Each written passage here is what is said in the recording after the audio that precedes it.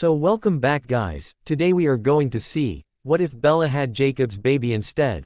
Before that, more than 50% of our viewers had not subscribed our channel yet, so do it to stay updated. So let's get back on story. I never dreamed that Bella would actually listen to Edward when he suggested she have my baby to replace his. I don't know what he said to make her see sense, and I don't know if I ever will.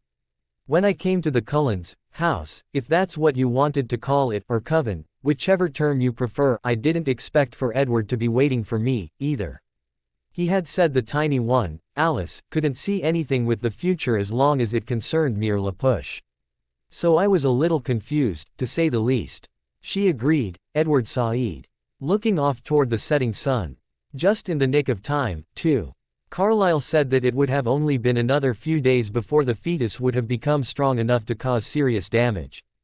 I could tell he was hurting, but I wasn't sure of what to say. I tried to keep my thoughts to myself. I'm sorry, I said, sitting down across from him on the grass. Don't be, Edward Said, sharply. I'd rather have Bella than a child I've never met. I nodded once more, telling my inner thoughts to shut up. You love her and you'll take care of her. That's the only reason why I'm agreeing to letting her stay with you during this process. But you have to agree that the resulting child is Bella's and you'll have to let her live her own life with whomever she chooses. I realize that she may very well choose you after all of this is said and done. I love her enough to want her happy. As I told you before, if she wants a child, she'll get one. Edward seemed to only be talking to keep his mind busy at this point. I listened to him, mostly to keep my own thoughts from running wild.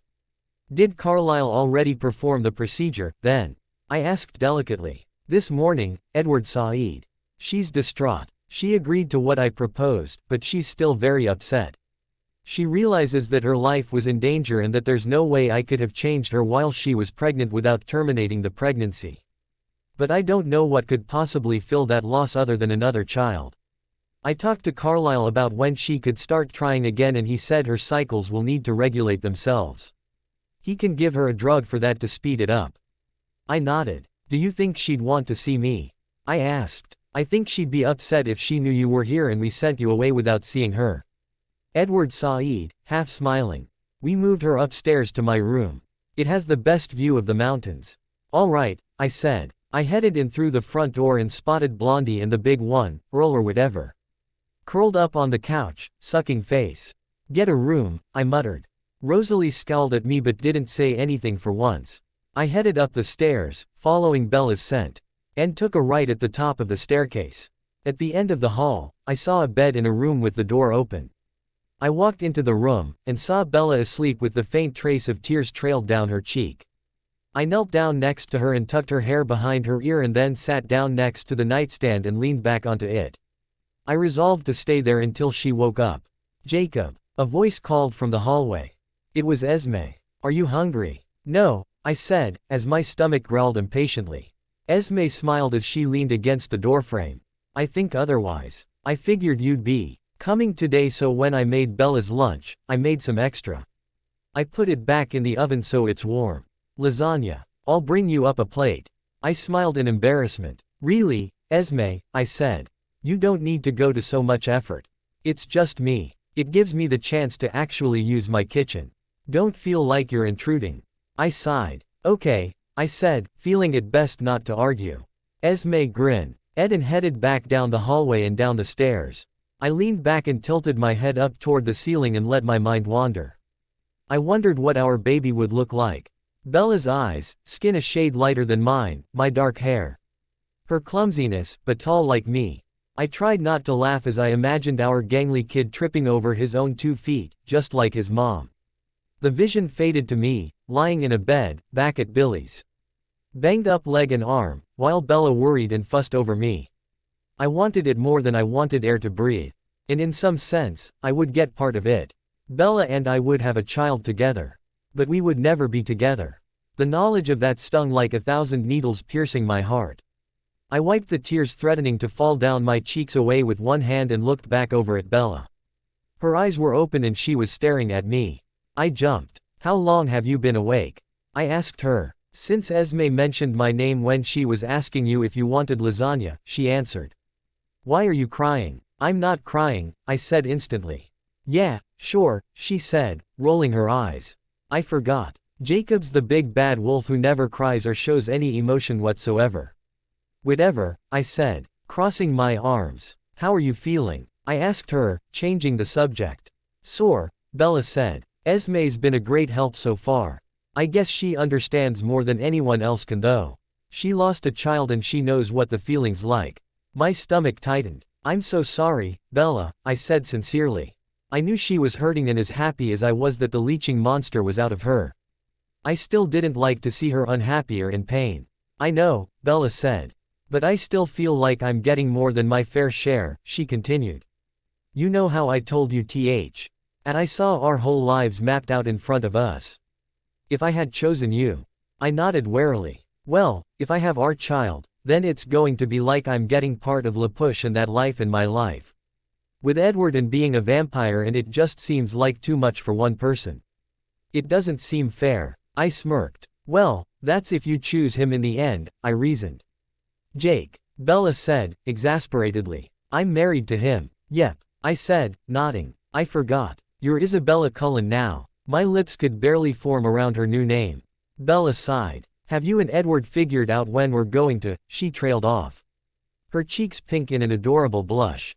Well, he's going to talk to Carlisle and then Carlisle's going to tell us how long it'll be until your cycles regulate themselves. And then I guess it's up to you and me. Oh, Bella said, looking out the window toward the mountains. Where would we? I already knew the unspoken half of her question. No offense, but I really don't want to do it here. I didn't want Edward reading my thoughts while I was sleeping with his wife. That would just be awkward. Of course not. Bella looked aghast. I could probably get Billy to have Charlie come down for dinner on the nights we needed to be together, I thought. And then, maybe at Charlie's in Forks. Bella nodded. I still have my old house key. She sighed. What? I asked, searching her face. I just never realized that being a mother was something I wanted. Not until I got pregnant. I just can't believe I'm actually going through with this. It just seems wrong, she said.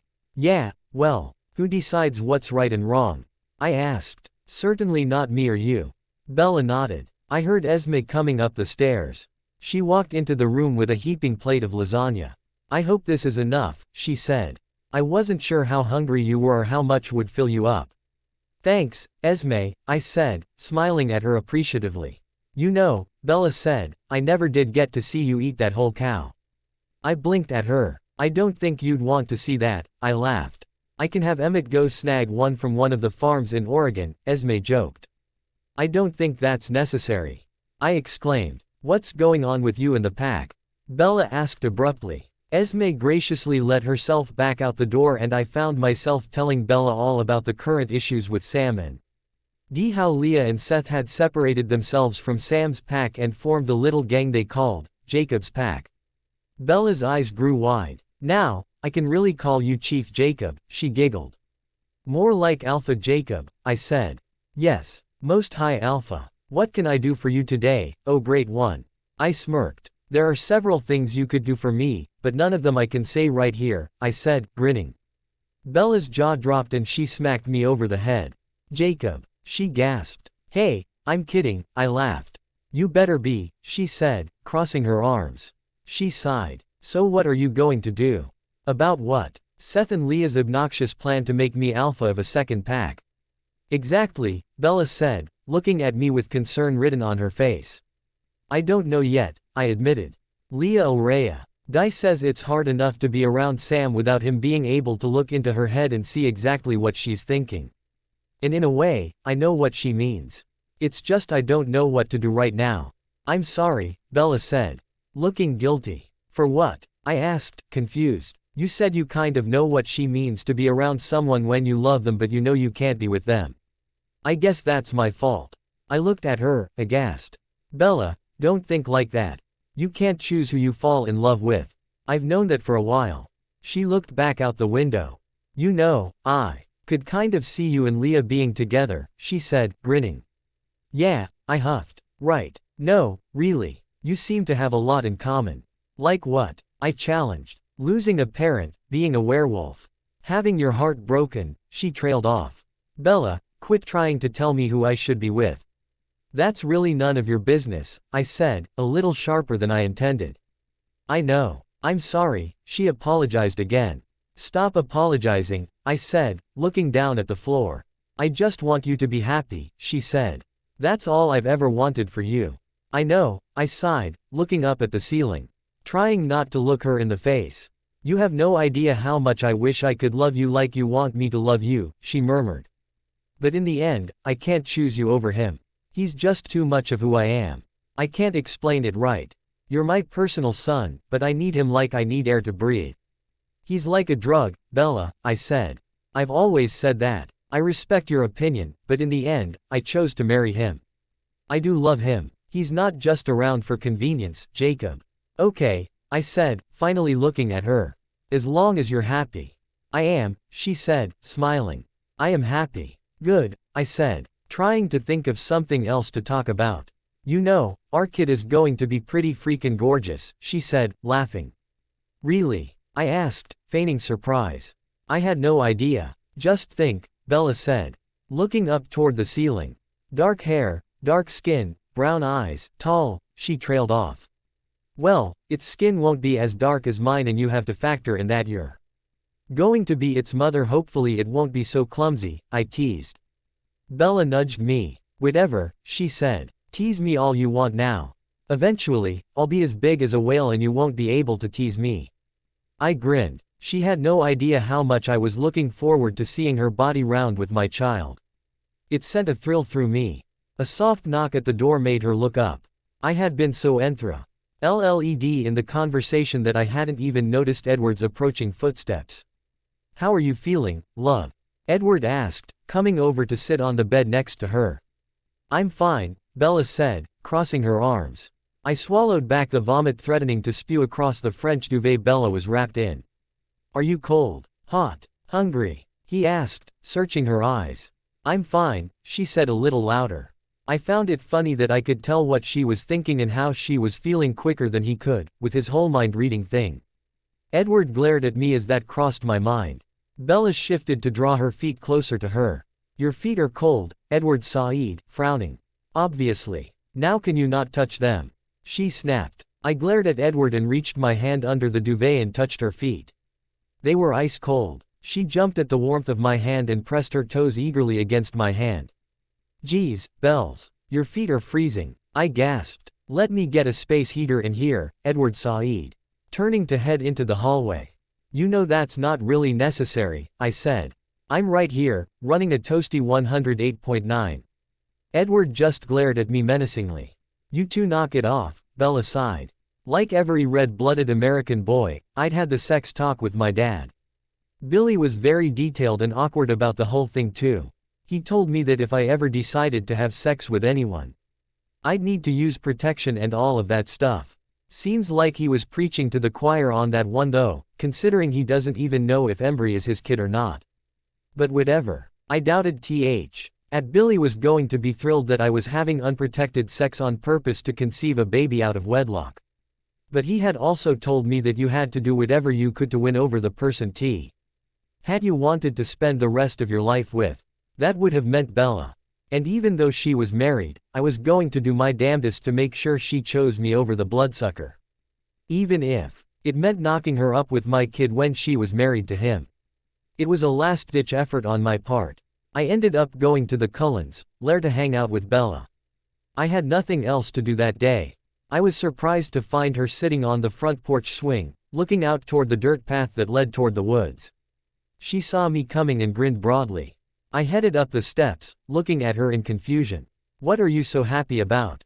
I asked her. Carlisle checked me over this morning and said that it looks like I'm ovulating again, she said. Okay. I asked stupidly, waiting for some sort of clarification on what she was talking about. Meaning I've been given the clear so we can start trying for a baby, she trailed off. You haven't changed your mind, have you? She asked nervously. I could hear the realization of what she was saying clunk in my head. Oh, I said, shaking my head to clear it. Of course not. Well, Edward saw that you were on your way and that's why I'm waiting here, she said lamely. When I left, Charlie was in our living room, I said. They're watching the season openers for college football. Do you want to go now, then? She asked. I gaped at her. Or not, she trailed off. We could just do it later. It's not that, I said. I just didn't come here, expecting. Yeah, I know, she said. That was stupid on my part. I'm sorry. You really need to stop apologizing, I said. Smiling at her. I'm sorry, she said, before she could stop herself. I just shook my head. Let me go back to the res and get the rabbit, I ventured. And I'll come pick you up, okay? I asked, seeking her reassurance. Okay, she said, biting her bottom lip awkwardly. I was back at the Cullens compound within half an hour. Bella climbed into the rabbit's passenger side seat. A strange expression on her face. So what is this? She asked. What's what? I asked her, looking around the dashboard of the rabbit to see if there was anything new that she hadn't seen before. It had been a while since I'd had the time and energy to work on it. This with me and you, she defined. It's just sex, right? She said, awkwardly. Do we need to put a label on everything? I asked her. I mean, you and Edward make love or whatever. I tried to push away the images inside my head that came unbidden. Bella blushed scarlet. Crude sex. That's all this is. You want a baby, I provide the sperm. I said, ignoring the twisting feeling in my stomach. Jake, Bella sighed. Or would you rather call it a series of one-night stands? I asked her. Labels don't do anything but create awkwardness. Let's just not make this any harder than what it already is, Bella said. You know I love you. I don't love you quite as much as I love Edward, but I do have feelings for you. I just don't want this to mess up our friendship. So, what? I asked Bella. You can just teach me how to have sex, I goaded her. We can do artificial insemination using my penis. At that, Bella just gaped at me. I'm kidding, I said. I was just trying to make you laugh. Well, you're doing a pretty pathetic job of it, she said, shaking her head. Maybe, I admitted. A few minutes later, we pulled up to Charlie's house. We got out and Bella pulled her key out of her back pocket and opened the door. Bella shut the door behind me and locked it. I walked into the kitchen. Dawn, even think about raiding the refrigerator, Bella teased. I wouldn't dream of it, I laughed. I noticed the flowers on the table and the blue checkered tablecloth. Bella looked around, furrowing her brow. Is it just me? Or does it definitely look a little more feminine since Sue's been over here? I asked Bella. Bella frowned. I think things might be getting a little more serious between my dad and Sue, she said. There haven't been flowers on the table since before Mom left. I frowned. You don't think she's living here, do you? I asked Bella. Surely not, she said instantly. Bella ran upstairs and looked into the bathroom. The shower curtain, she crowed. And the medicine cabinet. I stifled my laughter. Looks like Charlie's got himself a girlfriend, I grinned. I guess so, Bella exclaimed, coming back down the stairs. I caught her around the waist once she was at the same level as me and looked into her eyes. She looked at me in confusion. I brought my lips to hers and she kissed me back. I was so shocked that I pulled back and frowned. What? She asked me. I'm just used to you pushing me away or hitting me or breaking your hands, I replied. Well, I have sort of given you permission to have your way with me, haven't I? She asked. I think it'd be a little bit harder for things to progress if we kept this clinical and detached. I didn't fight her theory. I pulled her close to me and brought my lips back to hers once more. She broke away and grabbed my hand and pulled me up the stairs. I was confused by her eagerness. Shouldn't she be a little more reserved about this whole thing? She led me to her old bedroom, a place I'd only been once before. The walls were a dusty purple, the bedspread a more royal shade. It's cold in here, she said, shivering. Dad always kept it cold. Said it saved on the electric bill. You'll be glad it's cold later, I said. You always complain that I make you so hot you sweat, I reminded her. A faint smile crept across Bella's face. All right, she said. So we're really going to do this? I guess so, I said. If you really want to. You know I wouldn't do this if there were other options. I don't want you thinking I'm taking advantage of your feelings just to have a baby. I know, I said. Can you just be quiet so we can get this over with? I asked her. Sure thing, she said, sitting up on the bed. I leaned over to her and kissed her ever so softly, trying to relish the sensation. My heart pounded furiously as Bella's mouth opened up to me, deepening the kiss. Without breaking the kiss, I leaned on top of her, pushing her down onto the bed. My hand traveled up to her shoulder and I pushed the part of her shirt covering it over enough to expose her neck. Slowly, I broke our kiss and trailed lighter kisses down her jawline toward her neck. I was surprised as she leaned into me. Bella let out a small gasp and I felt her weight collapse under me. As I made my way down her neck, she tilted her head, granting me easier access. I cautiously brought my hands back toward her hips and placed them on either side of her waist.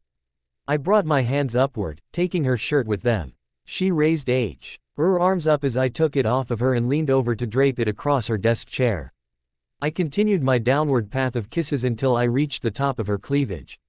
Pulling back, I took her in, the way her head was tilted. Her rapid breathing, her parted lips. She was the epitome of wanton desire and it made my heart pound. Her eyes opened, searching for me, and before she could speak, I leaned forward and gently kissed her eyes closed again. "Do you trust me?" I asked her, my voice no louder than a soft whisper. She nodded wordlessly, unbuttoning her khaki skirt and sliding it down her legs. She tossed it to the floor and looked back up at me hesitantly. I pushed my hand underneath her and unfastened the back of her bra, pulling it off of her in a single stroke.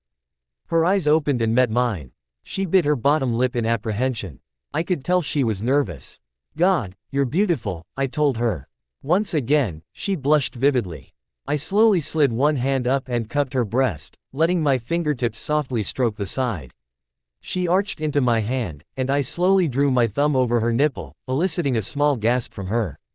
I slowly bent down, bringing my mouth over it, drawing small circles over it with my tongue.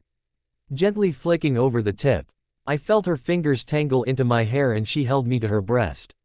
A shock of pleasure shot down my spine. I picked up my pace, sucking and nibbling lightly. She moaned softly. As I continued to suckle her breast, I brought a hand down her torso. My fingers grazed the edge of the curls between her legs, under her panties. I stopped and pulled them down her legs. Looking up at her, I stopped apprehensively before slowly pushing my fingers through her coarse strands. I could feel the muscles in her thighs tense a little and I slid my hand over slightly to caress one of her thighs, letting my fingers brush ever so slowly closer to her center. By the time she had relaxed enough, I had shifted my mouth back up to hers, capturing it into a chaste kiss. "Hurry up, Jake," Bella moaned, biting down on her bottom lip again. This time, I obliged, letting my fingers slip into her folds. I was surprised to feel her slick and wet. I let my fingers slide over her center and she gasped into my mouth, her hips bucking against my every touch. I continued to tease her, trailing my fingers over her center, then going back up toward her navel. Soon, she was wiggling and shifting to keep my hand right where she wanted it. I eventually gave in to her, stroking her firmly, relishing in the sounds she was making for me and for me alone. As her body tensed and arched up off the bed, I slipped my other hand under her and pulled her close to me. Her breathing was now ragged and labored. I pressed my aching groin against her thigh. I sensed that she was getting close now. So I increased the speed and pressure of my strokes. Bella came, crying out and convulsing against me. The sound of her moaning my name was like heaven to my ears. As she lay panting next to me, I got up and self-consciously took off my sweatpants. I could feel her gaze on me. I blushed, trying to ignore the fact that she was watching me. Now naked, I climbed back onto the bed and stretched out Bella. Kissing her lightly on her lips, I nudged my leg between hers and reached down to pull one of her knees up slightly. I looked into her eyes, willing her to Ow, that I wanted this more than anything. Her hands slid around my back and pulled me close to her. "Are you sure?" I asked her, nervously. "Of course," Bella said, her voice rough and ragged. I kissed her deeply and slowly pushed myself into her. The sensation of her enveloping me was incredible. I was amazed to hear her softly groan aloud, "Oh God, Jake." I was nearly all the way into her when I felt a little resistance. I looked into her eyes and she bit her bottom lip, her eyes showing the slightest hint of pain.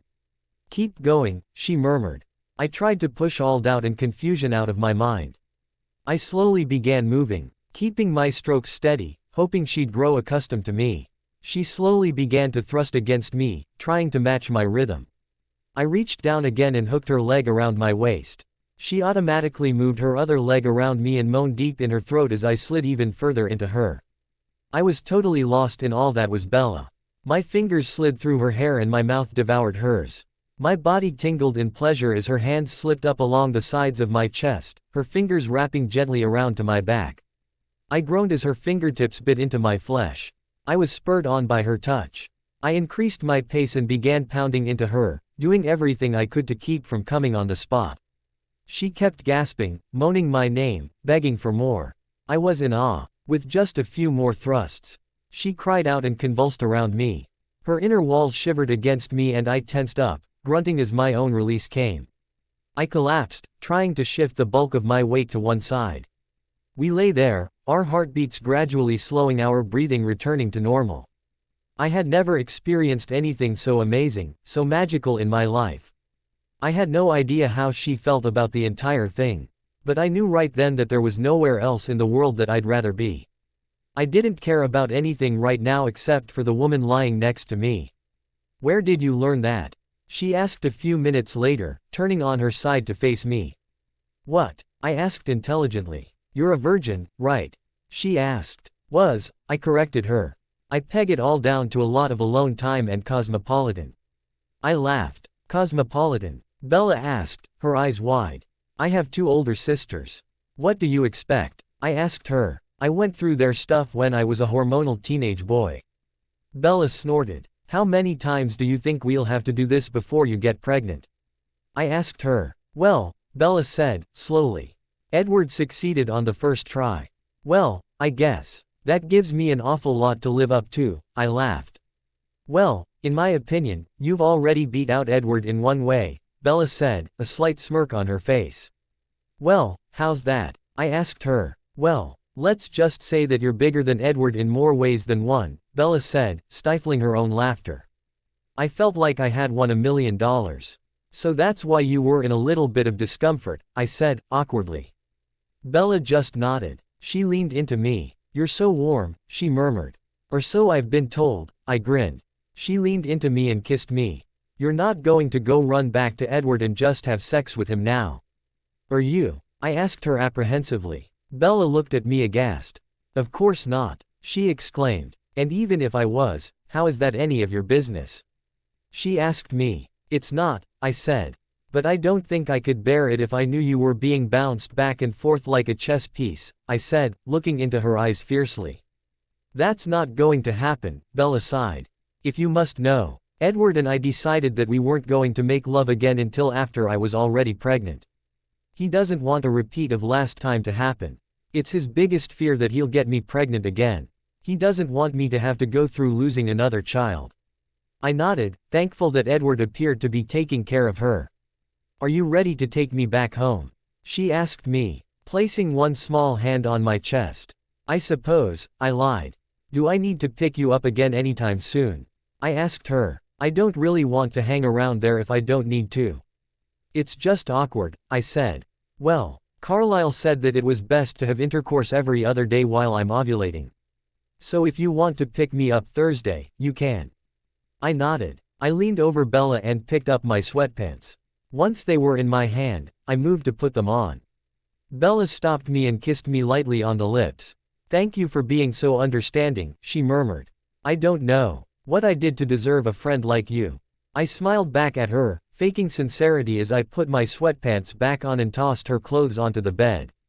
A friend. That's all I was. And that's all I was assured that I'd ever be. It felt like a knife stabbing me in the chest.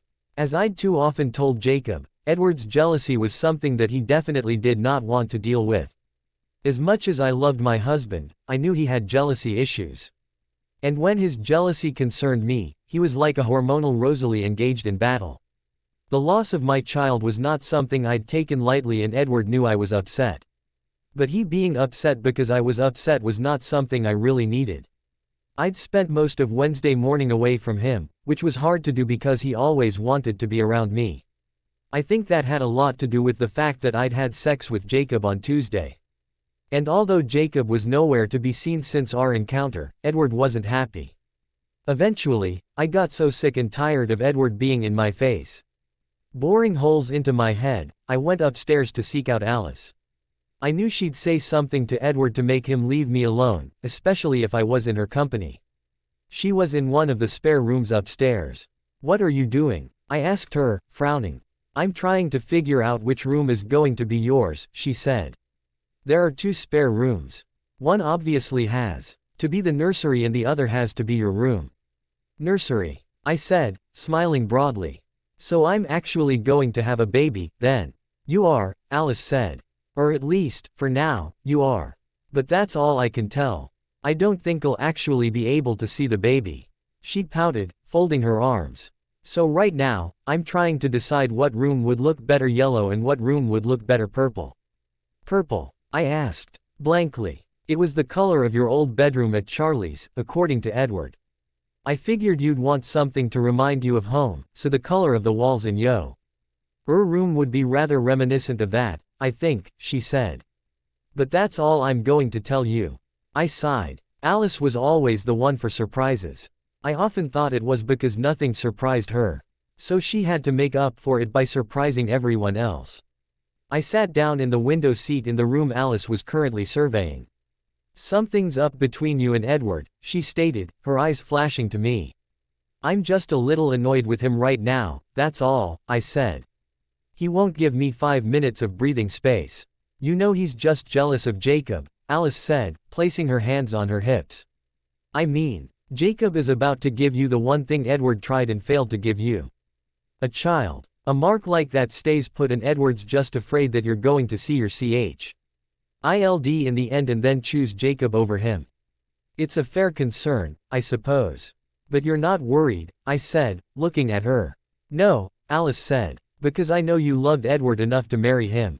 And you fought tooth and nail for your baby until Carlisle told you that having him would have killed you, which would have killed Edward. And besides, I can see your future right now and I still see you becoming one of us. Until that changes, I have no reason to worry." I nodded. "We still have to think of baby names." Alice grinned. "Baby names," I said, blankly. "But I already know what I plan on naming the baby," I protested. "Really?" Alice said, rolling her eyes. "And what's that?" "Edward Jacob for a boy or Nora Alice for a girl. You're planning on naming the baby after me if it's a girl." Alice crowed. "I don't see why not," I said. She grinned. "Nora's a family name on Jacob's side," I continued. "It was his mom's name. But you realize you can't name the baby Edward Jacob if it's a boy," Alice said. "Why?" I asked. "That's what I was going to name the other baby," I trailed off. "Exactly," Alice said. "I don't know how Jacob would take it if you named your child after Ed Ward when the baby is going to be half Quileute and not even Edward's biological child." I could have smacked myself. "Then what do you suggest?" I asked Alice. Alice thought for a second. "What about Jacob is the middle name and then another name that starts with E?" She suggested Emerson Jacob, Eli Jacob, Edmund Jacob, Errol Jacob, Enrique Jacob, Ephraim Jacob. She trailed off. "I am not naming my son Errol or Enrique. And I'm not naming the baby after one of the old chiefs of the Quileute tribe, either," I groaned. "Yeah, okay, so maybe not. But I don't think Edward or Jacob would be why happy if you named your baby Edward Jacob," she said.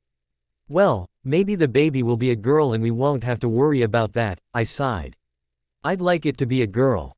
"If you have a choice, make it a girl," Alice grinned. "I don't think it works like that," I laughed. We heard something thunder downstairs. Alice and I locked eyes for a fraction of a second and we flew out to the stairwell landing. "Emmett, Edward, calm down." Carlisle was standing between Emmett and Edward with his arms outstretched, acting as a shield between them. Jasper was standing a few feet off, concentrating. I knew from past experiences that he was trying to control the mood of the room and get everyone's emotions back under control.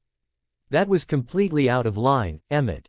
Edward yelled. I'd never seen him this angry before and it scared me. I looked around toward Alice, seeking reassurance. I heard her inhale sharply behind me. "Edward, calm down," Carlisle said again. "Or I will take you outside." Esme was coming up the stairs. Rosalie trailing her. "What happened?" Alice murmured. "Emmett said something he shouldn't have," Esme said, looking back down on the scene. She glanced at me quickly and then back at Alice. I asked, confused. Emmett just said Edward needs to watch his girl or he might not have her much longer because Jacob means business. It wasn't like he said something completely untrue, Rosalie said, glaring at me. I'm not leaving Edward, I said simply. I love him. Besides, leaving Edward would mean leaving all of you and I'm not doing that. It's not an option. Emmett knows that. I think he was probably only saying it to get Edward riled up. Emmett's been itching for a fight for a few days now and it's been a while since we've been hunting, Esme said, sighing. We'll probably go Thursday. While you're busy, she said delicately. Well, he obviously succeeded in getting Edward riled up, Alice said, wincing at the expression on his face. Have you figured what you're going to do if your baby's a boy and he follows in his father's footsteps? Rosalie asked me. What if your baby turns into a werewolf when he gets older and being around his own parents causes him physical discomfort? I sighed. I guess that's just a risk I'm willing to take, I said, glaring at her. I walked over to Edward's room and sat down on the cream-colored chaise in the corner and opened a book and began reading. I figured Edward would come into his room when he needed to talk. As much as he was annoying me right now, I knew he needed to hear that I wasn't leaving him, that was the last thing on my mind. It took him an hour, but he eventually found me. If the last place I look is the first place I find you, then maybe I should look where I'm planning on looking last first, he said philosophically. I smiled, marking where I had left off in the book and closing it. I got up as he walked into the room. Are you okay? I asked him. A little stressed, but I should be asking you how you're doing. He said. Not when you're not in the best of moods yourself, I said. I heard what happened between you and Emmett a while ago. He shouldn't have said anything. Our relationship is none of his business, he snapped. Edward, you know I love you. And you should know that I'm not leaving you. Not now, and not ever.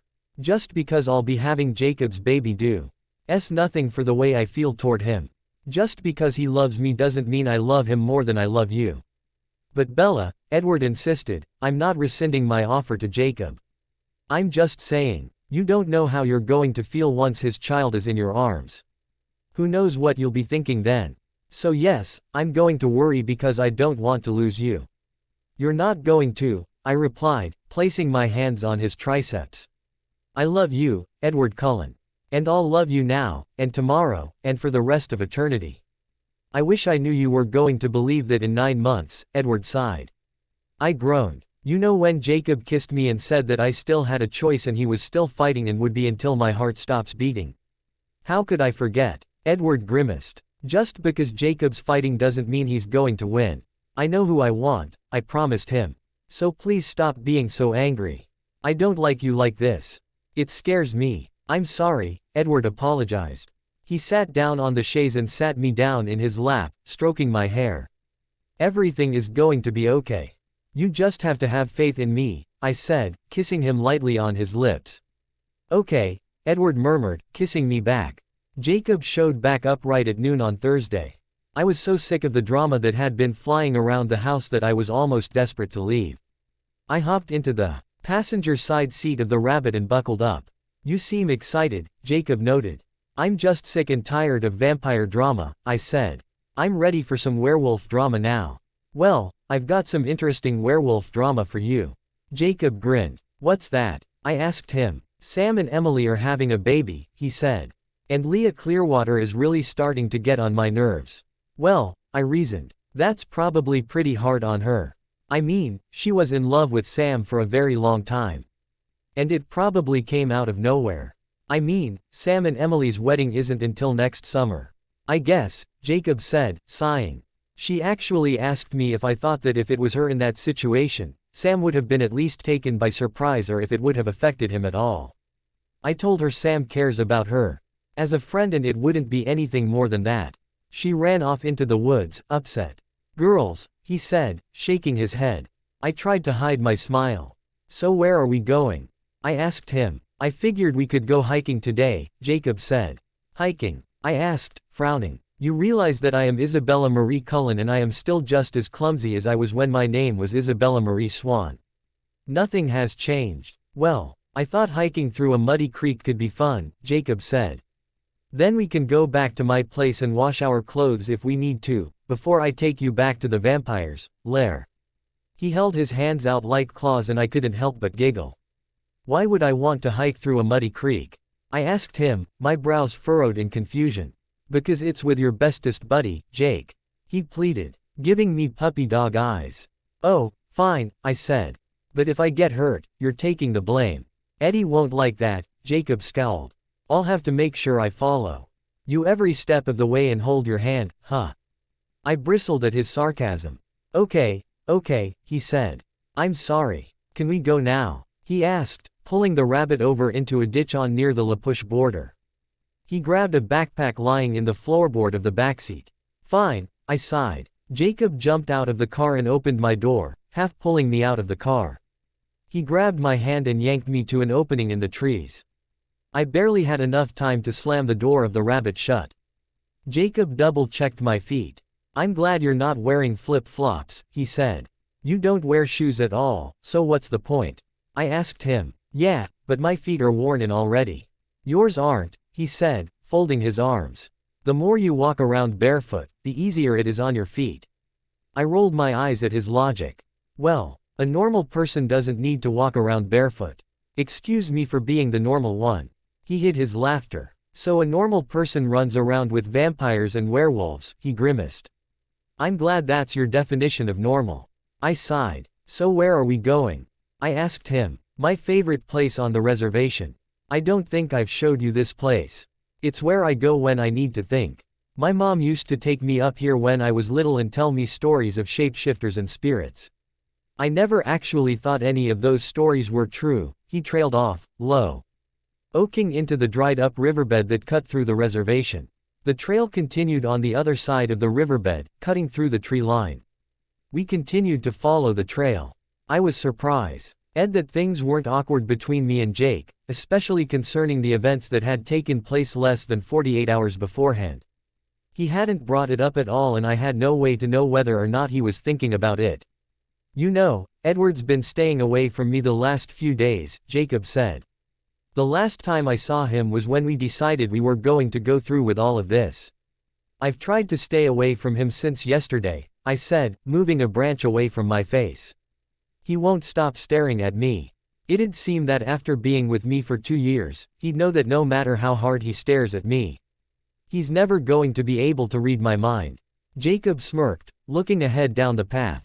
He's jealous, he said simply. And you aren't. I shot back. Jacob just sighed. I know who you've chosen. And I know you're never going to leave Edward for me, so I deal with the hand I've been dealt.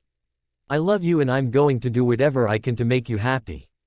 And so is Edward. But we both know that you've chosen him and not me. I don't know why he's freaking out the way he is. He doesn't have a reason to. It just baffles me that Edward is jealous of me when I've been jealous of him for the past 2 years. They should just clone me, I said. That way you could have one of me and then Edward could have the other. I don't think I'd be happy with a clone, Jacob laughed. There's just something about you, he sighed. I was too busy paying attention to Jacob's facial expression that I tripped over a log he'd just stepped over, lying in front of the entrance to the clearing he had been talking about. I fell onto the ground, my knee scraping itself across a large boulder big enough for me to sit on.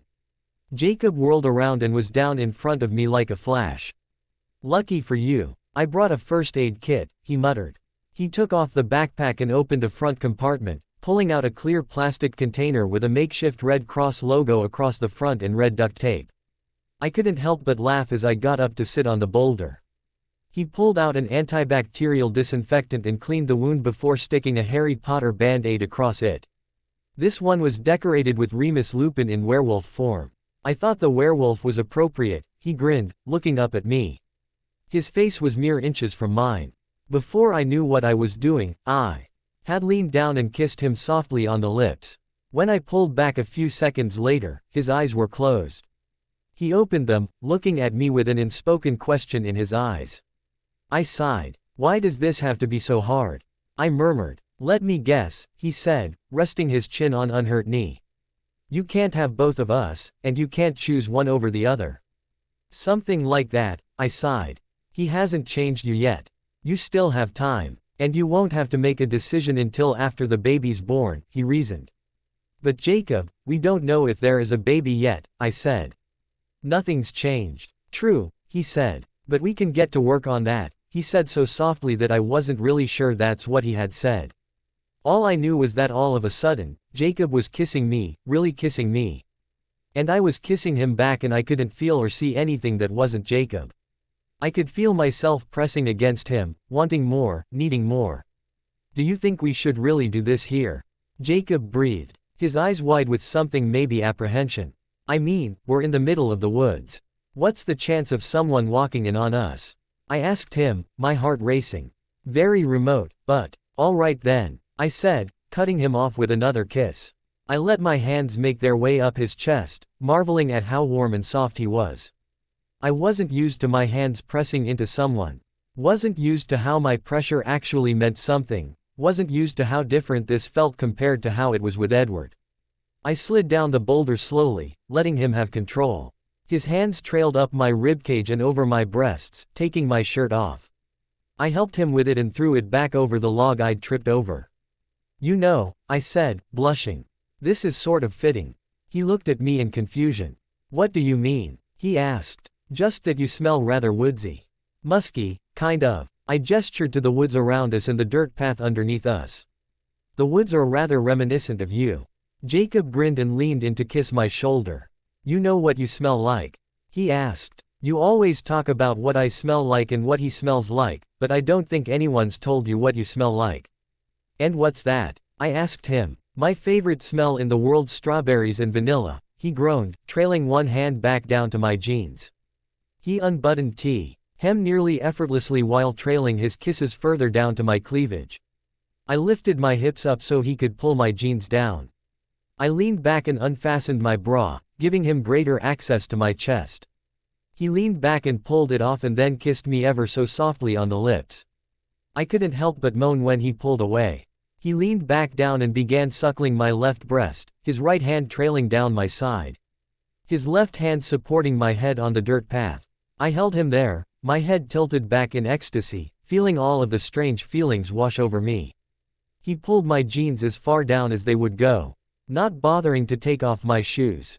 His right hand trailed down toward my underwear and these too, he pulled down. Suddenly, I felt him massaging me, his fingers trailing ever so lightly across my sensitive bud. I moaned louder. Shish, Jacob crooned. You don't want the entire reservation hearing you, do you? He laughed. Right now, I could care less, I growled, my hips grinding into his hand, wanting more. He obliged, sticking one finger into me, then two. I rode his fingers, faster and faster, trying to find my release. I was at the brink of climaxing when he pulled his fingers away at the last minute. Jake, I whined. He rested my head on the dirt path. Not yet, he said, kissing me passionately, pulling his sweatpants down. He wrapped his arms around me, holding me and slowly pushed himself inside of me. I moaned my loudest yet, feeling him fill me. Hush, honey, he murmured into my ear. He picked up his pace, thrusting in and out of me at a constant, drilling rhythm. My pants kept my legs from going any wider and I knew I must have felt tighter to him. He hadn't felt quite so big last time. It was on the brink of being uncomfortable, but not quite. He was hitting all the right places. Oh, God, Jake, I moaned, fighting to keep my voice barely above a whisper. That's right, honey, Jacob groaned, his lips meeting mine in yet another kiss. I could feel my walls tightening as my climax washed over me. Mine initiated his and he groaned, spilling into me. He collapsed to my right side, his breathing erratic and ragged.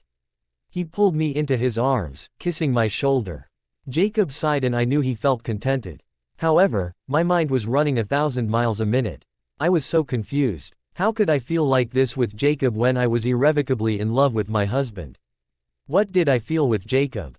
Was it just an emotional high while we were having sex? Or was it something else? I sighed. Jacob's head snapped up. A few seconds later, I heard voices in the distance. Jacob jumped up and I pulled my pants up and grabbed my shirt. I threw it on. We ran back down the path and jumped into the rabbit. Who was that? I asked him. It sounded like Embry and Quill, he said. Sighing. He rested his head on the steering wheel. I don't know what they were doing down there. That's my territory, he groaned. The only people allowed there are me and Seth and Leah. More werewolf drama, I laughed. Oh shush, he said, looking at me. You look terrible, he grinned wolfishly. Yeah, I forgot to tell you. I was running around through the woods a bit ago, I grinned back. Jacob pulled his wife beater over his head and I buttoned my pants. I looked around for my bra, but it was nowhere to be seen. Jacob, I groaned. What? He asked, frowning at my expression. I think I left my bra back there, I said, blushing with embarrassment. Jacob's jaw dropped. He got back out of the rabbit and headed back into the forest. He came back about a minute later and tossed it to me, shaking his head. Lucky for you, they didn't notice it. Now that would have led to some discussion, he said, rolling his eyes. At least you look sexy when you're dirty. He grinned at me when my jaw dropped. He started the engine and we headed back to his house on the other side of the reservation. We got back to my place and I handed Bella one of my bigger t-shirts. She headed back into the bathroom to take a shower and change. I walked into the living room and turned on the TV.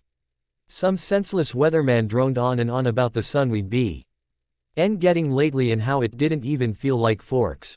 It certainly didn't feel like Forks. Or La Push. Or whatever you wanted to call it. Maybe the weather was reminiscent of my good mood lately, since I'd been betting Bella. Or pathing. Whatever. I pulled out some lunch meat and cheese from the refrigerator and found some bread in the bread box. Dad had gone grocery shopping. I'd wonder who'd taken him. I pulled a plate out of the cabinet and started making sandwiches. Jake. I heard Bella call from the bathroom. Yeah, I called back. Can you come fix your shower? She asked, peering from around the door. I can't figure out how to get the hot water to come on. I laughed to myself and walked back there. Bella came out into the hall, soaking wet and wrapped in a white fluffy towel. She looked miffed. Bella, you can't let the shower outsmart you, I teased, forcing myself to keep my eyes locked on her face. She shot me a dirty look. I walked into the tiny bathroom and turned the dial in the shower to the right spot. The water sprayed all over me, soaking me in warm water. Yup, definitely warm, I gurgled, spitting water out of my mouth. A broad smile played about Bella's lips. I'll try not to let the shower outsmart me next time. I'll just keep what you just did in my thoughts and remember not to do that, she grinned. Yeah, that works, I said, heat rising into my cheeks. I headed out of the bathroom and led her back into it. I headed into my dad's bathroom and hurried to take a shower. I didn't think he'd mind, considering the other bathroom was temporarily occupied. I let the hot water wash over me, mulling thoughts over in my head. Jacob Black's head was not the best place to be in normal times. Now, it was downright treacherous. I sighed as I turned the water off and watched the muddy water go down the drain. I knew I'd always loved Bella. I didn't know what was playing through her head right now and I didn't think I could bear to guess. I knew that this was my very last chance to win her. Win her, I thought bitterly. It's not a game. I stepped out of the shower and wrapped a towel around my waist. I looked around for the sweatpants I'd been carrying around and cursed to myself as I realized I'd left them in Bella's bathroom. I quickly cleaned up the bathroom and then headed into the hallway, toward my bedroom. Bella was standing in the hallway, pulling a towel away from her hair. Her wet hair fell around her shoulders and she looked up at me innocently. She was wearing my oversized white t-shirt and that was it. No bra, no underwear, no socks. All of her clothes were in her hand. I stood in the hallway, shaking my head, trying to clear it of impure thoughts. I was going to ask you if you had any dirty clothes you wanted me to throw in with my things, she said, biting her bottom lip. Yeah, I said. Let me get some stuff out of my bedroom. I'll meet you in the laundry room. She nodded and I walked into my bedroom and pulled on one of my many pairs of sweatpants. I grabbed a few other pairs out of the laundry basket I used as a hamper and walked back into the infinitesimal laundry room. Bella stood leaning against the washing machine, watching it fill up. I dropped my sweatpants into the cycle and she looked up at me curiously. What? I asked her, baffled by the look on her face. No underwear, she asked. Those sweet pants are the ones you've worn for the last 3 days. It's just one more thing to carry around, I said, crossing my arms. She laughed, shaking her head. I didn't realize you didn't wear underwear, Jacob. She jumped onto the dryer and sat there, her elbows resting on her knees, her hands cradling her head. Well, you asked, sort of. I shook my head, smirking. I heard the front door slam and two voices carry into the hallway. Oh, look, Jacob made sandwiches, Billy said, setting his keys down on the kitchen table. That was nice of him, Charlie said. I'm surprised he didn't eat them all. You know how that boy eats. Well, he's had a growth spurt lately, you know. I figure that's got a lot to do with it, Billy reasoned. Bella's eyes caught mine in horror. She looked down at her bare legs and crossed her arms over her chest. I usually don't forget things like this. I guess it's just part of getting old, Billy laughed. His voice was drawing closer. Bella moaned in anxiety. I walked over to the laundry room door to lock it. Billy was faster. He opened the laundry room door and his jaw dropped as he took in Bella and I, standing there with wet hair, dressed in the bare necessities. What are you doing? He mouthed. Do something. I mouthed back. I know I left that tackle box back here somewhere, Billy called back to Charlie. I think I know where it is. Charlie said, his voice suggesting recognition. You won't be able to reach it. I saw my expression of utmost anxiety reflected in Billy's eyes. He shrugged his shoulders helplessly. Charlie pushed open the door. He gaped at me and Bella. Bella, he said bewilderedly. What are you? Dad, it's not what it looks like, she said. Me and Jake were just hanging out earlier and it looks like you were doing more than just hanging out. Charlie said, his eyes narrowed. Bella, what are you thinking? You're married to Edward. I know I'm married to Edward. Jacob just said I could take a shower and wash my clothes here. It's not like anything else happened. Through my horror and embarrassment, I noticed Charlie was taking Edward's side of things for once. I yearned for him to take my side again, just now. I couldn't explain it. It didn't help that I had visions of the past 2 days flooding my brain. If Edward were around, I wouldn't have been able to hide my thoughts in the slightest. You Sue, LD have come back home to wash your clothes, Charlie grumbled. And what? Been buddy-buddy with Sue while you were out fishing with Billy? Bella snapped. Bella, Charlie said reproachfully. We were going to tell you together. Yeah, well, I came over yesterday to wash clothes and there were flowers and a tablecloth on the table and a new shower curtain and her menopausal medicine stuff in the medicine cabinet. So excuse me if I needed to do laundry here instead. Charlie just stared at Bella, a stunned expression on his face.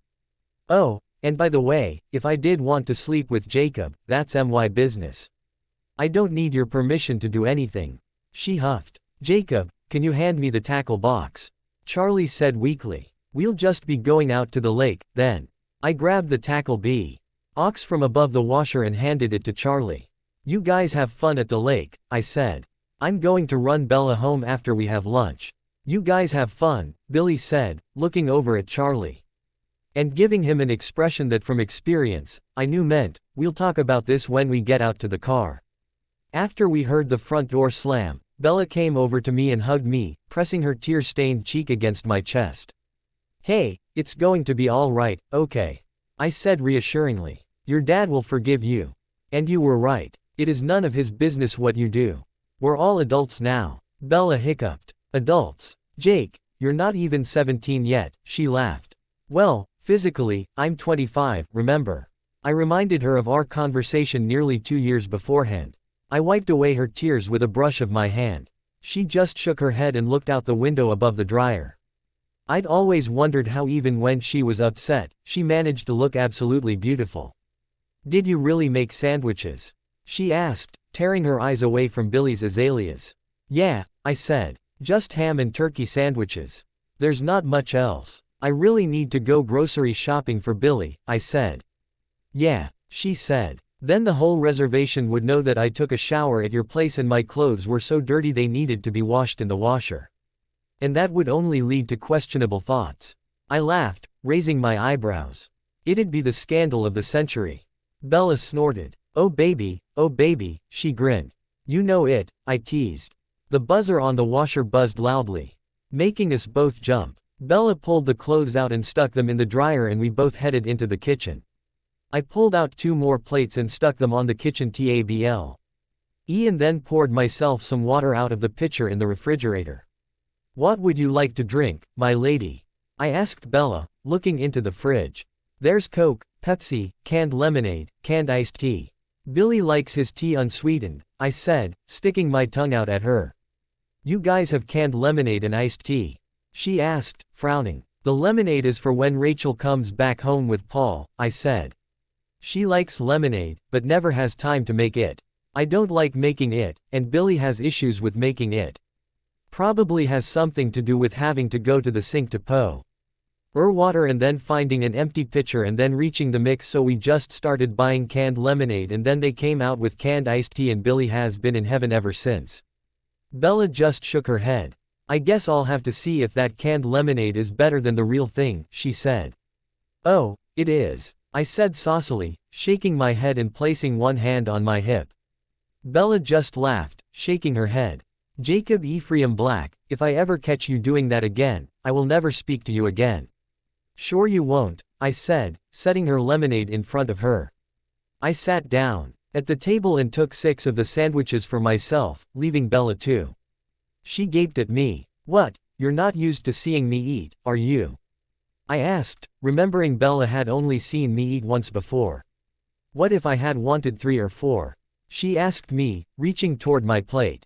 What, do the vamps starve you? I asked, eyeballing her. I moved my plate away from her protectively. No, Bella admitted. But what if you had tired me out earlier? I rolled my eyes. Still, she said, shaking her head in disbelief. 6 sandwiches. Save some bread for Billy. I go grocery shopping. That's enough repayment, I said dismissively. Bella just shook her head and went over to the refrigerator and opened it, looking into the compartment behind the door. Don't you guys have any mayonnaise? She asked me, frowning. Nope, I said, shaking my head. Neither I, nor Billy, can stand it. Come back when Rachel comes over with Paul and maybe we'll have some. She loves the stuff. I made gagging sounds to emphasize my point. She sniffed and took her seat next to me and started eating. She eats, I crowed, making her smile. Yes, I eat, she replied, cutting her sandwich in half. You mean the V.A.M. Perez haven't brought you back blood to drink? I asked her. She glared at me. No, she sniffed. That won't be for nearly another year. So she hadn't changed her mind. She still planned on being changed, on being made one of them. I sighed. I still had a lot of work to do, apparently. Have you thought of what will happen after the baby's born? I asked her, not looking her directly in the eye. What do you mean? She asked, frowning. Just afterward. Would you and Edward let me be in the baby's life, or would you rather the 2 of you raise it? I was finally asking some of the questions that had been plaguing me for a while. Of course you're going to be allowed to be in the baby's life. Bella nearly gagged on her turkey sandwich. What did you think we were going to do? Take him and hide him away in some vampire's lair? She asked incredulously. No, I said placidly. I didn't know if you'd want the baby knowing I was his or her father. I figured it was bound to lead to certain questions, down the road. Questions that Edward and I will definitely answer, she said. The baby will know that he was wanted more than anything, and that's why this arrangement was necessary. I nodded. What if the baby turns out to be like me? I asked, worriedly. What would happen if it turned into a werewolf when it got older? How would you and Edward handle that? Would you be prepared to? Bella sighed. It's crossed my mind, I won't lie, she said. Rosalie went so far as to mention this morning. I haven't figured out what the exact solution would be. If it pained the child to be around us full time, I figured. Or well, was going to ask you if it came down to that, whether you would mind the child staying with you or with someone else on the reservation. So if it became a problem, you'd sent the kid off on me. I asked her. Bella, in another 12, 13 years, I'm going to have a life. I might be married to someone else by that point. I could have imprinted or something. I searched her face to see if that bothered her. I could tell that it did. You know I would do anything for you, and that's why I'm doing this now. I know it's unfair of me to even ask. I know that having children isn't part of the deal when you choose that life. I don't know what else to do, Jacob. Having Edward's baby could have killed me, yet I wanted that baby so badly, that's why I'm resorting to this. Do you think this is easy on me? Do you think this is something I want to have to do? Sleep with someone who isn't my husband in order to get pregnant with someone else's child. It's not what I want in the slightest. Yet, it's just how things are. She leaned back in her chair with her arms crossed against her chest. Bella, things would be so much easier if you were with me, I said, exasperatedly. You could have children. More than just one. I could age with you. We could have a family, you wouldn't have to hide or go through some crazy, newborn stage. Bella, we could have a life together. I willed her to understand how much I wanted her, how much I needed her, and how badly I wanted us to have a life together. You don't think that's crossed my mind? She asked me. It has. More than once. I've never told Edward, but I've dreamed about that life, the one I'm giving up. But in the end, it's not enough, Jacob. I hate saying that, but as much as I want it to be enough. Something else is holding me to Edward. Something bigger than me. Something bigger than even you or him or any of this. I can't explain it. I won't leave him, Jacob. I can't. You know I was there when he wasn't. I exclaimed. I was there to hold you together when he left. I was. I know perfectly well what you did when Edward left, she said quietly. You were my personal son, my replacement son. I will forever be grateful to you for that. But I can't be with you, Jacob. Not when my very survival depends on him. You've never tried to be without him, I said, shaking my head. What do you want me to do, Jacob? Bella cried. Do you want me to just have your baby, leave Edward, run to La Push and marry you? I can't do that. She was crying now. You can't tell me the last 2 days haven't meant anything to you. I yelled. They have, she admitted. Okay. They have. Being with you is like something out of someone else's life. But just because I'm in love with you doesn't mean I'm not in love with Edward anymore. I love him more than I love you, Jacob. He's my husband. At the end of the day, I go back to him. I spend my nights with him. She got up. I can't do this anymore, she said calmly, wiping away her tears. She started walking toward the door. Where are you going? I demanded. I'm going home, she exclaimed. Let me drive you, I said, grabbing my keys. You need to get your clothes. You can't go home like that. Fine, she said, hearing the buzzer on the dryer go off. She headed into the laundry room and came back out with her clothes on. She stormed out of the house and over to the rabbit. I locked the door and walked over to the rabbit and unlocked my door. I reached over and lifted the unlock switch on her door. She opened the door, got in, and slammed it shut. The entire ride back to the Cullens' hellhole was silent. I pulled into the driveway and she got out and slammed the door. She walked to the walkway, up the porch stairs, and into the house without a backwards glance. I pulled out of the driveway and headed home, close to tears, my heart heavy with emotion. It was a whole 2 weeks before I heard from Bella again. Her eventual correspondence didn't even come from something personal, like a visit or a phone call, or a letter, or a message on the answer machine. It came in the form of an angry phone call from Charlie Swan to Billy. I wondered if Bella was the most fertile person on the planet. Apparently, it had taken Edward once to impregnate her. I guess the same had stayed true for me. I'd just come back from patrolling the perimeter with Seth and Leah. Leah had just spilled her guts on me, so my head was already spinning with female problems. Seth and Leah were having problems because Sue had moved out and was living with Charlie, and so even though Leah was 21, she was left raising her kid brother. I could see where that could be hard enough, not to mention the fact that the two of them were werewolves. The drama for Leah just kept piling on. I really did feel sorry for her. At any rate, when I had come home at daybreak, Billy was sitting on the couch, the TV off, the lamp nearest him turned on. No other thing that could possibly use electricity around him. I headed into the kitchen and poured myself some water and came and sat down next to him. Are you all right, Dad? I asked. Quote, you seem kind of, I couldn't put my finger on the expression on Billy's face. I'd never seen it before. Charlie just called me, he said. Last night, after you had gone patrolling. Bella called him. Have you heard from her lately? He asked me. It's been around 2 weeks, I guess. I think she's been kind of busy. We got into it last time she came over, I said shortly. Well, son, you might want to get out of it and stop arguing with her. I didn't know how Billy knew Bella and I were fighting unless Charlie told him. Dad, I know you and Charlie are friends, but I don't think this is something you two should be getting involved in, I said, trying to be nice. Well, when my son impregnates my best friend's daughter, I think I have a right to get a little involved, Billy snapped. Jacob, what were you thinking? She's married for God's sake. We all wanted you to end up with Bella in the end, but after she married the bloodsucker, you should have known it was time to back off. Does Charlie know the baby's mine? I asked Billy, dazed. No, Billy said. He just called me all happy like and announced that he was going to be a grandpa, that Bella and Edward were having a baby. He didn't say that Bella and Jacob were having a baby. I doubt he knows how dangerous it would be for Bella to have Edward's spawn, he grimaced. You had no idea? He asked me. No, I said. Bella never called, never showed up.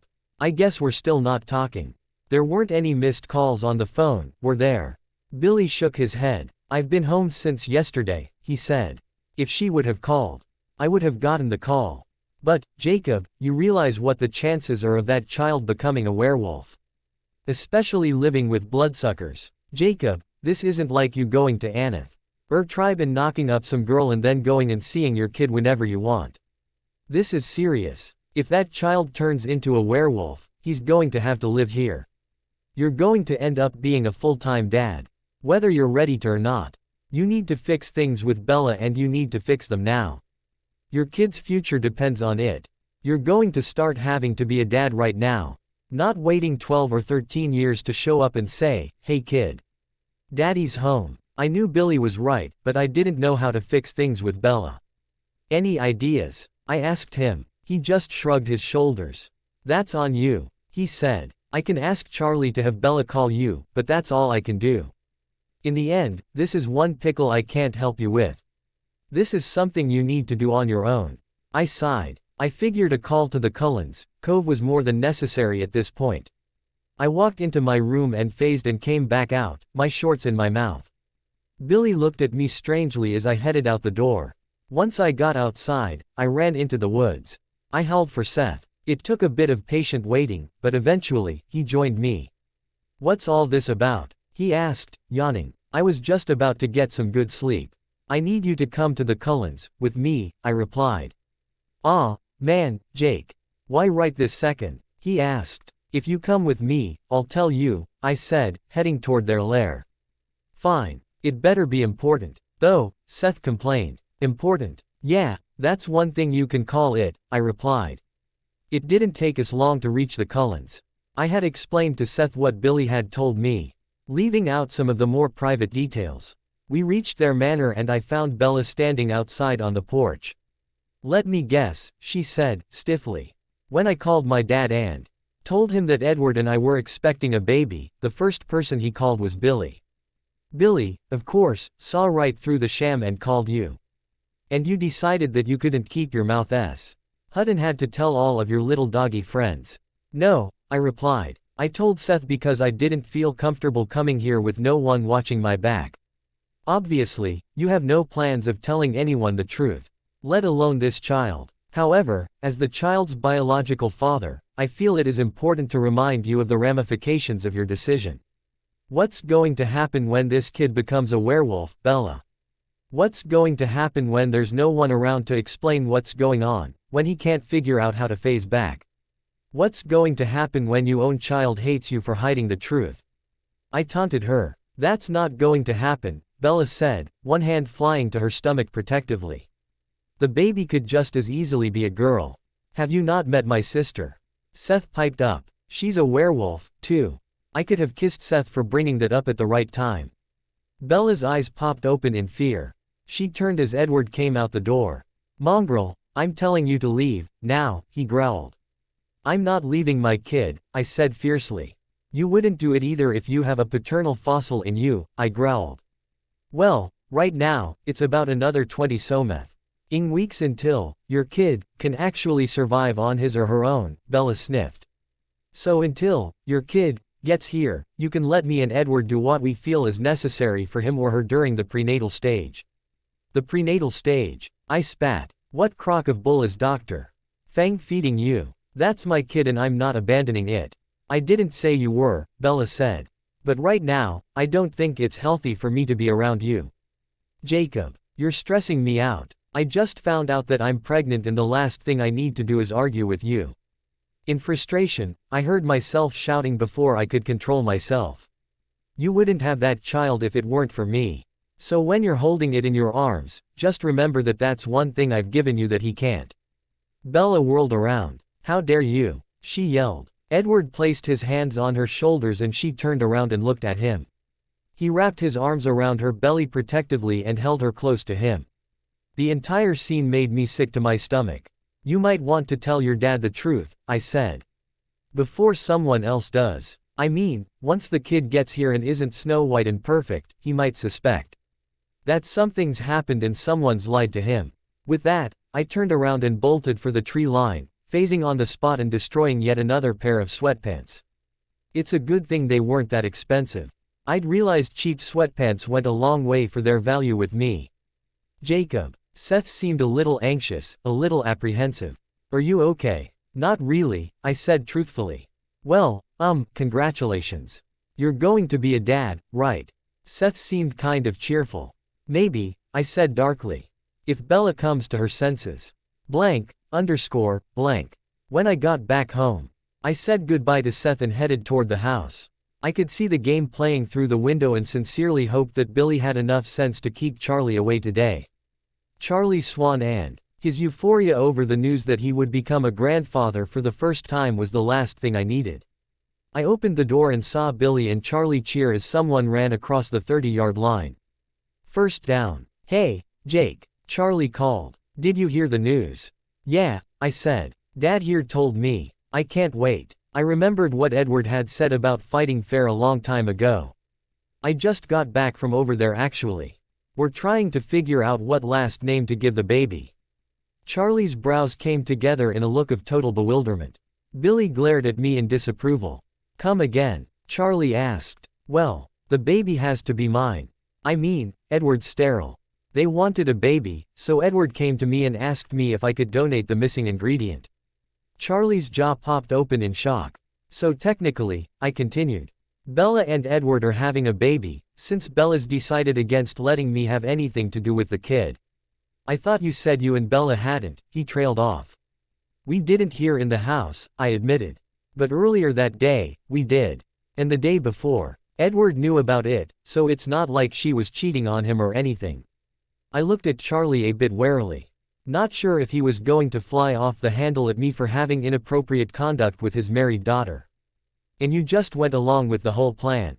Charlie asked incredulously. "Well, I figured it'd give me a chance to get back in the door. I didn't necessarily have completely pure motives in the entire thing.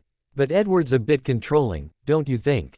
If he gets his claws any further into her, you won't be seeing much of your daughter, Charlie," I said, giving him a sad look. "So wait, Bella is pregnant with your baby, but it's on purpose and she's staying married to Edward and he knows about all of this, yet he's okay with it?" Charlie asked, shaking his head like he'd heard something crazy. "Yep," I said, grabbing a thing of popcorn and putting it into the microwave. "Popcorn anyone?" I asked. "Hell," Charlie said, shaking his head. "Jacob, I give you full permission under the law to do whatever comes to mind in order to get her away from him. Especially since that's your baby. I've got a pistol back home you can use." I wasn't sure if he was kidding or not. "I don't think beating the crap out of her husband is going to make her want to leave him, Charlie," Billy said. "So, both of us are going to be grandparents," Charlie said, shaking his head in awe. "Yep," Billy said. "I didn't think of that. Hey, Jake, bring me some of that popcorn if you don't mind." "Sure thing, Dad," I said, grinning. It wasn't until I hit about 8 weeks pregnant that I really started getting morning sickness. Against all odds, Carlisle had said the likely that I was going to get it decreased if I hadn't had it at all by 7 weeks. I had really been looking forward to the glorious second trimester where I was supposed to feel absolutely amazing. I really don't know why they call it morning sickness. It felt more like all day long and all night long, drawn out, absolutely gross, disgusting, horrible sickness. I could tell Edward felt absolutely awful for me. But I couldn't just stay away from him until it was over. I didn't know how long that would be. Rosalie had become slightly nicer to me over the last few weeks. I guess she had felt bad for the comment she had made on the landing while Edward and Emmett were fighting downstairs. She had taken to making me iced tea with ginger, which actually did make me feel a bit better. I didn't ask her where she had learned that. However, Edward did tell me that Rosalie had taken my pregnancy as an opportunity to learn all about pregnancy and that she'd been studying that while Alice was teaching herself Bosnian Sign Language and Esme was teaching herself Simlish so she could figure out what her characters on The Sims were saying. I'd often asked Edward whether I'd have as much time as he did to learn every single language known to mankind. He said I would and that if I wanted, I could go ahead and join them now and pick a subject. I told him I'd think about it. I still hadn't talked to Jacob. I hadn't forgiven him for his inexcusable behavior after he had found out I was pregnant. Coming up here with Seth like that was just ridiculous. I don't know what he was thinking. Maybe he was insane. That's one thing I hadn't ruled out because it did sort of make sense. I didn't know why he had entertained the idea that I was going to leave Edward for him if I got pregnant with his baby. It was strange. The pregnancy had actually had a positive impact on my relationship with Edward and it had only just begun. Of course, Edward felt the need to treat me as if I was made of glass. I guess he felt like he needed to do that because that was what they did in the early 20th century or something. I really didn't know. Charlie paid us an unexpected visit the day I turned 9 weeks. Sue was with him. Alice answered the door and ushered them into the living room. I came into the living room and greeted them. The first thing I noticed was Sue's strong perfume. It smelled musky, not like the woods' natural scent, but some musky scent mixed with a weird floral scent. Edward sat next to me and I tried to concentrate on his good smell and less on the smell radiating from Sue that made me want to vomit. "It's nice to see you, Dad," I said, giving him a hug. "It's been a while." "It has," Charlie said, nodding. "How have you two been?" he asked. "We've been all right," Edward sighed, looking at me. I asked Bella. Dad said, glaring at Edward. Sue cleared her throat and elbowed Charlie. "I'm sorry," she said. Charlie wasn't trying to be so inhospitable. "But that's Dad," I said, shrugging. "You two look happy," Sue said, smiling. "I hope everything's going well with the baby." "Everything's going just fine," I said graciously, looking at Edward. "We can't wait for him or her to get here." "Have you talked to Jacob lately?" Charlie asked, folding his arms. "No," I said, bewildered. "I haven't talked to Jacob lately. We aren't talking right now." "So I've heard," Charlie said, glaring at Edward once more. I was confused. What did Charlie know and what wasn't he telling me? "I talked to Jacob a couple of weeks ago," Charlie said, "when I went to Billy's a while back. Seems that Jacob thinks that baby is his." "That's impossible," I said, folding my hands over my belly protectively. "He said Edward's sterile," Charlie retorted. Edward cleared his throat. "Excuse me." I was mortified. "There is nothing wrong with Edward at all," I said, blushing. "Why are we even talking about this?" "Well, would you like to mention the time I walked into Billy's laundry to grab his tackle box and saw you soaking wet, wearing nothing but Jacob's t-shirt? Seems to me that there would be at least one instance that this baby could have been conceived with someone else. I know the times sure fit. Dad, I did not cheat on my husband," I said flatly. "But that doesn't mean Edward didn't know about it," Dad said, glaring at me. "I'm sick of being lied to, Bella. And you can't keep Jacob away forever if that is, in fact, his baby." "There are gaping holes in your story, young lady," Sue added. "I don't see Jacob lying about the paternity of a baby, especially saying that it's his if there's no way it could be." I sighed. "Have you ever thought that maybe I don't want to share every detail about my marriage with you?" I asked Charlie. "I don't tell you whom you can and cannot date and I've never said one bad word about Sue. I've never insinuated that you haven't been faithful to her. And I've never said one scandalous or libelous word to either of you about the other. I never got involved in your marriage with Mom or your relationship with her since. I never pushed for the two of you to get together or for you to stay apart. All I'm asking for is the same courtesy," I finished. "I'm not asking for every detail," Charlie said. "However, Jacob is convinced." "Dad, I could really care less about Jacob right now. Is that the only reason you came over here? To talk to me about what Jacob wants?" "No," Charlie said, grudgingly. "Although that was part of it. Why don't you and Sue stay for dinner?" I asked him. "Esme is a wonderful cook." "I wouldn't want to impose," Charlie said, looking around. "Nonsense," Carlisle said, coming down the stairwell. "It wouldn't be imposing at all. It's not every night I get to have the police chief in my house. Or the father of my daughter-in-law. Or her stepmother. Sue's not my stepmother, I interjected. Not yet, Charlie said. You're not getting married. I gasped. We're discussing it, Charlie said shortly. I'm not going to inject my beliefs about the sanctity of marriage into your business, and I'd appreciate it if you did the same. I just gaped at him. You know, Esme's making dinner. I'm going to go vomit now, I said. Getting up, I ran into the closest bathroom and hung my head over the toilet, clutching the bowl. I wanted to damn Esme to the deepest pit of hell for making omelets that morning. The peppers were good on the way down, not so good on the way back up. I heard Edward excuse himself from the sitting room and he came to join me. How awful do I look right now?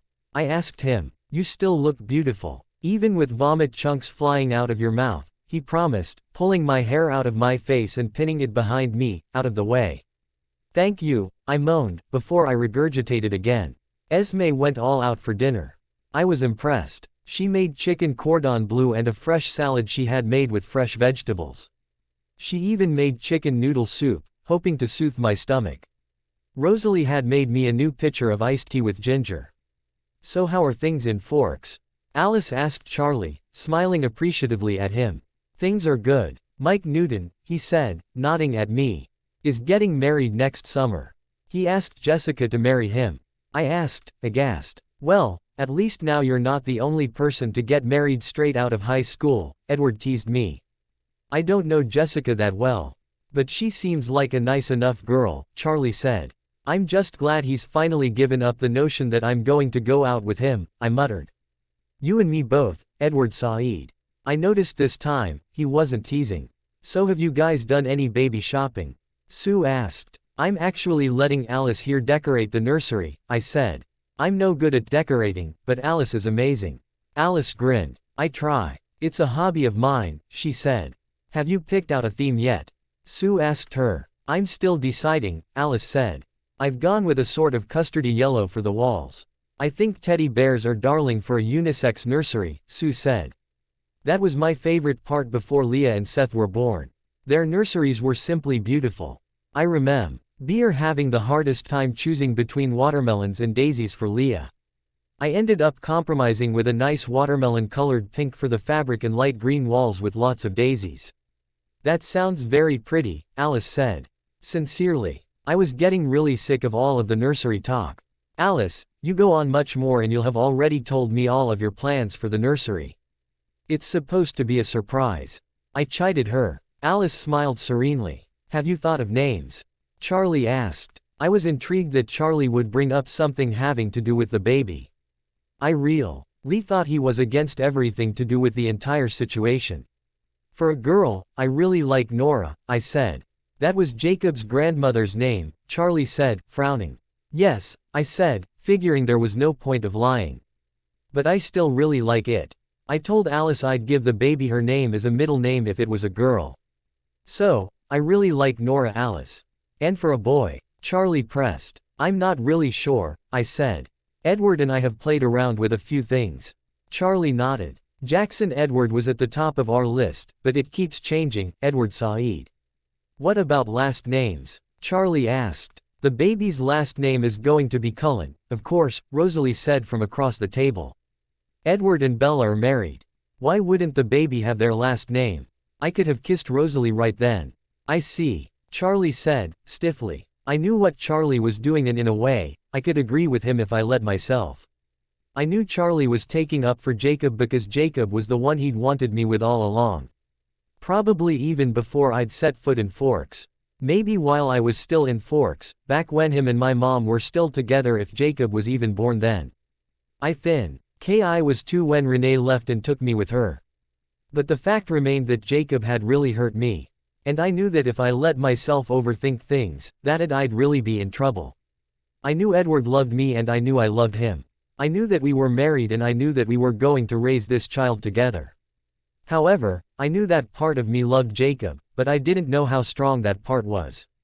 The only thing I could do was keep those feelings at bay. And secretly, I didn't know if I would be able to do that or for how long. Charlie and Sue left right after dinner. I was glad to see the back of them. As much as I loved my dad, he wasn't making things very easy on me. I helped Esme clean up after dinner and then I found Edward playing piano, a new piece I hadn't heard before. "What are you playing?" I asked him, placing my hands on his shoulders. "I figured that since you had a lullaby, the baby needed one, too," he said, concentrating. "Really, now?" I said, coming over to sit next to him on the piano bench.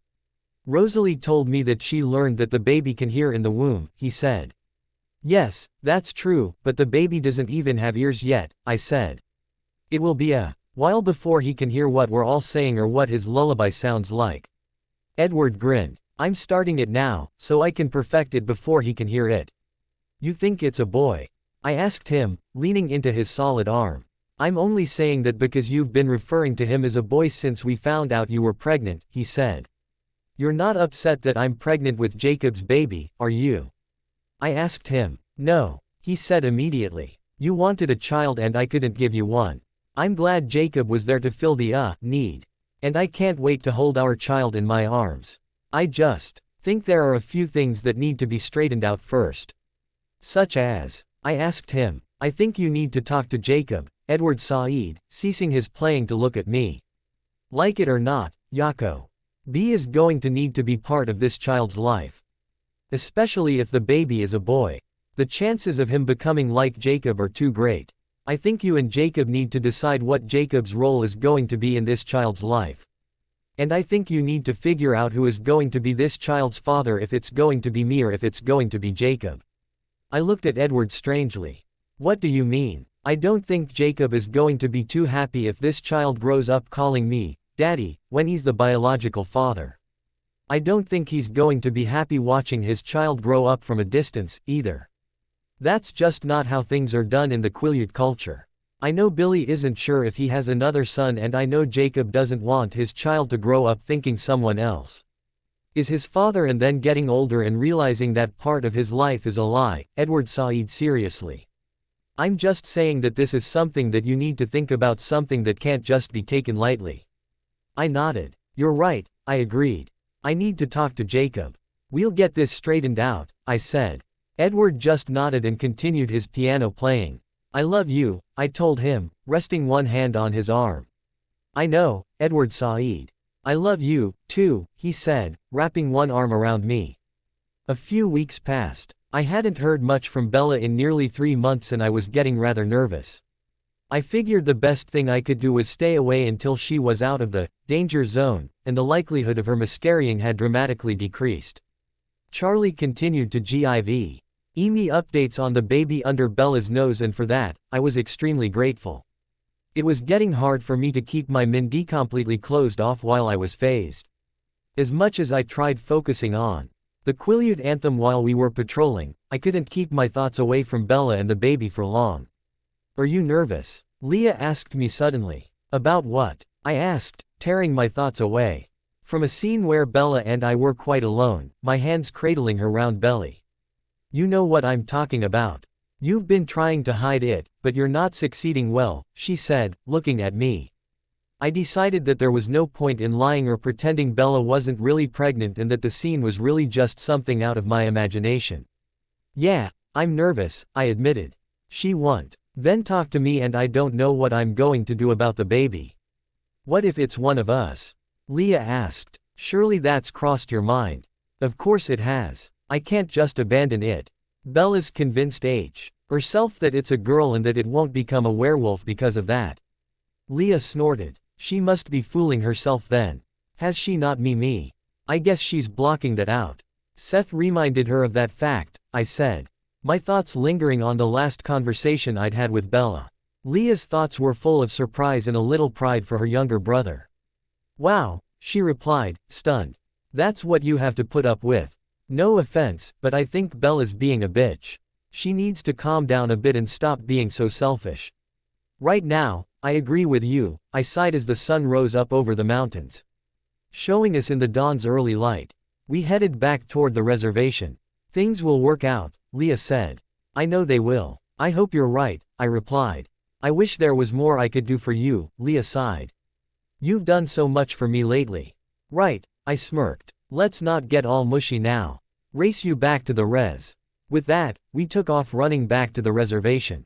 Leah's oots were filled with something I hadn't heard before.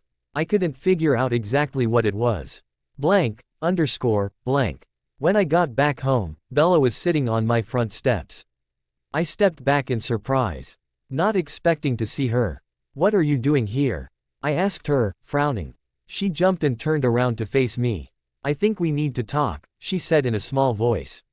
"Do you have any spare time? How did you get here?" I asked her, crossing my arms.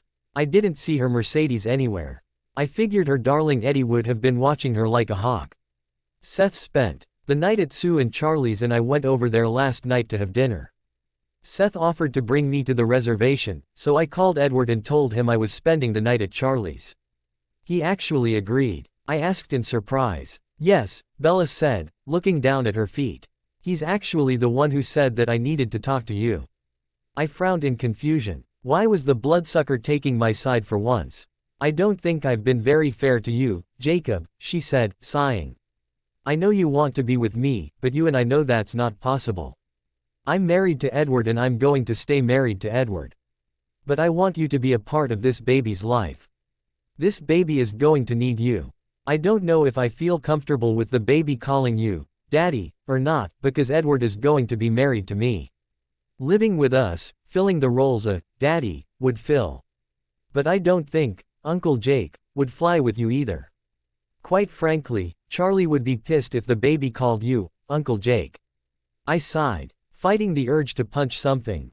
"No, Bella. Uncle Jake is not going to fly with me. Edward is not the baby's biological father," I exclaimed. "Would you like it if I got married and had the baby call my wife or imprint or whatever, Mommy?" "I don't think that would fly with you, either. Just because you're the one giving birth to the baby doesn't mean you're the one that gets to have all of the rights in deciding what's going to happen with the baby. I get some input too. So how about this? How about we compromise? I give you 2 instants I can live with and you pick the one you can live with." Quote. Bella frowned. "It depends on what the instances are," she said, drawing her knees up and wrapping her arms around them. I took a deep breath before continuing. "Either the baby lives with you and calls me Daddy, and Edward picks some other form of endearment, or the baby comes and lives here and calls you and no one else Mommy, and I can teach him or her everything there is to know about being a werewolf if it comes down to that." Bella looked at me in shock. "You actually think I'd let the baby live with you full time with me coming here to visit like some stranger?" She gasped. "That's what you're asking me to do?"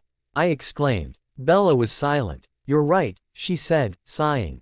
She thought for a second, looking off toward the mountains. "How about this? We share custody. The baby stays with me every other week. You're the daddy and I'm the mommy. Edward goes by some other term of endearment and Leah does the same." "Leah?" I asked blankly. "You can't tell me that there's nothing going on between you and Leah," Bella said, crossing her arms. "There isn't anything going on between me and Leah. She's my beta. That's it," I said, laughing. Was Bella jealous or what? Bella nodded. "Sure," she said dismissively. "There's not." I insisted. "I'm in love with you and I've always been in love with you. This baby wouldn't even exist if I hadn't." T agreed to this monstrosity of a plan. Bella nodded. "Yep." Frustration boiled inside of me. "I don't love Leah. I never have. I don't know what your problem is or why you keep shoving Leah on me.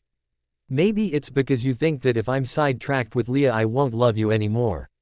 I heard a rustling in the trees and a small gray wolf darted out of the trees, running west toward the Clearwaters, renovated ranch. "You knew she was listening," I said, bitterly. "I had no idea," Bella said, looking genuinely shocked. "I guess I was right. She does care about you." "That's ridiculous, Bella. Stop using that as an excuse. Right around 3 months ago, you held me and we made love. That wasn't just crude sex, Bella. You know it. You're just scared. Scared to leave Edward, scared to La Avenue behind the path you've told yourself you've wanted for the past 2 years. How come every time I talk to you, you always shove yourself on me?"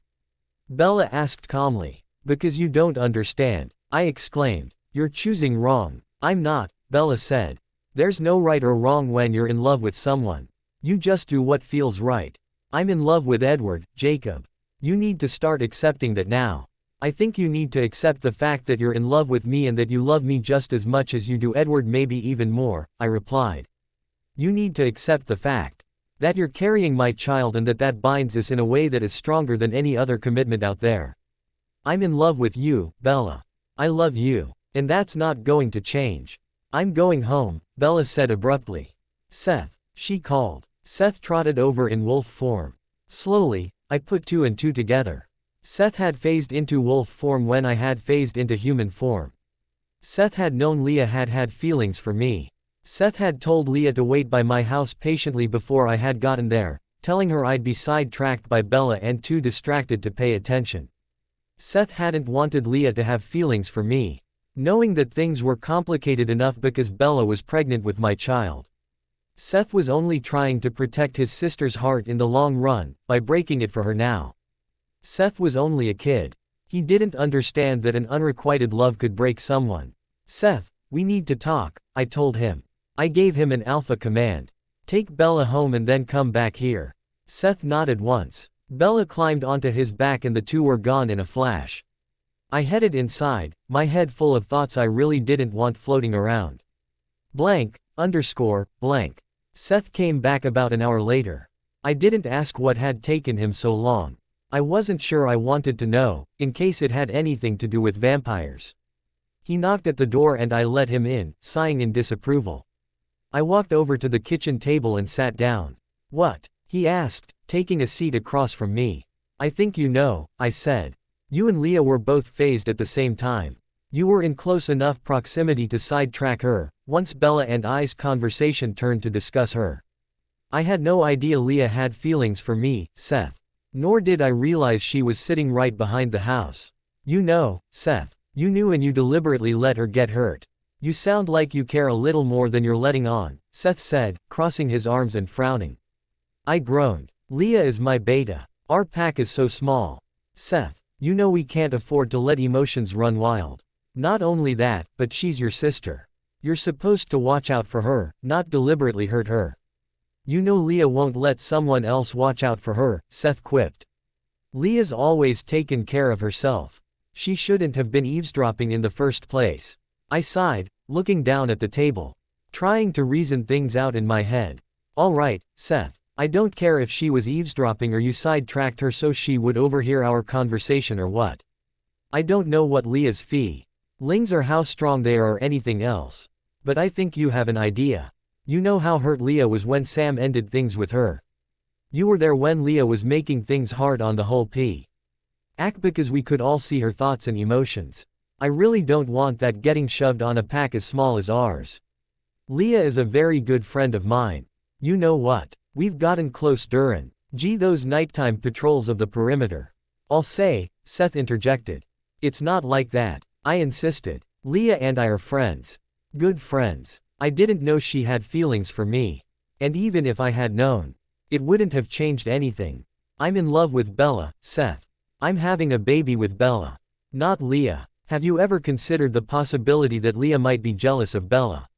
Seth asked me suddenly. Is she? I asked, frowning. I don't know, Seth admitted. But it would seem like a pretty good reason for how she's been acting lately. Every time she's seen you think of Bella, she's felt uncomfortable. I guess. Hostile. I can't really put a label on it. I don't think you've noticed because you've been a bit preoccupied. I groaned. How come things can't be simple? I asked Seth. How come Bella can't leave the bloodsucker and Leah fall for somebody else? Who else is there that hasn't imprinted? Seth asked pointedly. He started ticking the tribe's imprints off on his hand. Quill and Claire, Paul and Rachel, Jared and Kim, Sam and Emily. That just leaves you, me, and Embry. And Colin and Brady. But they're not even 14. And considering Leah's my sister and Embry's even younger than you, then maybe it's not too hard to see why Leah's infatuated with you. I had to admit, Seth had a point. But why not someone from Forks? Someone who's not Quileute? I asked. Leah's a Weiruful. Come on. Do you really think that's going to happen? Who does she know outside of the reservation? I was caught on that one. I didn't know. I don't know who Leah knows or doesn't know, I snapped. I'm just trying to get you to see things from her perspective, he said. So are you on my side or her side? I asked. I can't read your perspective. Seth just shook his head. I don't know what my perspective is right now, he said. I'm just telling you how I'm seeing things. Once I hit 4 months, my morning sickness magically disappeared. I was in heaven. I was finally able to get up and go from room to room without having to take a paper bag with me. Of course, there was no one who fully appreciated this more than Alice did. Her nursery project was in full swing and she spent most of her time between reading Bosnian Sign Language books and practicing her cross-stitch art. She would never let me see her finished pieces, though. This only irritated me slightly, as I had a lot of things on my mind other than cross-stitching. Edward and I still hadn't figured out what we were going to name the baby if it was a boy. Edward figured we could just wait until my ultrasound and see if we needed to worry about it then. However, I had this strange desire for the baby to be a boy. I didn't know why it wasn't a rational desire. A rational desire would Avenue been to hope that the baby was a girl so I didn't have to worry about the werewolf stuff. Then again, what was rational about Bella Cullen? I couldn't answer that question at all. Rosalie and I become good almost friends over the past few months. She was almost nice to be around. She held my hand throughout my morning sickness days when Edward and the others were busy hunting. I could go to her any time I had a question and she almost always knew the answer. On the rare occasion that she didn't know the answer, she'd go out of her way to answer it. I often wondered if this was merely because she couldn't have children of her own. My body was slowly changing. I now had a slight bump sticking out between my hips. Edward teased me and said it slightly resembled a beer belly. His teasing was good-natured. But Esme and Rosalie still got onto him for it. The one person I missed most, however, was Jacob. I'd only seen him twice since I'd found out that I was pregnant. I missed all times we'd had together before all of this had happened. Before I'd married Edward, before I'd lost EJ, before everything had gotten so complicated and out of hand. I never complained about it though. I didn't want Edward to know I was upset. Instead, I tried to make up for Jacob's absence by being around Edward all of the time, holding his hand, being as close to him as I possibly could. I often wondered if Edward noticed that I was acting differently than normal. I didn't think it was too noticeable, since it closely resembled how I was when Edward and I had first started dating. I was clingy. I was afraid he was going to leave me. And although I knew intellectually that he wasn't going to leave me, my heart still ached because I knew it wasn't Edward that I'd wanted at all. It was Jacob. And I wasn't being fair to Edward at all. But I couldn't live without him and both he and I knew it. I felt like a horrible person. I felt lonely. I felt like I needed Edward to need me. I wondered if he even wanted me anymore. I felt awful because I was pregnant with Jacob's child and I was unsure of the role that Edward was going to play in its life. I had told Edward what Jacob and I had decided and he seemed okay with it. We had decided that the baby would call Edward, Pa. It seemed fitting with Edward's old-fashionedness. I was okay with it. After all, Edward had called his own parents, Pa, and Ma. When he admitted this to me, I couldn't help but laugh.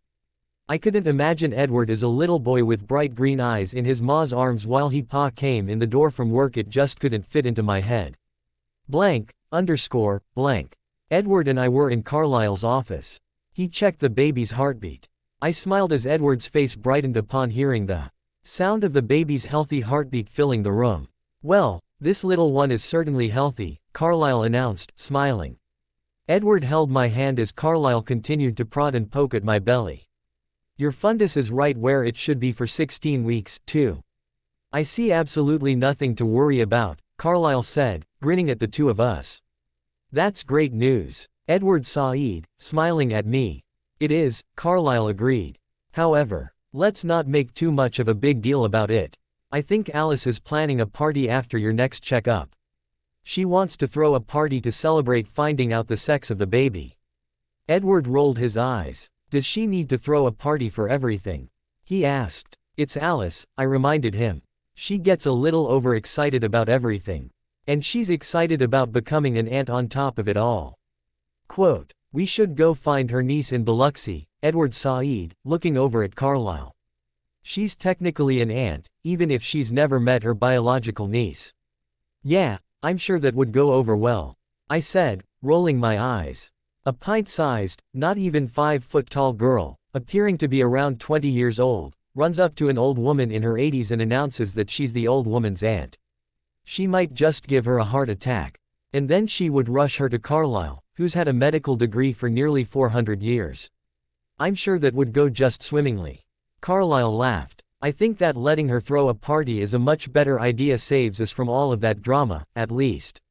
What drama? Alice asked, poking her head into the office. How's my niece? It's a girl. I asked her. No, Alice said immediately. So it's a boy. Come on. I don't even know what to name a boy. I whined. I didn't say that either, Alice said, folding her arms. Were you talking about me? Does she know the sex of the baby? I asked Edward. I don't know, Edward sighed, looking rather frustrated. She's translating the battle hymn of the Republic into Arabic. Carlisle laughed. Well, it looks like you two will just have to wait 2 more weeks to find out what this little one is, he said, gesturing to the small bump that was my baby belly. Blank. Later that afternoon, I decided that I would go and visit Charlie and Sue. It had been a few weeks since I'd seen them. Edward drove me over there while he went Houston. Ingen promised me that he'd be back to pick me up later that evening. Dad, I called. Bells? Charlie asked, coming out from the kitchen. That'd be me, I said dryly. I took off my coat and hung it up on the coat rack by the door. What a pleasant surprise, Sue exclaimed, walking in from the bathroom. I actually wanted to talk to you, Charlie said gruffly. I'm sorry for the way I treated you when we came over last time. I shouldn't have insinuated that the baby wasn't Edward's. I took a deep breath. Dad, you were right, I said, walking into the living room and taking a seat on the couch. The baby is Jacob's. I shouldn't have gone off on you. It's just that it's a sensitive situation right now and Edward and I are married. But you didn't cheat on Edward, Charlie said. It was a statement and not a question. I wondered if Jacob had really told Charlie the truth before I had the chance to. All signs were pointing that he had. I sighed. No, I didn't, I replied. Charlie nodded. So is Jacob going to be providing for this baby? He asked. Or is Edward planning on adopting him? We haven't decided that. And I didn't think the money situation was up for debate. Edward and the Cullens have plenty of money. Money isn't an issue when it comes to raising this baby. We are financially secure, I said, crossing my arms. I'm not trying to question your decision-making, Charlie said. I know you're smart enough to figure things out. I just think that Jacob should be doing something to provide for his child unless he plans on giving him up. You know just as well as I do that Jacob's not going to do that. I said, shaking my head. Jacob's been adamant about being a part of his child's life. A couple of weeks ago, we decided that we were going to share custody of the baby. Charlie's eyes widened. Bella, I'm not going to ask why you decided to have Jacob's kid or why you were even sleeping with Jacob in the first place if Edward's really not sterile. The situation is crazy enough. Neither of you obviously through the situation or the possible repercussions through, either. But you need to start thinking about what's best for this baby, Bells, not what's most convenient for you and Edward. This baby is depending on you to provide for him. Dad, will you stop referring to the baby as a boy? I asked, trying to change the subject. Fine, I just think I'm getting a grandson, Charlie said, sitting down next to me. He paused for a second before continuing, this time with a grave look on his face. Bella, you know I love you. I'm just worried that you I'd not be making the right decision because you want to have your life with Edward and you don't want Jacob to interfere. Dad, that's not. Bella, that's his baby, Charlie said, pointing to my stomach. He's what? 17. You and I both know he's not ready to take on this responsibility. My God, you're not even ready to take on this responsibility. Dad, I am married, I said, sighing. Just because you're married doesn't mean you're ready to take on the responsibility of another life. You just turned 19 years old. Dad, are you really just going to sit here and lecture me? I asked, sighing once more. I realized that Jacob and I made a mistake in deciding to sleep together. It wasn't the best decision in the world. But now this baby is coming whether anyone's ready for it or not. If I'm not ready right now or Jacob's not ready right now, it's our responsibility to be ready before the baby gets here. I know what I'm doing. Jacob and I are going to work things out. I promise. It was Charlie's turn to sigh. I really hope you two get things figured out sooner rather than later, he said. Charlie, Bella. Sue called from the kitchen. I'm making pumpkin pie. Do you want any? Charlie smiled at me. Now that sounds good, he said, winking. Blank, underscore, blank. That night, Edward and I were relaxing on the large golden framed bed in his room.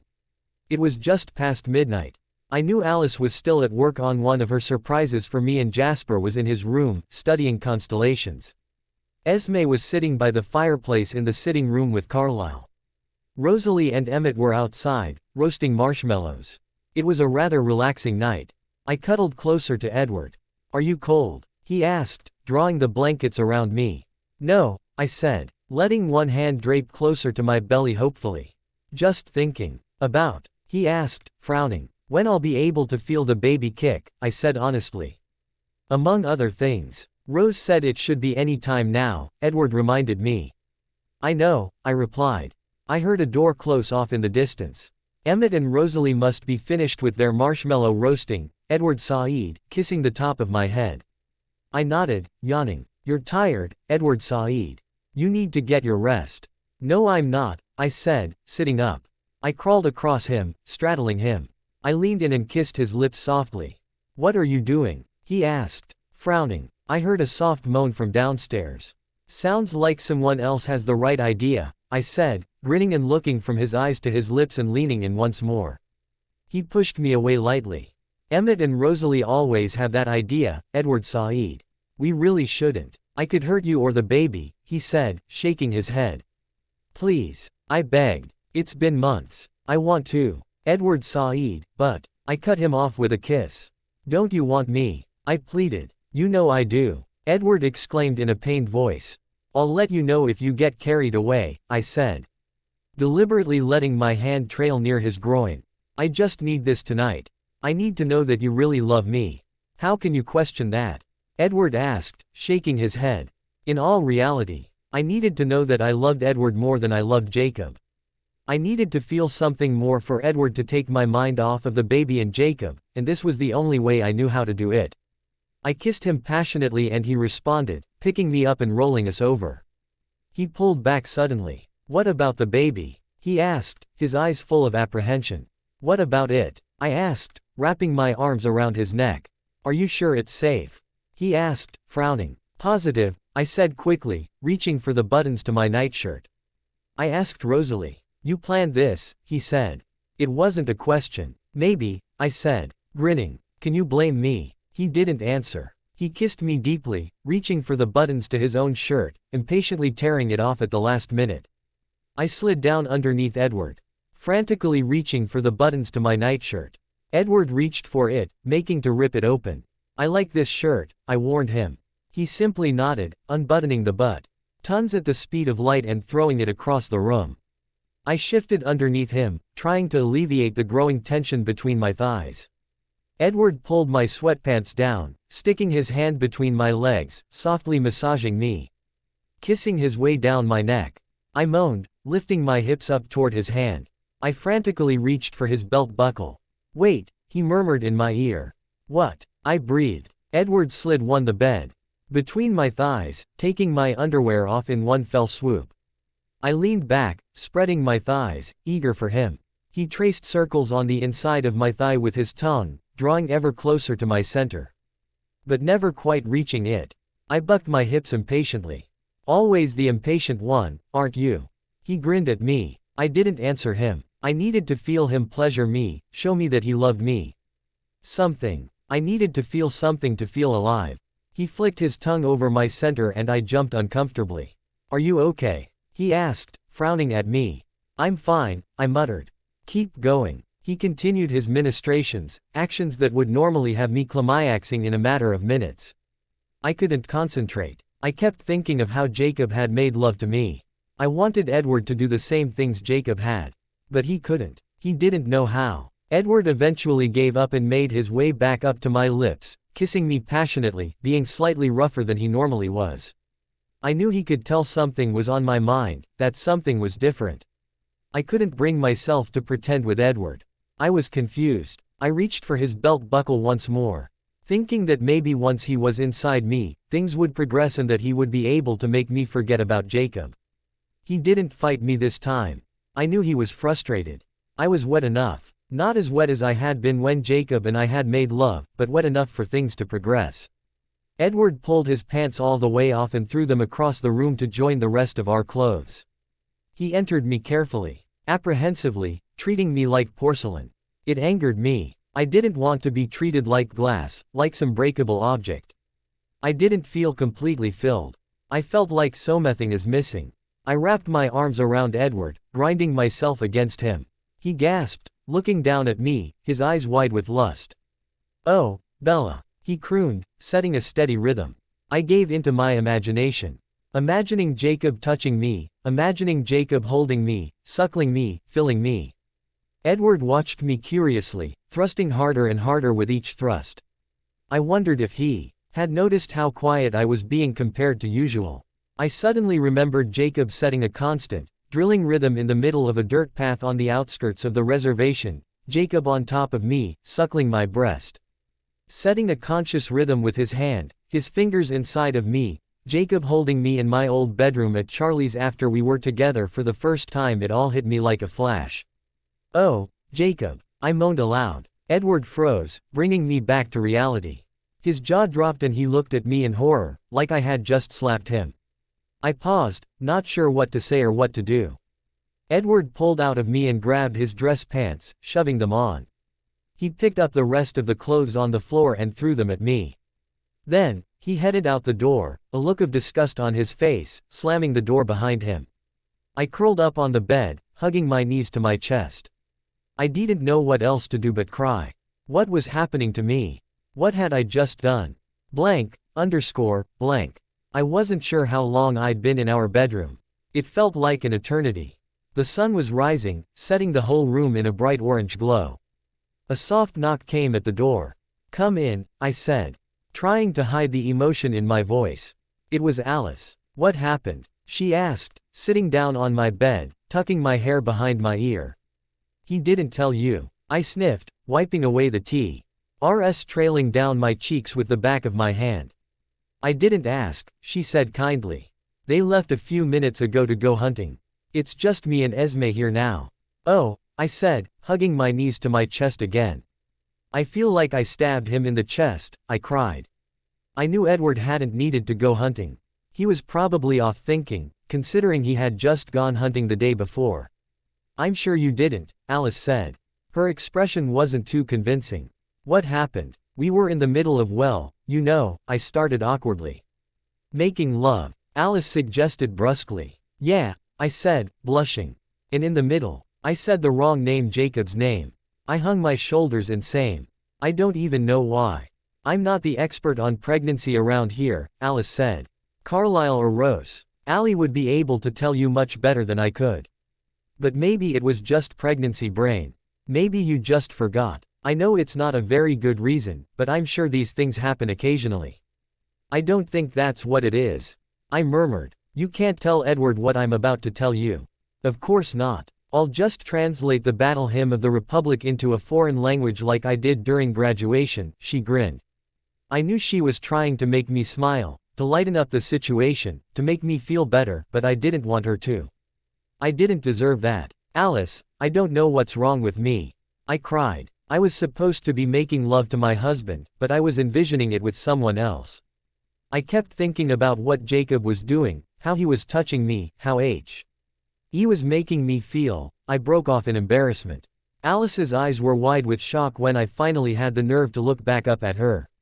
"Do you love Jacob?" she asked me. "I know I love Jacob, but I love Edward more. I'm supposed to be getting over Jacob. It's supposed to be easier than this." I buried my face into my hands. "Are you sure you love Edward more?" Alice asked, placing one cool hand on my knee. "Or are you staying with Edward because you married him and just had to make a decision?" "I don't know," I whispered. Alice hugged me. "We'll get through this," she said. "You'll figure things out. No matter what happens. You're still my sister, okay?" She hugged me tightly. "Jasper's with Edward," she added. "He told me that he was going to try to make him feel a little better." "I'm not leaving Edward," I told her. I refused to leave Edward, no matter what my feelings are toward Jacob. I know, Alice replied soothingly. Do you still see me becoming a vampire? I asked her, starting to cry once more. She looked at me sadly. The vision's foggy, blurry, I can't see anything. I see you with Edward because that's what you've decided. The rest just isn't clear. I cried even harder, burying my face into the duvet. Why did things have to be so difficult? Why couldn't I be normal for once? Bella was on my mind. I mean, she was on my mind any other day, too. But I woke up, in the middle of the night for no reason, with Bella on my mind. I was getting sick and tired of thinking of her for absolutely no reason, how thoughts of her would intrude upon my dreams and thoughts every single day. This infatuation wasn't healthy. This obsession wouldn't have been as bad had Edward not have come up with that stupid plan. And now, Bella was pregnant with my child and I couldn't get her out of my head even when I had tried and sung the Hallelujah chorus at the top of my lungs.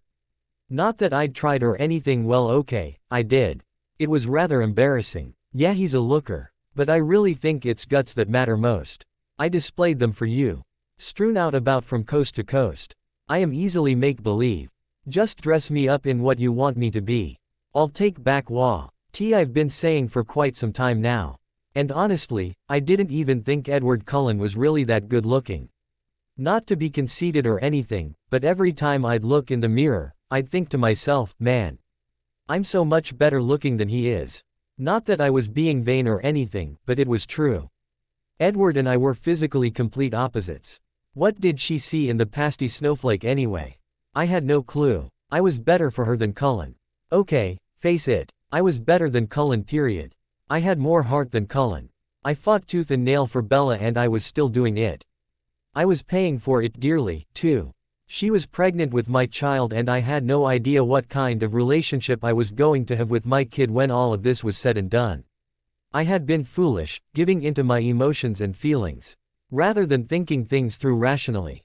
But who's to say that love was something rational? Love is an emotion, right? I kept thinking that over and over again. Gee, glad you finally figured that one out, I thought bitterly, wanting to kick myself for being stupid. As much as Bella said she hated me sometimes, hate was a passionate emotion.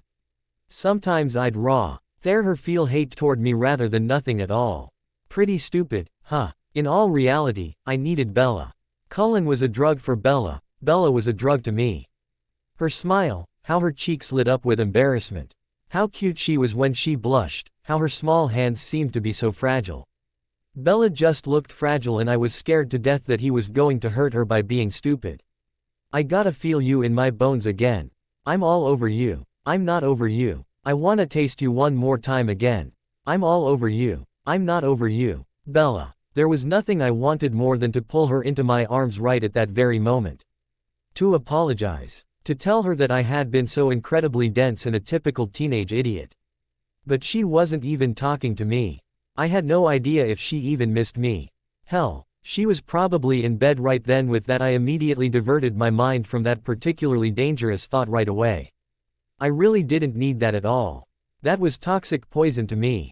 It hurt too much. In my daydreams. In my sleep. Infatuation turning into disease. You could cure me, see, all you have to do now is please try. Give it your best shot and try. All I'm asking for is love. But you never seem to have enough. I closed my eyes and turned back over in bed, trying to clear my thoughts. I felt broken. Like something was missing. I wondered what life would be like. I mean, she was going to choose Edward now. We were going to share custody of our baby. I wondered if she would ever think about what she gave up. I wondered if she would think about the LFIE we could have had. I wouldn't show our kid how weak I was, how much in love I was with his or her mother I really was. The kid might think Bella was being unfair for never really giving me a chance. But I'd have to move on. Even though I'd probably never fully get over her, I would have to make an effort. I could move on. Leah had feelings for me. Leah and I could date. Leah was nice enough. We had become good friends lately. I mean, they say love is friendship on fire, don't they? I'd just have to look around some matches somewhere. Leah and I could get married, have children. I mean, maybe not until T's phasing thing was under control and her cycles re-regulated themselves. Oh, God. What was wrong with me? It was about 3 in the morning and I was lying there, looking up at the ceiling, thinking about Leah's menstrual cycle. I tried to clear my thoughts, but this time, I wondered how long someone could be tortured before they literally went insane. I gotta feel you in my bones again. I'm all over you. I'm not over you. I wanna taste you one more time again. I'm all over you. I'm not over you. This life is way too short to get caught up in all this stuff. When I just want you to love me back. Why can't you just love me back? Why can't you just love me back? Why can't you? Why can't you? Why can't you just love me back? Why can't you? Why can't you? Why can't you just love me back? Why can't you? Why can't you just love?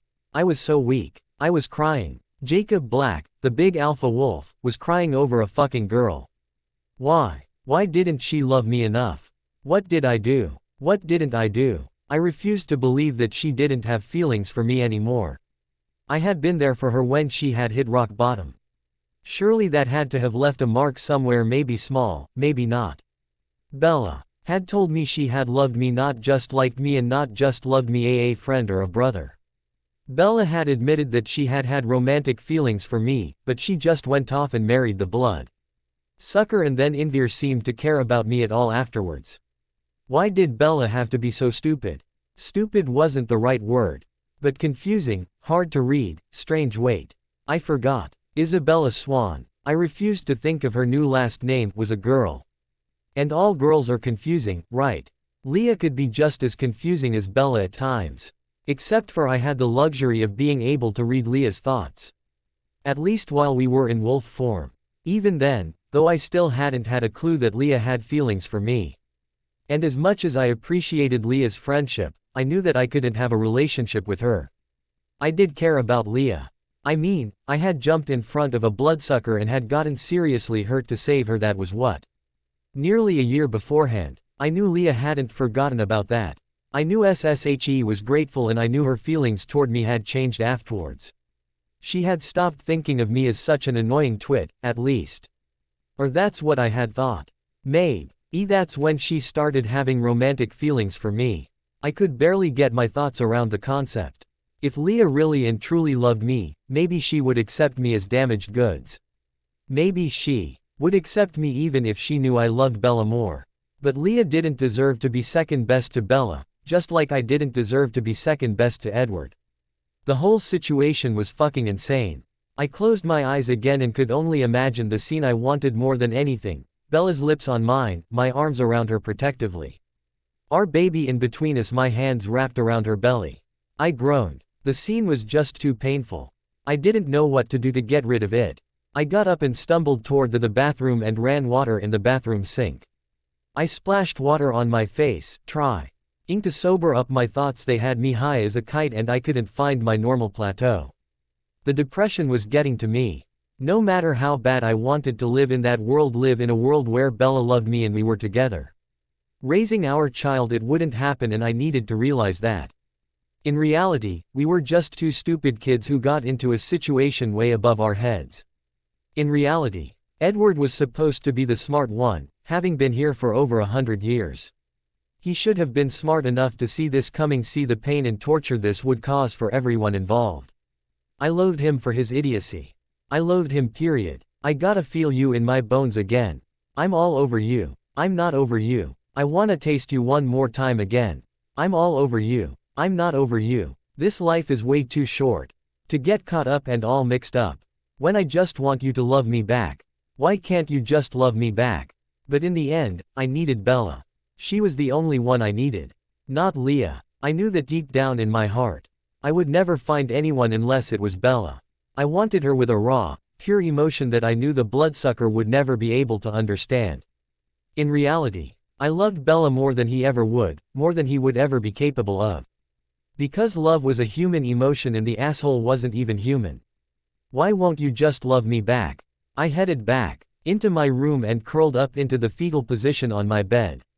I closed my eyes and did the best I could to block out the images flooding my mind and my thoughts, engraving themselves on the back of my eyelids. Near sunrise, I finally fell back asleep. Why can't you just love me back? The next 3 weeks were filled with silence. I eventually came to the conclusion that when Bella was ready to talk to me, she would. Bella wouldn't stay away for forever. I knew that if there was one thing I really knew about her, she couldn't stay away. In the meantime, I promised myself that I would be supportive of her and that our next conversation would not turn into a screaming match like most of our conversation had since we had copulated. I tried to stay positive after I had hit rock bottom, and for the most part, it had worked. Of course, I had had a few missteps, I won't lie. But for the most part, it seemed that after I had made the conscious decision to stop obsessing over Bella, my life had started to turn back around. Just slightly. I woke up one Sunday afternoon after a night of patrolling the perimeter, only to find a note on my nightstand. It was from Billy. Jake. Bella called this morning. She wants you to stop by the Cullens when you wake up. I guess they want to talk to you about the baby. Charlie and I are going to his place to watch the game today. I figured you might want the house to yourself. I know we've been spending a lot of time here. Dad. How many people are as lucky as me to have a dad as great as Billy? I wondered to myself as I got dressed. I wondered what Bella wanted. As far as I knew, we still weren't exactly talking. I'd lost track of how far along she must have been by that point. 4 months. 5 months. Something like that. I headed out for the CU Yen's dungeon at around 2:30 or so. I pulled the rabbit in front of their massive garage and sat idly for a few minutes, just thinking. It had been a while since I had been here. I'd really lost track of time. I sat in the rabbit, my eyes closed, thinking about how much I missed Bella and how much I wanted to make all the time up to her that I'd wasted by being a jackass. I wondered if I'd ever get the chance. I was so immersed in thought that I didn't notice she was standing outside my window. I looked up and jumped. She started laughing. Gosh, Jake, she said, shaking her head. You really need to clean out your ears. I've been standing here for a while now. I'm sorry, I said, rolling down the window. I was sort of distracted. Obviously, she said, rolling her eyes. Can I come sit with you? Sure, I said, smiling at her. She walked back around the front of the car, and for the first time, I noticed how big she had gotten since I'd last seen her. Her belly was deaf in now and her walk had turned into a slight waddle. That's my child, I thought to myself. The thought secretly thrilled me. She climbed into the passenger side seat and sat down. You look great, I said, smiling. Thanks, she said. You too. You wanted to talk, I asked her. Billy went to Charlie's and left a note on my nightstand this morning, saying you'd called. She nodded. Do you want to go back to the reservation? She asked. Really? I asked, confused. Are you sure Edward doesn't want to be part of this conversation? I'm sure, she said. Her tone suggested annoyance, and I fell still further into confusion. Okay, I said awkwardly, starting the engine. I pulled out of the driveway and onto the main road outside of their property. So, how far along are we? I asked, glancing at her belly. 5 months today, she said, resting a hand on top of it. Your daughter is absolutely fascinated with my ribcage. She keeps kickboxing at it. Daughter, I gasped. It's a girl, I asked, my eyes widening in shock. Yeah, Bella said. I've known for about 2 weeks, I guess. I could have sworn she was a boy, the way she kicks. She's so active. I smiled, keeping my eyes on the road. Sounds like we're going to have our hands full, I replied. Bella nodded. I was confused. Where was the angry Bella, the one who couldn't stand being around me? Why were things so easy all of a sudden? It was almost like we had never argued, almost like how things were 2 years back, like we were just discussing motorcycles or something. As we entered the reservation, I noticed Leah and Seth walking down the road. I waved to them. Seth smiled at me brightly. Leah's eyes didn't divert from the ground. Have you talked to her? Bella asked me. No, I admitted. I've been avoiding her, to tell you the truth. That can't be an easy feat, being in the same pack with her and that pack only having 3 wolves. It's not, I sighed. Seth said she's been rather distant lately. I don't know what to do. I'm not in any shape to be in a relationship right now. And even if I was, I don't think I'd want to be with Leah. I'm trying to concentrate on getting ready to be a dad right now, not running around with girls. Bella frowned. What? I asked her. I just keep thinking that you're only 17, you should be having your own life right now, figuring out where you want to be and how to get there. What you want to do with your life, not hung up over me and this baby. I mean, originally, it was decided that this would be my baby and I would be the one deciding who I wanted to be with," she trailed off. "Well," I said, sighing. "I thought I could live with just having this baby to make you happy. But I guess after I just felt bonded to you. I can't really explain it. Once it became clear that we were really having a baby, I felt the need to both you and her. I got upset and wanted to have a greater role in both of your lives. You can call it rescinding my side of the offer, if you want. I just didn't realize I was going to feel such an urge to step up and be a part of this child's life until the child in question was already in existence." Bella looked over at me and smiled sadly. "We really didn't think this through enough, did we?" she asked. "I think we were both emotional basket cases at that point and Edward just figured you'd do whatever I told you to." I decided to ignore the basket case comment. I changed the subject. "So how are things with you and Edward?" I asked. "Has Alice finished the nursery?" I pulled into the driveway and parked the Rabbit, pulling the key out of the ignition. "Please, can we talk about something else besides me and Edward?" she asked, falling back into the passenger side seat.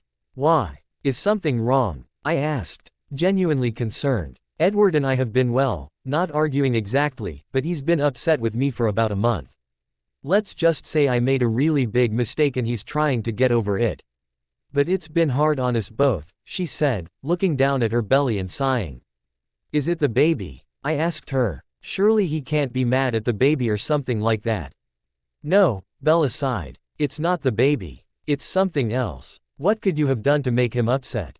I wondered aloud. "He already thinks the sun shines out of your every orifice." She laughed. "Let me assure you that it most certainly does not," she replied, looking back at me. "I'd tell you what happened, but you'd probably either be grossed out or you'd take what I'd tell you and think too much of it." "Let me guess," I said calculatedly. "It has something to do with me. A little more than something. More like everything to do with you," she sighing, looking out the window. "Well, his is more than we've talked for the past 5 months, I said quietly. "I don't understand what I could have done." "It's not you. It's me," she said awkwardly, looking back at me. "Edward and I were having sex and I accidentally moaned your name." She blushed an endearing shade of scarlet. My jaw dropped. "What?" I exclaimed. Of all of the things she could have possibly told me, that had to have been the one I was least expecting. Bella blushed even brighter, her cheeks turning almost maroon. "I didn't mean to," she whispered. "I don't know what happened. I guess I just couldn't stop thinking about everything and I kept remembering how distant we had been and I missed you." "Wow," I said, trying to recover from the shock.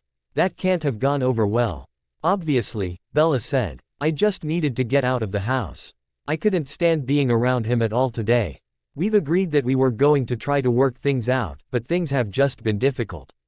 I nodded. "I can understand that," I replied. "I'm sorry." Bella just looked at me sadly. "I feel like it's my fault," she said. "Edward loves me more than I think anyone's ever loved anyone and yet I had to go and break his heart, not even meaning to. I don't know what happened. For once, I had enough sense to keep my mouth shut and not tell her she was dead wrong. I loved her more than Edward ever could. Why were we so distant afterwards?" I asked her suddenly. "What do you mean?" she asked, frowning. I knew she knew exactly what I meant. "After we found out about the baby. I mean, I know I told you off and I didn't have the right to do so. I was upset and everything, but going this long without really talking to each other right now, it seems kind of pointless," I clarified. "You've missed a lot," she murmured, running a hand over her belly. "The pregnancy's halfway over. You should say, halfway begun," I teased. "It makes it sound just a little better than halfway over. Besides, I have the next 18 years to be there, don't I?" I asked her. "But that doesn't make any sense," she countered, shaking her head. "You're right," I sighed. "I do want you to have a bigger role in the baby's life, but I'm not going to leave Edward." "You realize that?" she asked. I nodded, looking out the window. She suddenly winced and placed one hand to her back. "What?" I asked, turning around and looking at her worriedly. "Are you okay?" "I'm fine," she said. "Somebody's just beating the crap out of me from the inside out." I grinned. "Wonder where she gets that from?" I asked, looking at Bella pointedly. "That's got to be your side of the family because it's most definitely not mine," she said, pulling her arm back around to her lap. She looked up at me. Do you want to feel her kick? She asked, looking at me with an almost shy expression on her face. Could I? I breathed, biting my bottom lip. She nodded. She grabbed my hand and placed it on her belly. I scooted over to her and felt my my daughter nudge against my hand. I gasped. That's her? I asked, completely captivated. Bella simply nodded. She rested her hand on top of mine and sighed contentedly, resting her head on my shoulder. I noticed the ring on her ring finger and vaguely wondered if Edward ever did anything halfway. The ring was utterly magnificent. I could tell it was old. It had to have been from the late 1800s, maybe even older. I've missed you, Jake, Bella said, looking back up at me. We really can't go 5 months without talking again. You can say that one again, I said, looking down at her. I noticed the baby wasn't moving anymore. I took my hand away from her belly. Bella didn't move. This is as calm as she's been since I've felt her move for the first time, Bella said quietly. I wonder if she knows you're here. Maybe, I murmured. Maybe she just knows I feel safe when I'm with you, Bella said, her voice quavering above a whisper. Do you? I asked her, resting my cheek on the top of her head. Bella nodded once more. She looked up at me and for the first time I noticed how close her face was to mine, too close. I pulled away, clearing my throat. We sat in silence for a bit longer. Can we go inside? Bella asked suddenly. I like sitting here with you in the car, but I wouldn't mind going inside where there's a bit more room. I thought you were never going to ask, I laughed. We got out of the car and headed into the house. I shut the door behind us and Bella shrugged off her jacket, laying it over the back of the couch. Can we just have a human moment? She asked, looking over at me. Watch a movie. Have dinner. Do something together. You want to watch a movie? I asked incredulously. Yes, Bella said firmly. A movie. She picked up the remote controller to the TV and pressed it into my hand. Pick something. I grinned once again at the expression on her face. She headed over to the cabinets and rummaged through them. At least you can grocery shop, she said. I don't know how Charlie even survived before Sue moved in. He spent a lot of time down at the diner, from what I hear, I said, answering her question. Bella grinned. Chicken pot pie? She asked, pulling out a large vat from the freezer. It's the only thing big enough I see that's easy to make. You haven't eaten, have you? No, I answered. Chicken pot pie sounds great. It's easy to make, too, I agreed. She opened the package and stuck it in the oven, turning the dial to the appropriate temperature. She came back over and joined me, where I was flipping through channels on the TV. Ooh, Alice in Wonderland, she said, pointing ecstatically. Sure, I laughed. A little kid's cartoon with zillions of drug references. That's what you want to watch. Please, she begged, pouting. Fine, I said, setting the remote controller back on the coffee table. I leaned back into the couch, relaxing. Bella leaned into me and I wrapped my arms around her, letting my hands rest on her belly. My mind was in overdrive. I couldn't figure out what had changed, why Bella was being so nice to me all of a sudden, why she was even talking to me now. You're so warm, she murmured, leaning into me. My breath caught in my throat. Why was she doing this? This wasn't the Bella I had known from the last few months. This was an entirely different Bella. I couldn't focus on the movie, not that I even wanted to. I cleared my throat and she looked up at me. What? She asked, frowning. I think we need to talk, I said, tearing my eyes away from her. She sat up. What's wrong? She asked. I gaped at her. What's wrong? I repeated incredulously. She stared at me in complete silence, her facial expression wavering somewhere between confusion and anxiousness. You haven't talked to me in months, I said, folding my arms. Let me refresh your memory for you, Bella. Our last decent conversation was a compromise on what we were going to do concerning our child because we remarried to Edward and we decided to share custody. I took a deep breath. I'm confused. What is this? Is your marriage to the bloodsucker going sour, so you decided to come to me to see if I still wanted you? Because quite frankly, that's the only possible reason I can think of that would lead you and I to be watching Alice in Wonderland, cuddling on a couch. It just doesn't make sense. I exclaimed vehemently. You're right, Bella said, sighing. She turned the TV off. My relationship with Edward is strained right now. But I'm married to him and I have to make this work. I owe it to him. He's my husband. But you know just as well as I do that I can't just let you walk out of my life. I've always wanted some claim on you, I guess. You're the mother of my child, I said, looking into her eyes. I think that's enough of a claim. She looked at me like I had slapped her. Jake, you are my best friend. For the longest time, you were my replacement son. I don't want to be someone's replacement son. I groaned. I deserve more than to just be someone's light bulb. If your darling Eddie is your son, then what am I? I am going to be everything for our daughter, but I can't be second best for you anymore, Bells. I tucked a piece of her dark brown hair behind one of her ears. It hurts too much. Bella looked stricken. I don't want to sit on a reservation for the rest of my life while you go hunt vampires. I don't want to be the one anxiously waiting for you to come back, reading Quileute legends to our kids. Leah would do that. That's how Leah was raised. That's not how I was raised. Renee left Charlie because she didn't want to be stuck in Forks for the rest of her life. As much as I love you, I don't want that life. And obviously, you don't want to be second best if I'm married to Edward. I'm not leaving him, and I'm not going to carry on some relationship with you while I'm married to him, either. So this is just business, I said dryly.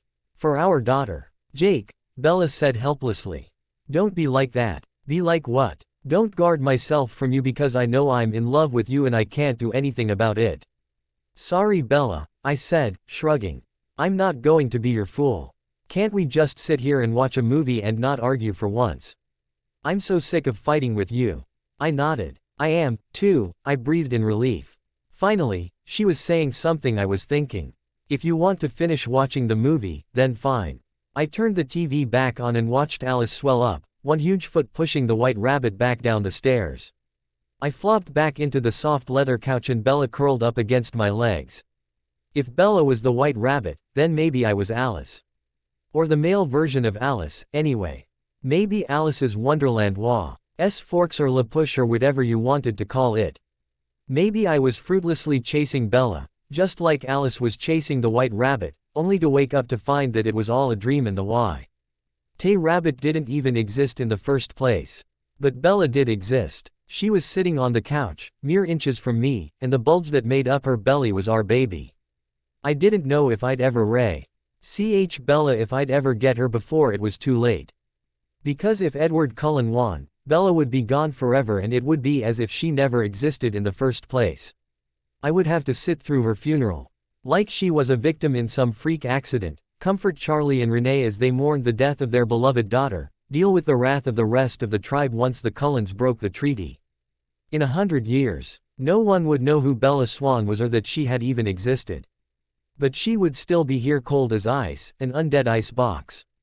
I shivered, not from the cold, at the very thought of an ice-cold Bella with red eyes of Bella from my deepest, darkest nightmares. I couldn't figure out what was going on with Rosalie. I had thought she hated me. I had thought she couldn't stand me. That she was jealous of me because I was human, and that I had everything that she had ever wanted. All Rosalie ever wanted was to be human, to get married, and to have children with Emmett. Sadly, she would never get that opportunity. I could tell that the jealousy was eating her alive.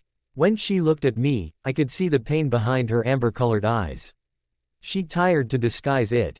But from the expression on Edward's face every time he walked by her, I knew she was being tortured. I felt awful. I knew she was making do with reading up on pregnancy and helping me by answering all of my questions. But I knew it was only because she was trying to live through me. I found it slightly uncomfortable. However, right around the time I turned 6 months, Rosalie's demeanor changed. It was ever so slight at first, I barely noticed it. However, when she smiled at me for the first time, my mind immediately went into overdrive. Why was she smiling at me? Was she planning something? Did she have some sort of secret agenda? Did she want to take my baby and mother it herself? I never told Edward what I was thinking. I knew he knew that something was bothering me, but he never asked what. Looking back, I'm sure he must have pegged it all down on Jacob. That was another thing that was eating me alive. I still hadn't worked out exactly how I felt about him. I knew Jacob wasn't only my best friend and the father of my child. I regretted the words I had spoken to him the last time we had really spent any time together. I don't want to be stuck on some reservation somewhere, reading Quileute stories to our kids.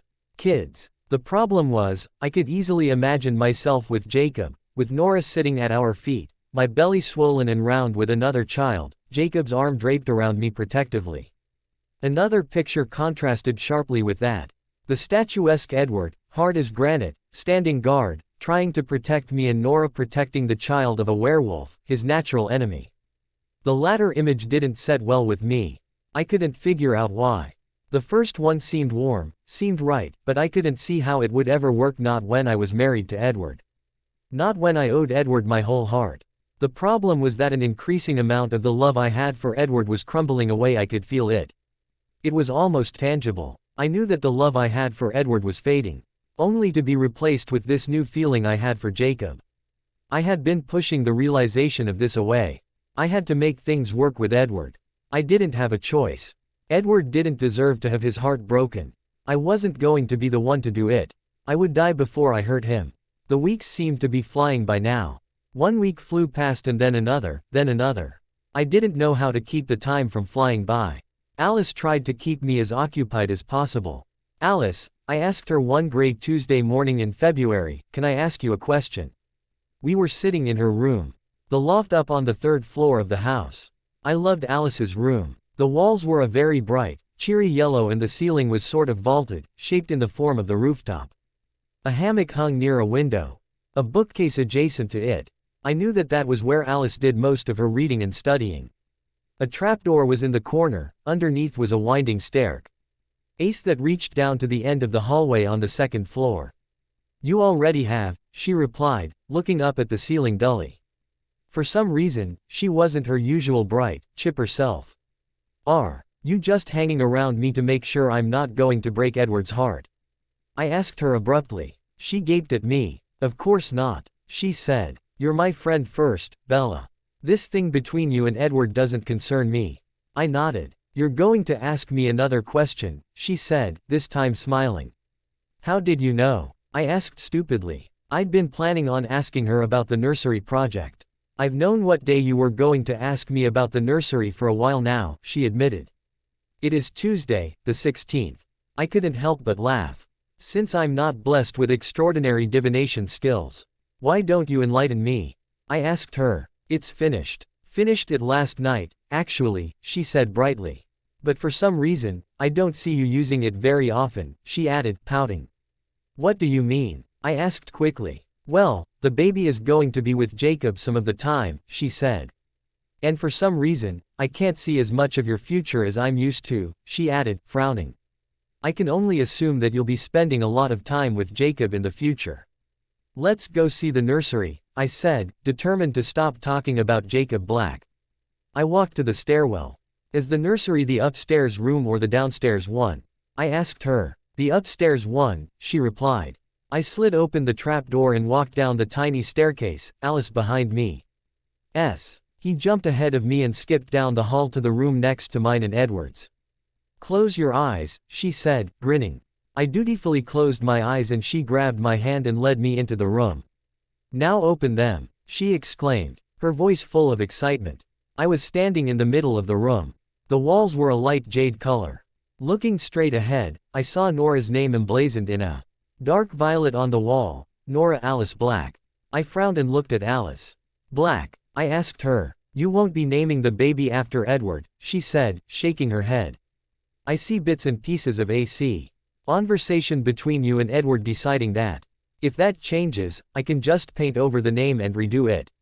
I nodded, blankly, trying to ignore the sinking feeling in my chest. Under the name was a beautiful white crib. Certainly an antique. It was decked out in a soft lilac and eggshell bedding with light green accents, utterly magnificent. Whose? I trailed off, pointing at it. Esme had it, for the son that she lost. Alice said softly. I asked her what kind of crib I thought I should get for you and she said that she wanted it in here. Each of us have put a little something in here for the baby. The crib was Esme's gift. I felt tears stinging my eyes and I fought to keep them from spilling over. I continued to look around the room. A green and white teddy bear sat on a shelf in the corner. accompanied by a picture of the eight of us, a family portrait that had been taken not too long before. Emmett's, Alice commented, smiling and nodding toward the bear. I blinked in disbelief and slight humor. Emmett, I asked. Hadn't he been attacked by a bear? Why did he want that in the baby's room? He said that every kid needs a teddy bear, she said, shrugging. I'm not really sure why. I don't remember having a teddy bear, she sighed. I continued to turn, looking around the room, taking everything in. An ornate rocking chair, upholstered in eggshell with dark violet accents, sat in the corner. A very pretty piece of paper sat on the seat, my name written in delicate script in purple ink. That would be Rosalie's gift, Alice said, nodding toward it. She wrote you a letter, too. I was stunned. Rosalie? I asked, as if I had heard Alice incorrectly. Yes, a soft voice said from behind me. A friend of sorts made it for me.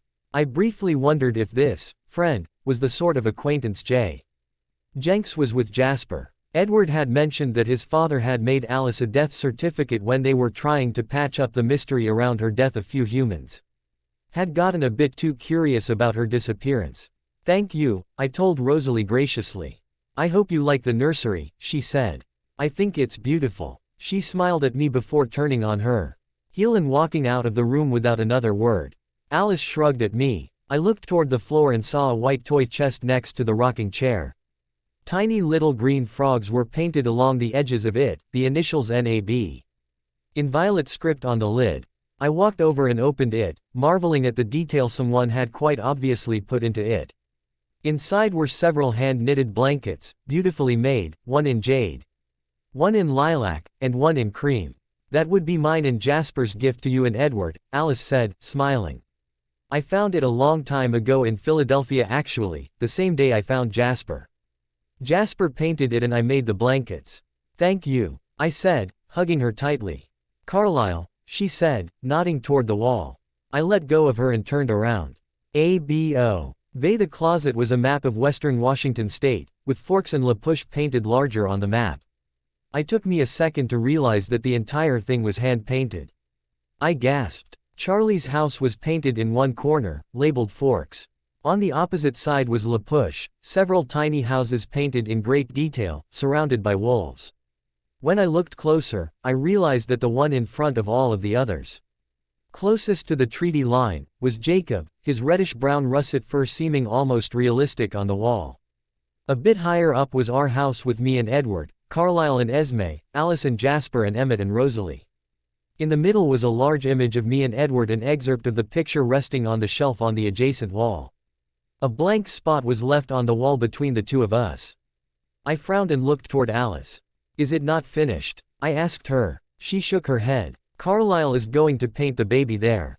We're just waiting until she's born to see what she is going to look like. I gasped in disbelief. My family had gone to great lengths to make this place beautiful for me and the baby, regardless of whether Edward was her biological father or not. The new RSRE was personalized with a little bit of each of them, but I couldn't help but feel like something was missing. I looked back toward the wall, toward the tiny little image of Jacob's wolf. Alice watched me, seeming to understand what was going through my head. Jacob dropped this by here the other day, she said, opening the closet door. I looked at her in confusion. What? I asked, shaking my head. Why would Jacob have come by? I hadn't noticed him come by. "'Twas when you were at Charlie's last weekend," she explained. "Jacob told me not to show this to you until we unveiled the nursery. He also said not to tell you that he had come by. I guess he figured it would have upset you." She reached into the closet and brought something out and placed it in my hands. It was a dream catcher. And underneath the circular web of intricate string, there were 3 braids of suede. Connected to each were feathers of every color imaginable, beads going down each of the braids, and little carved ings that matched the one I wore on my wrist. I knew he had carved them by himself and that he had spent a very long time on this. Alice handed me an envelope. "He told me to give this to you," she said. She headed toward the door. "I need to finish your room," she said. I knew that was her way of giving me some privacy, to work things out in my head.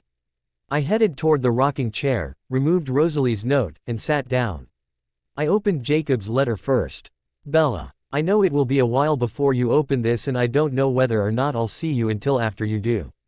I figured an explanation on should go along with the gift and I didn't think Alice would get it right. For a vampire, she's not really all that bad, I don't guess. Anyway, this is a dream catcher. It's supposed to keep all kinds of bad dreams away from the person who sleeps by it. So I'm hoping you'll keep it by the baby's crib. We don't want anything bad tainting the kid before she can even walk. I've matching one for the nursery I'm going to make. I know it's probably getting kinda close, but Billy and I have a plan that I'll tell you about later. So I guess I should explain a little bit about the dream catcher and why it looks the way it does. The 3 braids hanging down represent me, you, and the baby. The longest one is for me. It has the biggest feathers, the biggest beads, and 10 wolves. Representing the pack as it is now. I also put in letters that spell out DAD. The middle braid represents you. I wasn't really sure what to put on it, so I put things that remind me of you, how I like you best. Feathers in your favorite color, blue, beads in all sorts of colors, and little carvings of cacti for phoenix and raindrops for forks and little letters that spell out MOM. And then, the shortest braid is for the baby. I put pink beads and white feathers. I don't know what color the nursery is and it might not match it, but oh well. I was going to put her name on it, but I don't know what you've picked out. I'll add it whenever you pick out a name, or if you have, when you tell me what it is. Anyway, I hope everything is going okay with you and the baby. I haven't been around very much, I've been busy with pack stuff. You should come over soon. I miss you. Jake. I was stunned by the time I reached the end of the letter. I never thought that Jacob would actually take the time to make something like this. It was so unexpected. I knew Jacob probably just wanted to have something in the nursery to remind the baby of him, but this seemed so much more than that. I looked down at the dream catcher in my hands and realized that this was Lapush, Forks, me, Jacob, Charlie, Renee, Phoenix all wrapped into one tangible object. I blinked back the tears that were blinding my vision and fought to keep my composure. I looked up and saw Edward standing in the doorway. She did an amazing job, he said, looking around. I saw bits of pieces of it in her thoughts, but this is just remarkable. He smiled and walked over to me. He stopped suddenly with one look at my face. Are you crying? He asked. No, I sniffed. Yes you are, he replied, looking down at the dream catcher in my hands. Did Jacob make this? I simply nodded in response. Can I see? He asked, kneeling down to my level. I handed it to him, worried that he was going to break it. I pushed away that fear. Edward would never do something so callous. I should have made you something, he said. I knew from the tone in his voice that he felt like Jacob had outdone him. I didn't ask him to do this, I said. It was unexpected. Edward simply nodded. I know. You never ask for anything. I don't deserve either one of you, I said, wiping my eyes with the back of my hand. You've got it wrong, Edward replied, shaking his head. Neither one of us deserve you. I rolled my eyes. Edward placed his cold hands on my belly, making me shiver. This little girl is going to be the luckiest baby in the world, he continued. To have you for a mother. I looked into Edward's eyes. How can you still think so much of me after I hurt you like that? I asked him incredulously. Bella, I've hurt you before. But when 2 people love each other, when 2 people are married, they forgive and forget, he said. If anything, what happened between us that night was my fault. I'm the one that asked Jacob to give you what I couldn't. That was my idea. And so everything that comes back from that comes back to me and is on my shoulders. I shook my head. Bella, think back to our honeymoon. If I had behaved like a normal human, or if I had thought of every single thing that could have gone wrong, maybe I would have put on a condom or had Carlisle prescribe you some form of birth control. No, I said, interrupting him. What happened has already happened and I wouldn't have changed it for the world. If I hadn't gotten pregnant with EJ, then I wouldn't have realized that I wanted to be a mother more than anything. If I hadn't gotten pregnant with EJ and lost him, then I wouldn't have Nora right now because I wouldn't have realized that this is the path that I wanted. It just took a little figuring out. I cannot wait to have my daughter in my arms, and if it wasn't for you who thought up this plan in the first place, if it wasn't for you who had insisted I do this, then Nora wouldn't even exist. Edward just stared at me. For once, I'm speechless, he said, shaking his head. I smiled at him, really smiled at him for the first time in 2 months. We can work things out, Bella, he said. I know we can. Edward, what if this baby is a werewolf? I asked. What we spend the next 15 years together and then the baby transforms. Then we'll deal with it together, he replied stoically. Edward, I don't know what path I want. I'm torn. I paused, unsure if what I was about to say would hurt him more than anything I'd ever said or done. I can't see how this baby will work into the life that you and I always talked about having. I saw the pain flash behind his eyes. We'll work it out, he promised. We'll work it out. He hugged me, but doubt plagued my thoughts, screaming at me, tearing at me. Jasper and I are going hunting, he said, straightening up. I don't want him going alone, he trailed off. I'll be back later. He kissed me on the top of my head and then kissed my belly. In a flash, he disappeared, jetting out of the room. I sighed, setting Jacob's letter aside and moving to Rosalie's, desperate to clear my head, to think of something else. Bella, I know you and I have never been best friends, to say the least. I also know that I've explained to you what happened to me and how I became what I am. I guess this is me extending an olive branch of sorts. I've noticed that you and Edward seem to be having issues. I don't mean to interfere in anything that isn't my business, especially because I know Edward would be furious with me if he knew that I'd tried to. However, I would like you to know that I think you've finally chosen a decision that I would have if I were human. I've always wanted to be a mother. Emmett and Edward are probably the only 2 people in the world that can really understand Emmett because I've cried to him about it, Edward because he's always been privy to certain information I've wanted to keep to myself. Then again, he's not one to talk about things or badger me about it, so I've never really minded. Anyway, I can't even begin to imagine how difficult things must be for you right now. I know that you and the werewolf are close friends and that he cares about you nearly as much as Edward does. I guess what I'm trying to say is that if you need anyone to talk to, don't hesitate to come to my room and talk to me. I know it sounds sort of silly, but I do feel kind of left out since you and Alice are so close and all. By the way, I hope you like the rocking chair. It was in my room for a time, but I upholstered it to match the baby's room. I love that name you picked out for her, too. Nora was my grandmother's name. Hope to hear from you soon. Love, Rose. I refolded Rosalie's letter and stuck it on top of the toy chest, sighing. Instead of getting less to worry about and less to think about, it seemed like things were just piling onto me. What did I do to deserve this? I awoke at 9 o'clock at night to find Bella sitting in the corner of my room, looking at me rather strangely. I watched her for a moment, through the darkness that accompanied early March nights. She was visibly upset. Bella, I yawned. What's wrong? I drove here, she said, looking down at her knees. Obviously, I said, my voice still full of tiredness. I was slightly alarmed. Why? I've just got too much going on in my head, she confessed. Sighing, I needed to get away from the house for a bit and so I started driving around. This is where I ended up. I nodded. Is anything wrong? I repeated. Yes and no, she said, shrugging. Nothing's wrong in the sense that I can't really put my finger on exactly what's wrong. I knew exactly what she meant. I also knew what she was thinking, what lay unspoken. Do you need to go on patrols tonight? She asked me. I can leave. Leaving was the last thing I wanted her to do. I'm sure Seth and Leah can do just fine without me tonight, I said hurriedly. It's just that it's 9 o'clock at night and you're sleeping. You usually only do that when you have a late night ahead of you and I was tired after patrolling this morning. I just wanted to take a nap and I ended up sleeping for much longer than I intended, I lied. Stay. Bella nodded, her hands resting on her rather large belly. Edward had his hands right here, she said slowly, showing me exactly where his hands had been on her stomach. It didn't feel right. I didn't tell him, but Nora shivered away from him. I felt her move away, she said softly, shaking her head in apparent disbelief. Nora, I asked. Maybe the baby realizes that the bloodsucker's a monster, I couldn't help but think. I decided to name her after someone in your family. I thought your grandmother's name was beautiful, she said. Speaking quickly now. If you don't like it, you can suggest something else. I just thought. It's perfect, I said, smiling.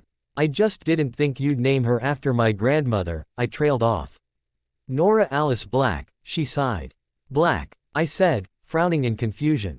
Would you prefer Cullen? Alice said she saw a vision between me and Edward after the baby was born and how we chose Black instead. I was quiet, trying to keep the emotion in my voice under control. I just didn't expect that, that's all, I said, gruffly. Bella got up from the chair she'd been sitting on by the closet and made her way toward me through the darkness. She sat down next to me on the bed. Thank you for making the dream catcher, she said. It's hanging above her crib, next to the window. Does it match the nursery? I asked her. Well, not exactly, she replied. The nursery is purple and white and light green with light green walls. The dream catcher is all sorts of different colors. But it's beautiful, it fits the room, she added. I wasn't sure if she was just saying that to make me feel better or not. Oh, I said. You said you needed to tell me something the next time we were together, she pressed. My mind immediately thought back to the note that I had written her that had accompanied the dream catcher. I need to put the baby's name on the dream catcher, I said. That's what you were going to tell me. I sensed the disappointment in her voice. No, but I just thought of it, I replied. She rolled her eyes. I was going to tell you that Seth is moving into Charlie's to live with him and Sue, I said. Does that have ramifications on the pack or something? Bella asked cluelessly. Not really. Seth is fast enough to run here and make it in just a few minutes. He'll still spend the majority of his time here, but he'll go back to Forks to sleep. It's mostly just a place to put his stuff. Bella nodded, but I could still tell she didn't get what I was saying. But won't Leah be all alone in that house? She asked. I mean, I know she's my age, but... Sue asked Leah if she wanted to move into Charlie's with them and she said no. The Clearwaters had a little shed. I guess you could call it, in the backyard. It's a little bigger than an actual shed, it's where Harry did his woodworking projects and where his gardening supplies were. Sue sold most of the stuff after Harry died. She had the thing completely remodeled and turned into a tiny house. It's got a kitchen, a bathroom, and a living area. Upstairs, there's a kind of loft thing they added that had space enough for a bed. Quote, so wait, you're moving there? Bella asked. Jake, that's great. She squealed. No, I said, shaking my head. She still wasn't getting it. Leah's moving there. I'm working with Sue to figure out how to buy the house with the money that was left to me when my mom died. Billy's helping me. Bella's jaw dropped. You're buying a house? She asked, shaking her head in disbelief. I'm buying a house, I repeated. That's amazing. Wow, Jake, I'm so happy for you. She said, hugging me. Yeah, well, I'm going shopping for the nursery pretty soon. Emily's sister has Claire's old crib and changing table set that she's giving to me. I guess Sam and Emily are buying their own because she's not giving it to them. Leah's room is a pale green and it's right across from the master bedroom. So I guess that will be the nursery. Seth's room is blue and I didn't think it'd be appropriate for a girl. Most of the furniture is going to be left behind. Leah's taking all of her things. But her place is too small for most of it and Charlie's house is already full. I don't think Sue wants to take too much of it because most of it just reminds her of Harry, I finished. So will you and Leah be neighbors or will it be like she's living on your property? Bella asked. I should have known that when I threw Leah into the mix that Bella would have said something about her. Sue is selling me half the land. The rest of it is just going to be Leah's, I replied. It's about a half acre, I guess. Bella nodded, she leaned back on the bed and turned on her side. I could just sleep here, she murmured. I lay down next to her and put one hand on her belly. I could feel Nora moving ever so slightly against my hand. I wasn't sure how long we laid there, one of my hands on her belly. The other entwined in her dark brown hair. Bella, I love you, I murmured in her ear. I didn't receive a response. Bella was already asleep, her chest rising up and down with every breath. I watched her sleep, in awe of her every move, the way her face twisted as she dreamed. I wondered what she was dreaming about, whether it was a good or bad dream, and if, just maybe she was dreaming about Jacob. My Jacob. My jaw dropped and I was staring at her, watching, waiting for her to talk again, to say something more, to elaborate. She didn't, but her words echoed in my thoughts. Almost as if they were searing themselves into my brain. Blank, underscore, blank. I woke up the next morning to find Bella wrapped in my arms, sweat beading at her forehead. I immediately let her go and went and got a fan and put it in the room. As I was plugging it in, she woke up and sat up in the bed, her legs crossed under her. "Is it just me or is it really hot in here?" she asked, yawning, a goofy grin on her face. "It's just you," I said, smiling back. "Wipe that silly smirk off your face," she said playfully. "Smirk? What smirk?" I asked, innocently shrugging my shoulders. "I'm so tired." She yawned again, ignoring my question. "What, you didn't sleep well?" I asked. "It's not too comfortable, sleeping with a space heater in the bed," she said, fanning herself dramatically. "Better than sleeping with a life-sized human ice cube," I muttered. She heard me. "Jacob!" she exclaimed. I just smiled at her. We headed out the door, into the kitchen.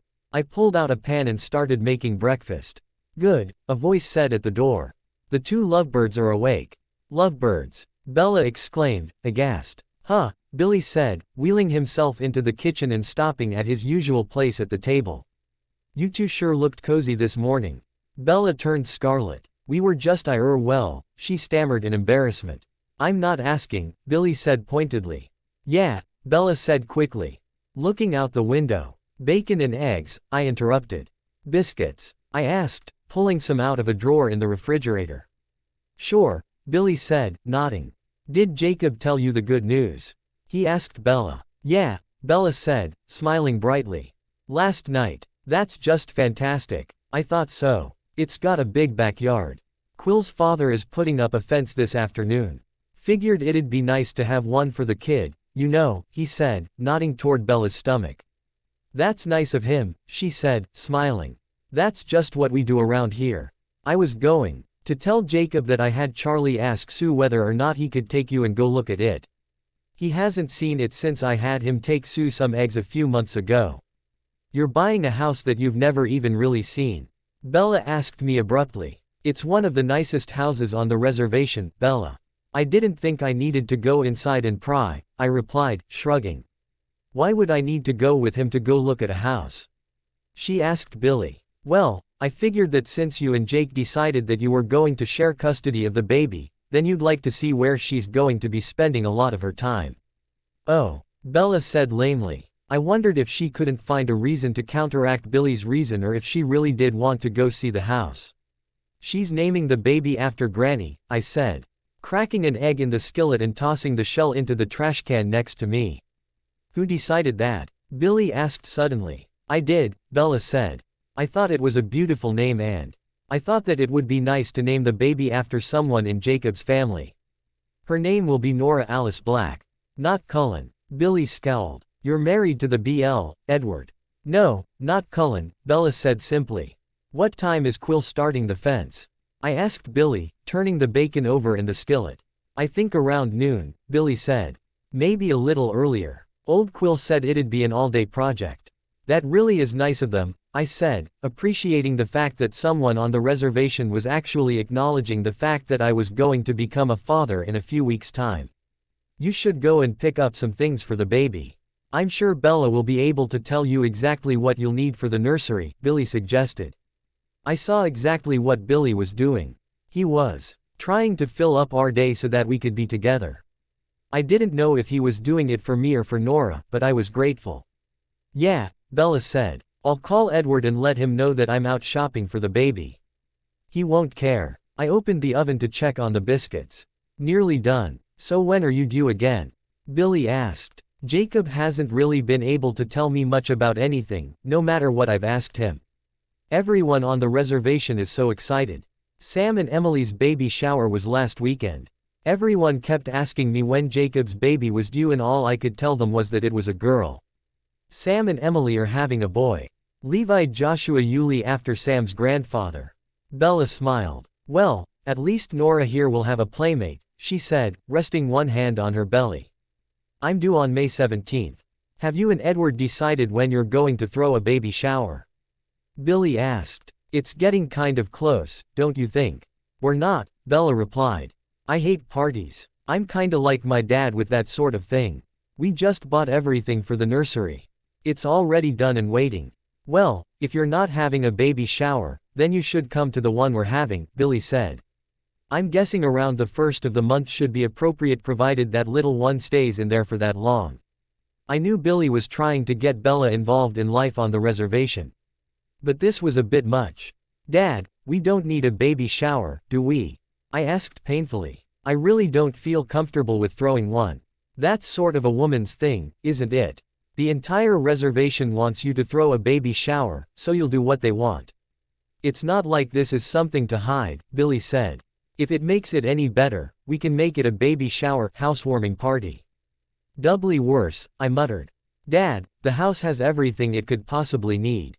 You're throwing a party and that's the end of the discussion, Billy said. By the tone of his voice, I knew the topic wasn't up for discussion. I groaned. I can help, Bella said. Maybe if I throw the party, then you won't feel so out of place, she offered. Besides, getting to KN. How the people on the reservation would be kind of nice. I've already met Sam and Emily and Quill and Embry and everybody and I know Seth pretty well. Fine, I said, pulling the biscuits out of the oven. I turned the stove off and slid the eggs and bacon into huge bowls and sat them in the middle of the table. I turned to put the biscuits on a plate. Pick up invitations while you're out, then, Billy said. I'll probably go over to the house and keep old Quill company. Bella came over and pulled out the plates from the cabinet and started setting the table for me. Thanks, I said, smiling at her. No problem, she replied. Billy. Jacob, what do you guys want to drink? She asked. Tea, Billy said. And help yourself to whatever you want, sweetheart, he replied. I sighed. Billy could be quite the sap sometimes. Pepsi. I told her, bringing the biscuits over and setting them in the middle of the table. Right at noon, Bella and I headed over to the Clearwater's old house down the street. Quill was standing outside his grandfather's truck as we walked up. Hey Jake, Bella, he said. As Bella cleared the truck bed and passed him, Quill turned full around and gaped at her belly. Damn, Bella, he said, his eyes wide. I knew you were pregnant, but I didn't know you were that pregnant. I'll take that as a compliment, she said hesitantly. I'll be 7 months next week. Congratulations, Quill said, pulling his grandfather's toolbox out of the truck bed. That's just crazy though. I mean, Jake, you're only 17 and you're going to be a dad. I wasn't sure what to say to that. I just bit my tongue and kept my mouth shut. Thanks, Bella replied, ignoring Quill's comment about my age. She looked over at me and gazed at the house. So this is it? She asked, placing her hands at the small of her back and nodding toward it. Yeah, I said, trying to keep the pride in my voice at a minimum. This is it. It's really pretty, she said, heading up the walk toward the porch. I love the porch swing. She grinned, nodding toward the white swing hanging next to the front door.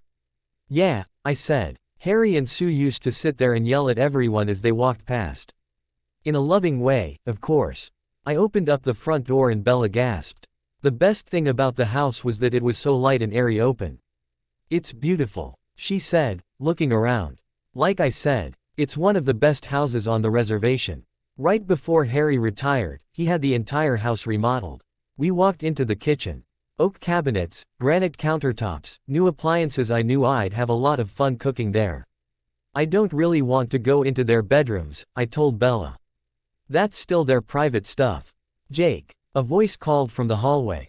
Leah was standing outside her bedroom, her arms folding across her chest.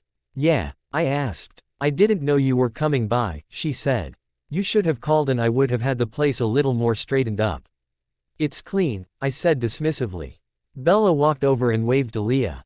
Oh, hi, Leah replied. I didn't realize Jake had brought company. Didn't you say you wanted to use Leah's room for the nursery? Bella asked, placing one hand on her belly. I saw Leah's eyes narrow ever so slightly. Yeah, I admitted. Leah's new place is really amazing though, I told Bella. If the baby weren't coming, I probably would have just asked to move there myself. Bella looked out the window toward the little house in the backyard. Yeah, she said. You can't even tell that it used to be a shed. I had the walls painted a bright blood red, Leah said. It's a lot more my style, she quipped. I could feel the tension in the room.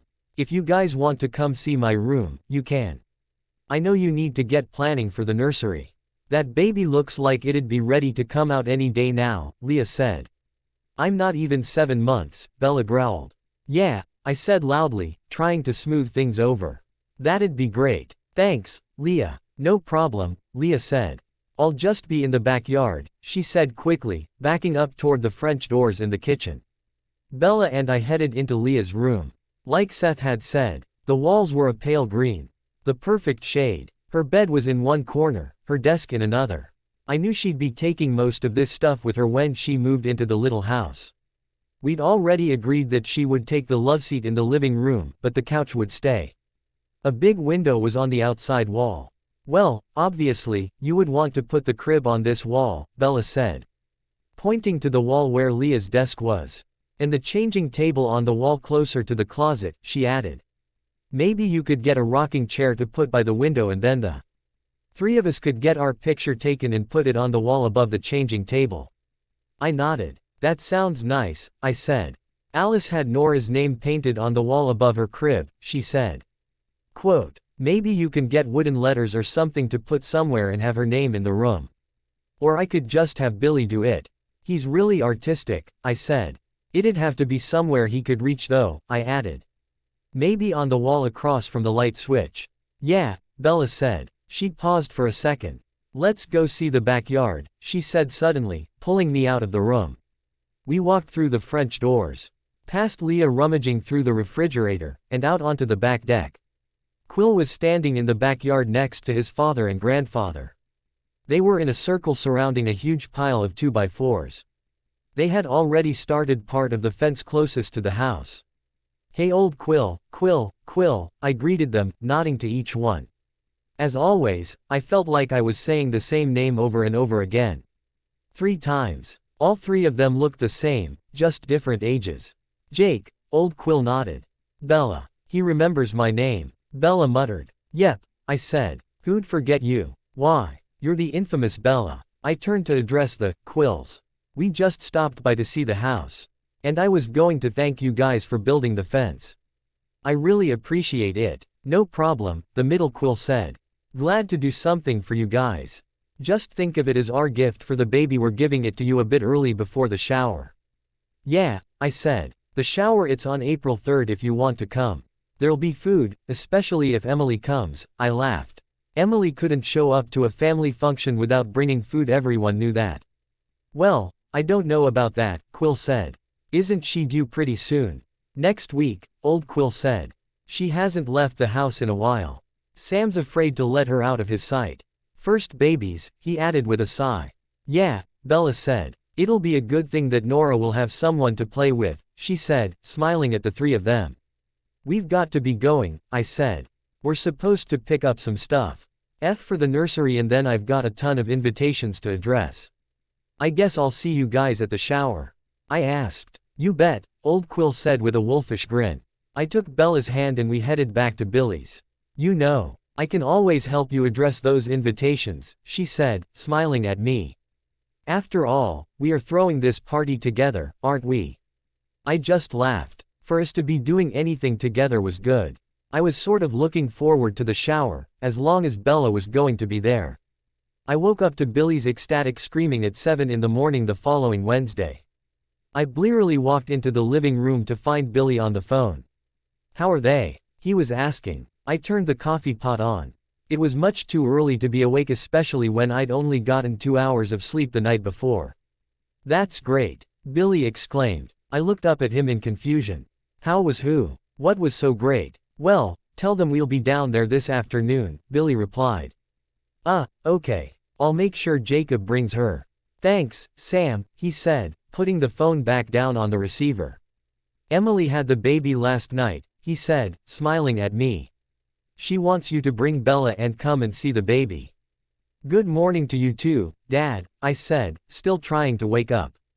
It's a great morning, he said, wheeling himself over to the kitchen table. I got started on breakfast, paying careful attention to not burn the house down in my sleepy haze. Blank. Bella came over around 1 o'clock. I had made sure I'd had a nap before she came. I'd also taken the opportunity to put on some actual clothes, one of my nicer white t-shirts and a pair of dark jeans, my only pair that I saved for when I actually went places. Wow, you actually look nice today, Bella said. climbing out of her Mercedes. What? I don't look nice any other day. I asked her, feigning to be hurt by her comment. It's not that, she said. It's just I'm not used to seeing you in regular clothes. I'm too used to seeing you in sweatpants and no shoes and no shirt. I laughed. I actually save nice clothes for when I go places, I said, placing my hands on my hips. Bella nodded. So are we taking the rabbit or do you want me to drive? She asked. Billy wheeled himself out of the house and down the ramp on the side of the house. Bella should drive, he said, eyeing her Mercedes. Is there enough room for my chair in the trunk? Yeah, Bella said. Do you want to go ahead and leave? She asked him. Yeah, Billy replied. We should probably pick up a cart or something, he added as a second thought. I gave them a gift at the shower already. All right, Bella said. We can stop by a grocery store or something on the way there. Sounds good. I walked over to help Billy into the car and then put his wheelchair in the trunk. I sat next to Bella in the passenger side seat. So how are Sam and Emily and the baby? Bella asked. They're fine, from what Sam told me, Billy remarked. He said she had a really quick delivery. That's great, Bella replied warmly. I hope I'm that lucky. Emily wanted you to come and see the baby, I said. I'm not really sure why. Well, they'll be the two youngest kids on the reservation, Billy reasoned. And who knows, maybe they'll end up together one day. Billy, don't go matchmaking with my daughter before she's even born. Bella said teasingly. Wouldn't dream of it, Billy replied, grinning at her. Blank. We arrived at the hospital around 2. We walked around labor and delivery for a good 2 minutes until Bella spotted Sam on the opposite side of the hallway in a room. She nudged me and then nodded toward him. Sam, I asked. He looked up and smiled at me. Hey, Jake, he said.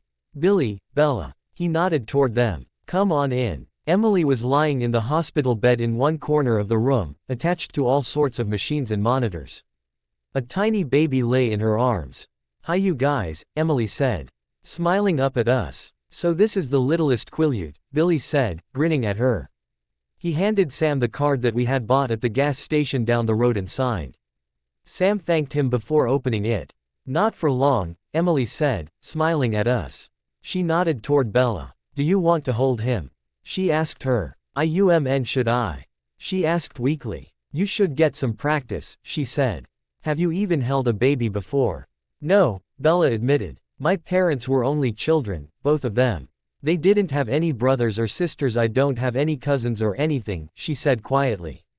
Come on over here and sit down, Emily said, indicating the chair next to her. Bella obliged Emily's request and walked over and sat down in the chair next to the bed. Emily sat up and placed the tiny baby in Bella's arms. Hi, baby, Bella murmured to the newborn. She placed one finger near the baby's tiny hand. He grabbed it, holding on tightly. He's beautiful, Sam, Emily, she said, not tearing her eyes away from the baby. Her eyes were filled with wonder and awe. Levi Joshua, Emily said. That's his name. He looks like a Levi, Billy said. Just as pretty as what you were when you were born, son, he said to Sam. Sam grinned. Maybe you'll be lucky like I was, Emily told Bella. I woke up at 3 in the morning and we drove here and they admitted me. When they finally got around to checking me, I was already 7 centimeters. Little Levi was born at 6:17 a.m. this morning. Wow, Bella said, looking back at her. I hope I'm that lucky. Are you going to a hospital to deliver? Emily asked. I mean, I know you live with Dr. Cullen. We haven't really talked about it, Bella said. We still have a lot of things to discuss. You'll be fine, Emily reassured her. You're good with him, she added, nodding toward her son. I've only held him for all of 2 minutes, Bella laughed. I watched the scene in silence. I could tell that. Both Sam and Billy were watching me from out of the corner of my eye, but neither said a word. I was too immersed in the scene before me to even care about anything else. Bella's tenderness, the way he cradled the tiny baby in her arms, that's all I could think about. I couldn't stop thinking about our baby and how it would be when she finally arrived. I wanted to have this scene unfold before me every day for the rest of my life. Bella finally looked up at me and smiled. I can't believe we're going to be parents in just a few weeks, she said, shaking her head in disbelief. It hasn't really felt real until now, she told Emily. I know, Emily said. I don't think it'll hit me that he's actually here until we get home. Do you want to hold him, Jacob? She asked me suddenly. I really don't think that's a good idea. I might drop him, I said, stammering. Nonsense, Emily replied, rolling her eyes. Come on. Jacob here has really grown up in the past few months, Billy said. Did you know he's buying the Clearwater's old house? Isn't Leah moving into the refurbished shed out back? Sam asked. They turned it into a loft, Billy answered. It's pretty nice from what old Quill told me. Come on, Jake, Bella said, a soft smile playing about her lips. Please, you can sit here. I haven't dropped him yet. I shook my head and sighed. I walked over to Bella and looked down at the baby. Emily smiled at me. Just for a second, Jacob, she said, her voice slightly pleading. If I'm not mistaken, you've never held a baby before, either. Aren't Colin and Brady the youngest kids on the reservation? I mean, besides Levi here. Fine, I said, giving in. Bella grinned and got up.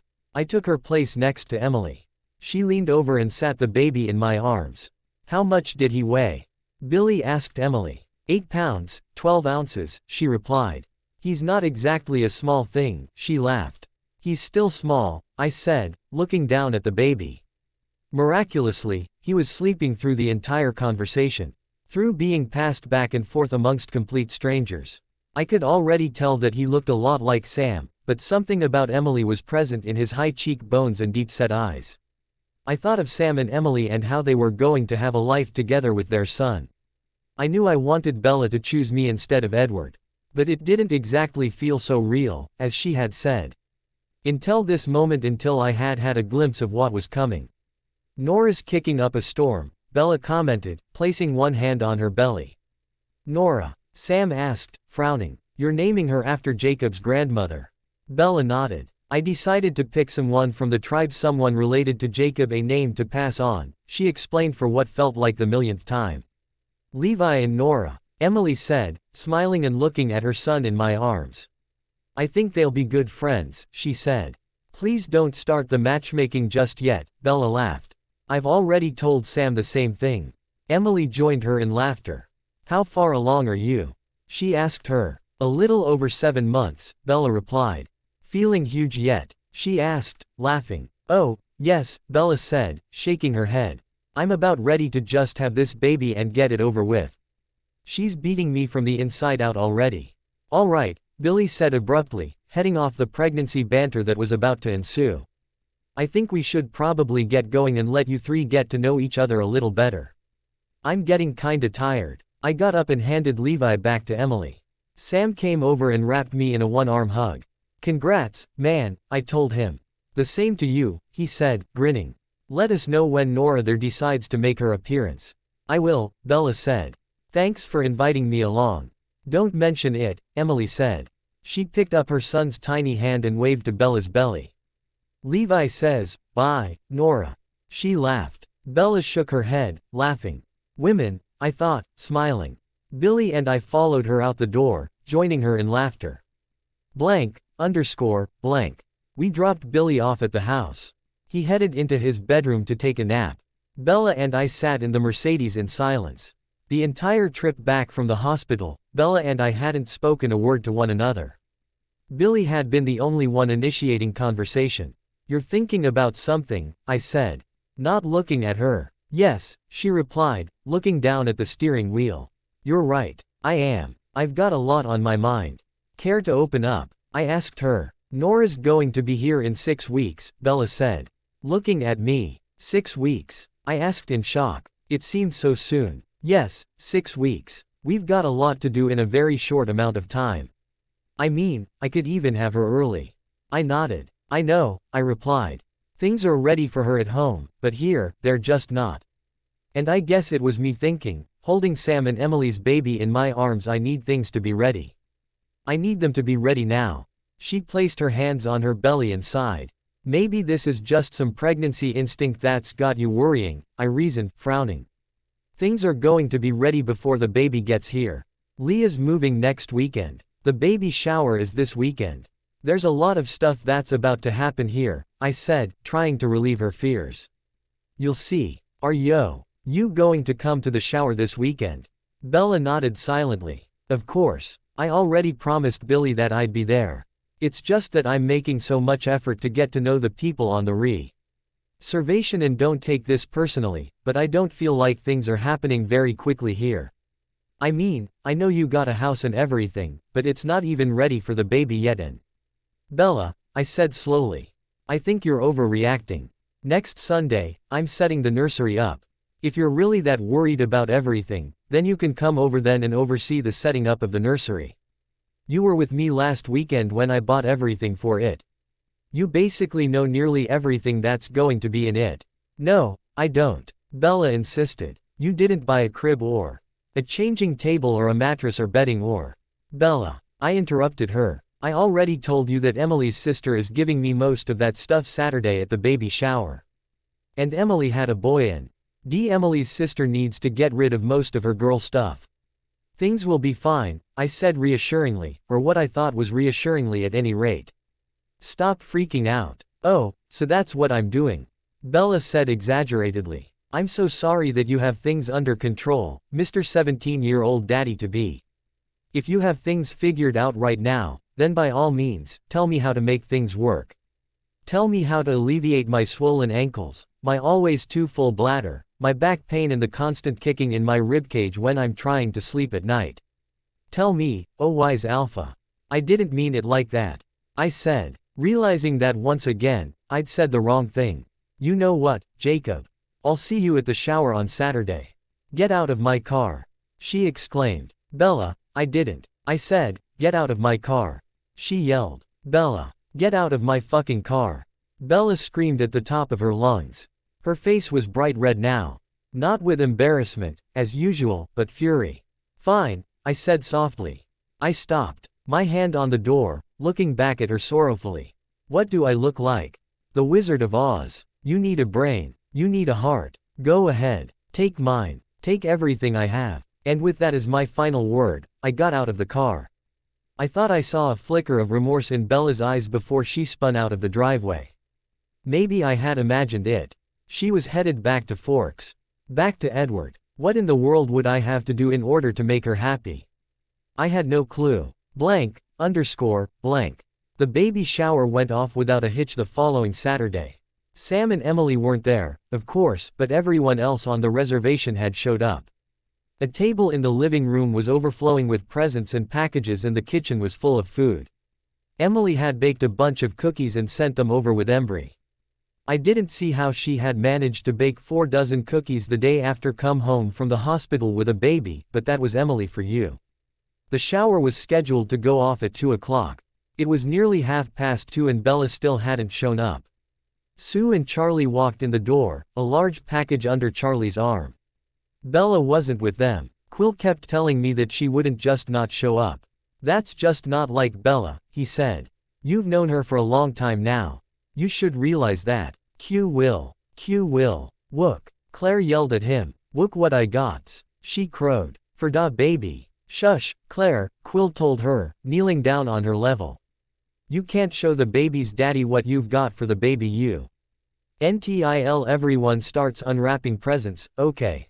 He told her patiently. I smiled at them, trying not to laugh. Late to her own baby shower, Leah tutted in my ear. She'll be here, I snapped. She wouldn't do that. Did you two get into a fight or something? She asked me. Not exactly, I said. She's just a hormonal mess right now. Leah nodded. Charlie, I asked, trying to get Leah off my tail. I ran over to him.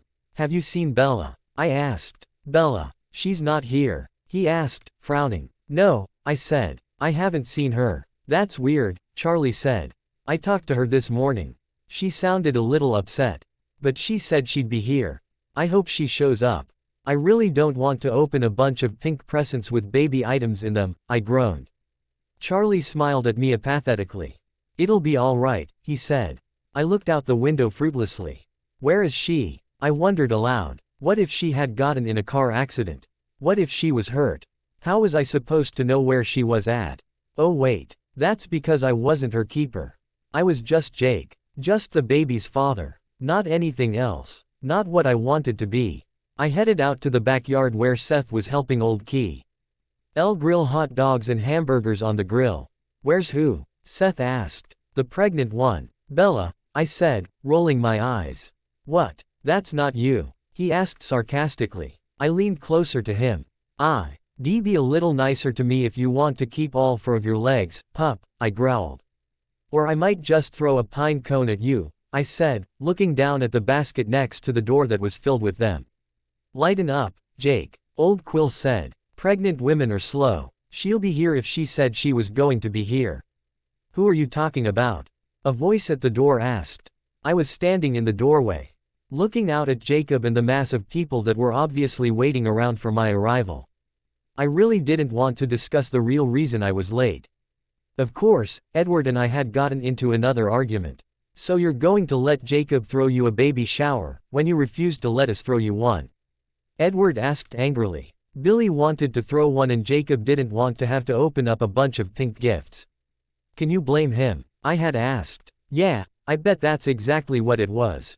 Edward huffed. Why are you always so jealous of Jacob? I exclaimed. I married you, remember? Not Jacob. Yeah, Edward growled. But it's obvious that you're in love with him and not me. You're the one that called out for him when we were supposed to be making love. That was an accident, I said, aghast. Why are you still bringing that up? I thought you said that you were going to forgive me and that we were going to try to work things out. Working things out meant that you were going to at least spend some time at home with me, not spending every waking hour in La Push with Jacob. Edward complained. I haven't spent every waking hour in La Push. I've gone over there like twice in the last week and a half. I defended myself. Jacob is the father of this child. He deserves to spend some time with me so we can figure out how things are going to work. So how many times have you slept with him since the baby was conceived? Edward spat. I just want to push him off a cliff. He fumed. I didn't answer him. I didn't trust myself to speak. I just walked out the door and climbed into the Mercedes and headed to La Push. I was already running late. Bella, Jacob asked, frowning. You're late. He was standing next to Seth and Old Quill by the grill in the backyard. I know, I said.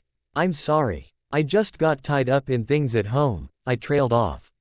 It's fine, Edward, Jacob asked intuitively. No, I lied. Just stuff. Okay, Jacob said. I could tell he knew that I wasn't telling the truth.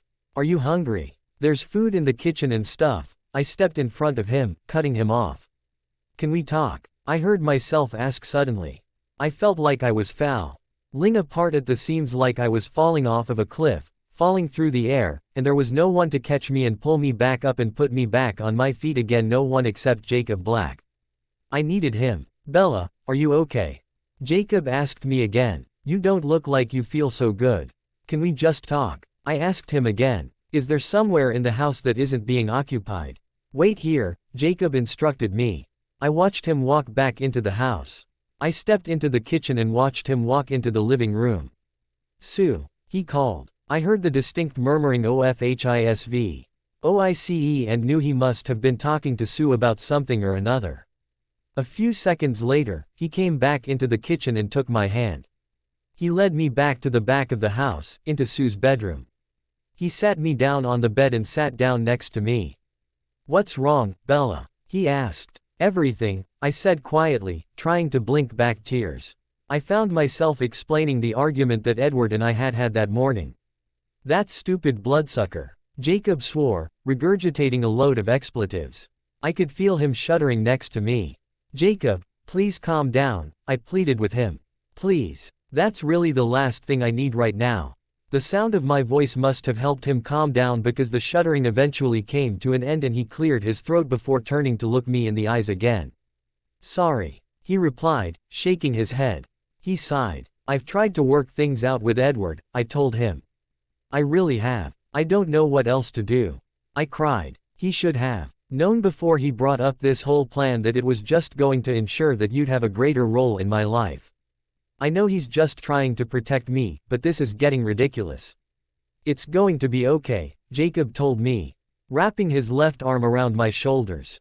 I rested my head on his shoulder and sighed. How is it going to be okay?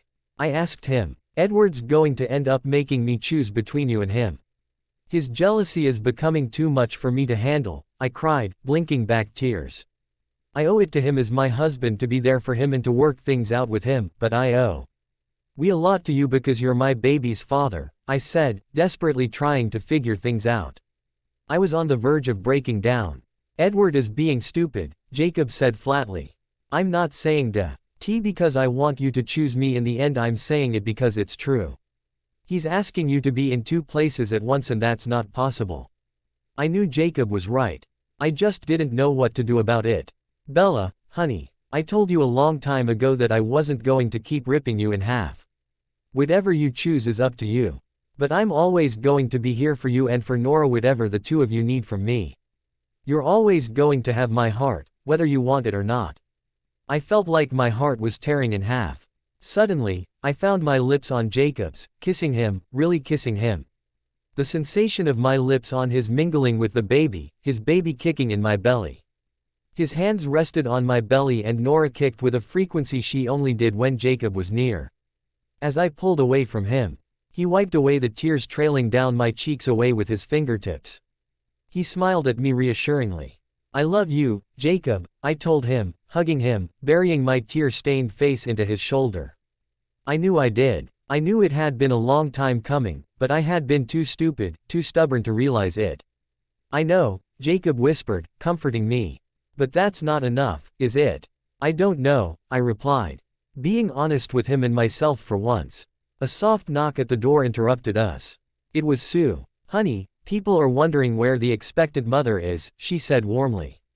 I sniffed back tears and Jacob hugged me tightly once more.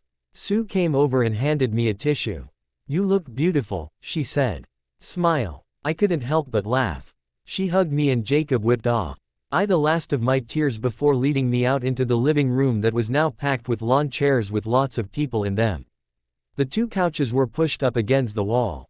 A living chair was in the corner of the room and Jacob led me over to it and sat down next to me on a lawn chair.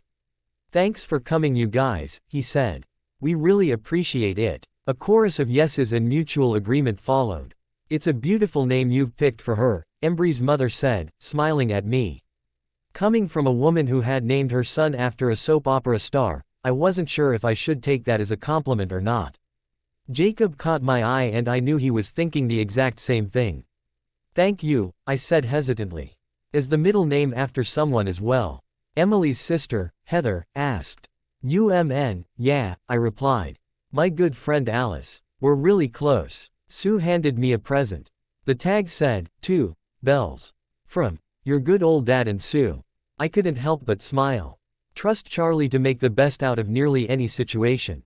My dad sure did know me through and through. I unwrapped their gift to find a bouncy seat in an eggshell color, Nora's name embroidered on the top of the seat in a forest green. Jacob picked out the theme and everyone tried to find things to match it, Sue said. I thought it was really cute. I embroidered her name on the top of it. Thanks, I said, smiling. Still uncomfortable with everyone's eyes on me. I continued to open gift after gift. A mobile with blue birds and robins hanging from it, a receiving blanket set in red, orange, green, and yellow, several sets of bottles. A beautiful bassinet with a yellow bumblebee pattern. After I had all of the gifts open and had graciously thanked everyone, Jacob handed me another gift, this one out of his pocket. Jacob, I said, noticing this gift was rather small and boxy. He leaned in toward me and smiled nervously. I could feel my heart pitter-pattering rather quickly. I just want to thank you for doing this for me, he said. Resting his hand on my belly. He leaned down and kissed it, soliciting AWWS from the shower guests. He sat down in front of me as I opened the box. I didn't have the heart to remind him that my original motive behind Nora's conception hadn't been for him at all, but for myself. Resting inside the box was a necklace with a silver charm on it, a heart with a garnet, a sapphire, and an emerald on one side and the letters J, B, and N on the other. I stared at it in shock and awe. It's beautiful, I whispered. Jake, you didn't have to do this, I murmured, knowing the necklace must have cost a fortune. I did it because I wanted to, Jacob replied. You still need to see the nursery, Heather piped up from one corner. I do, I said, grateful for the distraction. Jacob took my hand and led me into Leah's old bedroom, into our daughter's nursery. I thought Leah wasn't moving out until next weekend. I asked him, confused. She moved out yesterday, Jacob said. Heather came in from out of town with the girls and her husband and they brought the furniture for the nursery with them. There was nowhere to put it all, so Leah agreed to go ahead and move out before the shower. That was nice of her, I replied. Jacob had orchestrated the building of the nursery and Leah's move out in less than 3 days. I was shocked. We walked into the nursery and I gasped. The room didn't look the same anymore. Large trees were painted on one wall and the Pacific Ocean was painted on the other. The sun was painted above the closet and the carpet was the color of sand. Nora's name was in block letters above the window. The entire room was reminiscent of La Push. The crib was a cherry wood, the changing table matched it. The eggshell upholstered cherry wood rocking chair completed the room. I didn't want to leave. I was in shock, but in a good way. The nursery felt like home, how I'd always imagined my home to be. I loved it. It was the most beautiful thing I'd ever seen. You like it? Jacob breathed in my ear. Yeah, I gasped. I walked a bit further into the room. The closet was open and stocked with clothes and everything. Everything Nora could ever need. Above the crib hung a dream catcher identical to the one Jacob had made me. Heather brought over some clothes that were her daughter's when they were really small enough to just get us started. Plus the things that people brought for the baby already, he said, nodding toward the closet. I turned around and hugged him tightly, feeling guilty about what I had said in the car earlier in the week.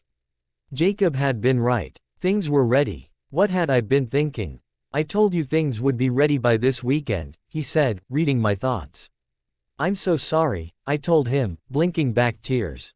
Bella, you're going to have to stop crying, Jacob laughed. He started wiping away my tears again. I can't help it, I exclaimed. This is just too much. And I was so mean to you, Loss. Tea time we talked. I don't deserve you to be this nice to me. You should be furious with me and still have that box, he asked, cutting me off. Yeah, I said, showing it to him. He took the box from me and pulled the necklace out. He walked behind me and put it on my neck. There, he said, grinning. I turned around and found myself kissing him again, wrapping my arms around his neck and letting the box fall to the floor. Quill walked by and Wolf whistled. Damn, you know sucking face like that can make you go into labor, he said. I jumped about a foot into the air. Shit, keep your mouth shut or you'll be walking with 3 legs, Jacob growled. No need to threaten anyone, Jacob. I admonished him. It's not like I was going to go to the bloodsucker's lair and tell them, Quill said, rolling his eyes.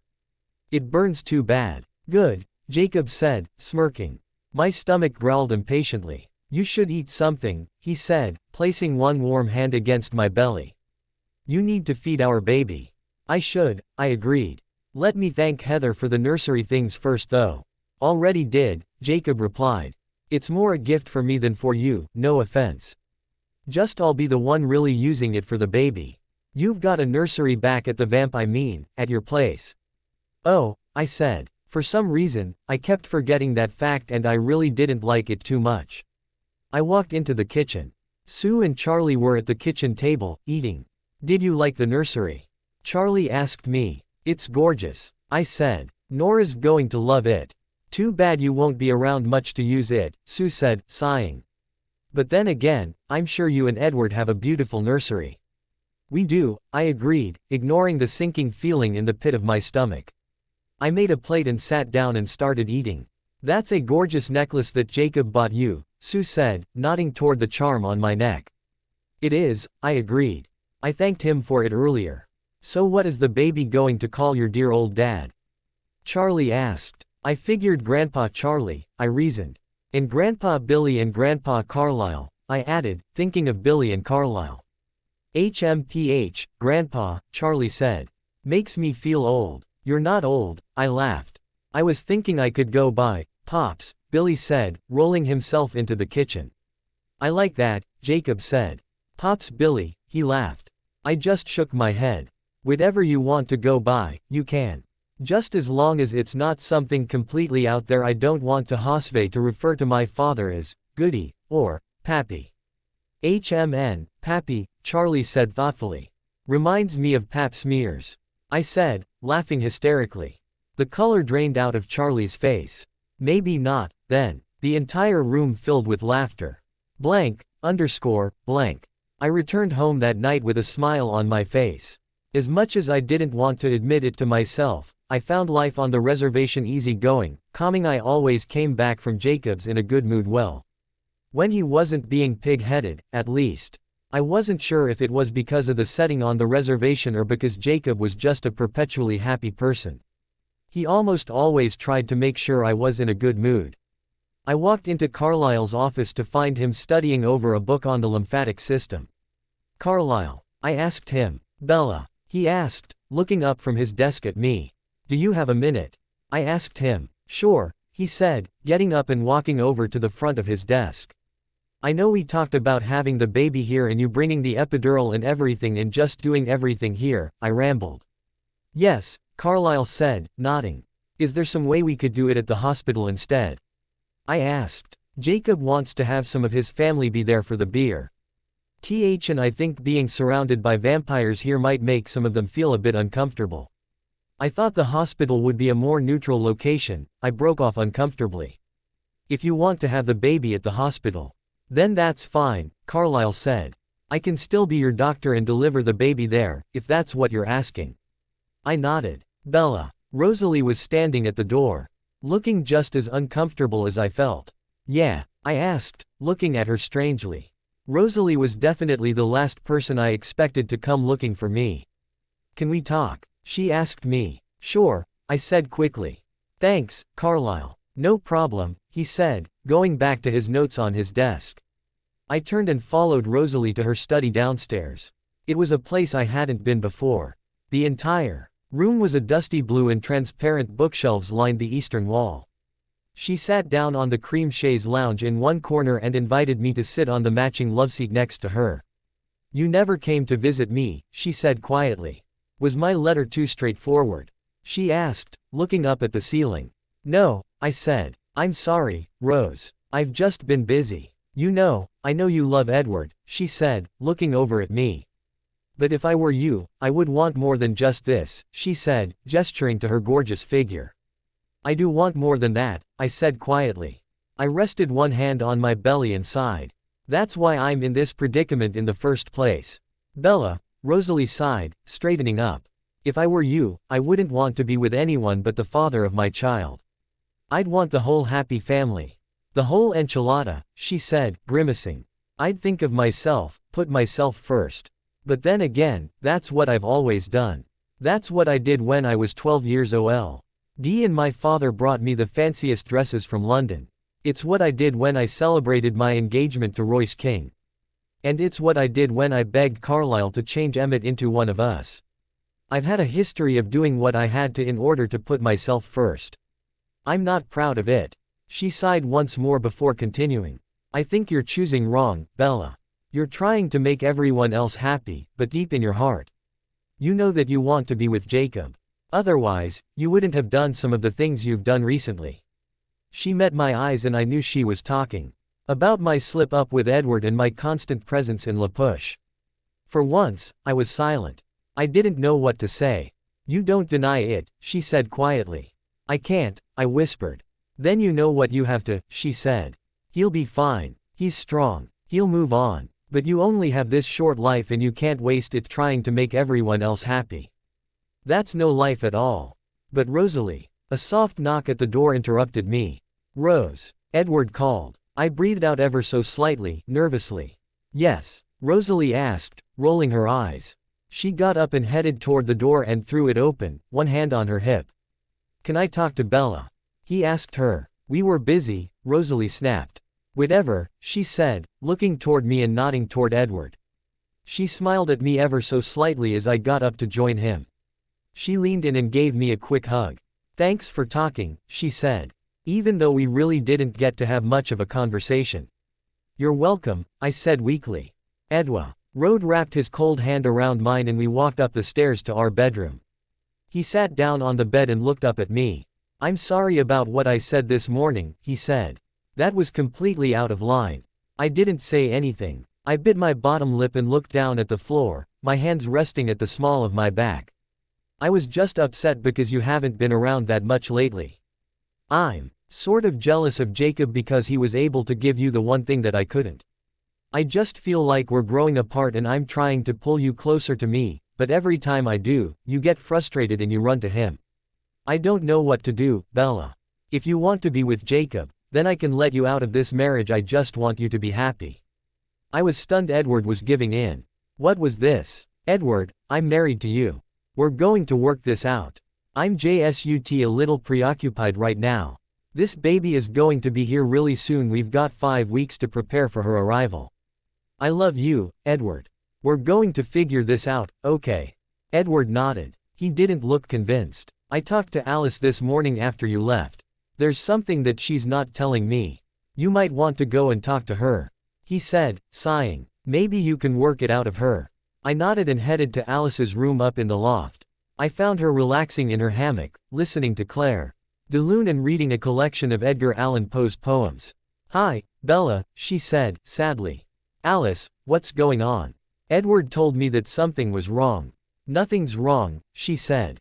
"Obviously something is. I didn't squeeze myself up that tiny staircase for nothing," I said irritably. "I had a vision this morning after you left. But you haven't realized it yet. You've made your decision," she sighed. "My decision?" I frowned. "My decision is to stay with Edward. We've already discussed this." Even as I said it, it didn't feel right. I knew who I wanted and it wasn't Edward Cullen. But that didn't matter. What I wanted didn't matter in the slightest. I knew that leaving Edward would break his heart. And no hearts were going to be broken because of me. Except for Jacob's. I could feel my chest tightening. I couldn't break Jacob's heart.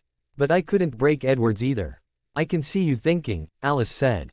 "It's not fair to stay with Edward if you love Jacob more than you love Edward. It's not fair to him and it's not fair to you and it's certainly not fair to Nora. I can't leave him," I cried, collapsing in the middle of the floor. "I can't do it. And I won't do it, Alice. I can't survive without him. You keep telling yourself that, but I don't think it's true. You keep telling yourself that so you have to stay with him. Just because you married him doesn't mean you love him more than you do Jacob. You just made a decision because you had to. You've got time before the baby gets here. Things are ready at both places. Everything's just waiting on you, Bella." She hopped down from the hammock and hugged me tightly. "No matter what happens, Bella, you're my sister. I love you," she said. "And I'll do whatever you need me to do for you. I just wish I could make this decision easy for you. I know it's got to be unbelievably hard." I just shook my head, choking back tears. "Calm down, Bella," she said. "Calm down," she murmured. "Don't get so worked up. It's not good for the baby." I forced my emotions back under control. "All right," I said, unable to cry anymore. I was all cried out by that point. That's all I had done all day long. You know, just be. 'Cause you're the first person Edward's fallen in love with doesn't mean that there won't be anyone else. I mean, he has eternity. But you only have this one short life. The best I can tell you is to make the most of it." I knew she was right. I just didn't know what it had to be so difficult. I thought back to a phrase I'd once told myself so often: death is peaceful, easy. Life is harder. Boy, was that ever true. I don't remember ever making a conscious decision to fall in love with Isabella Swan. I'm not sure what triggered it. However, midway through searching for my missing copy of the No.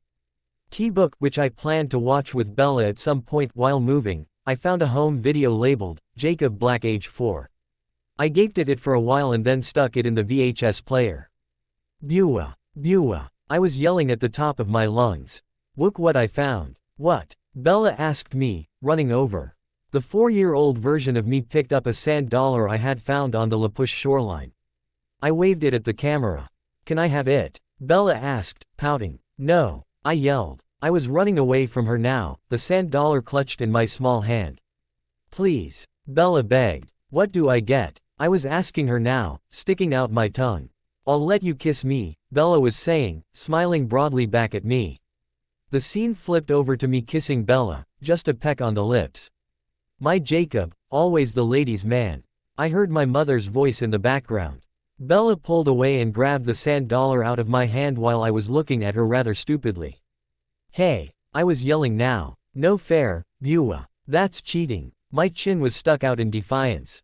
Bella just stuck her tongue out at me and turned around, running away. I chased after her, but she was 1.5 years older than me. Taller. She could run a lot faster. It was the summer. Bella must have been 5, then. I smiled to myself as I watched her run down the sandy beach. I looked back at my 4-year-old self, who was now pouting. Running to the camera with tear-stained cheeks, wailing, needing comfort from my mother. I didn't remember the beach scene happening. I guess I was just too little. But for a second, I found myself wishing I was 4 years old again. I knew that's when I must have fallen in love with her. Maybe even before then, who really knew? I sure as hell didn't.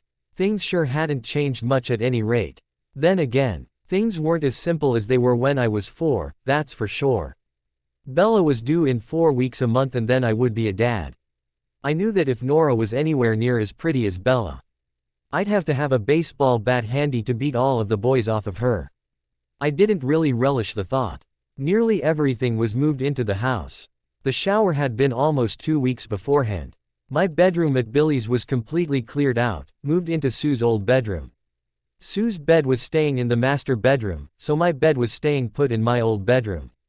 I figured Billy could just turn my bedroom into a guest bedroom or something. I didn't know what it was going to be like to be all alone in that house. I was glad that it was only right down the street from Billy.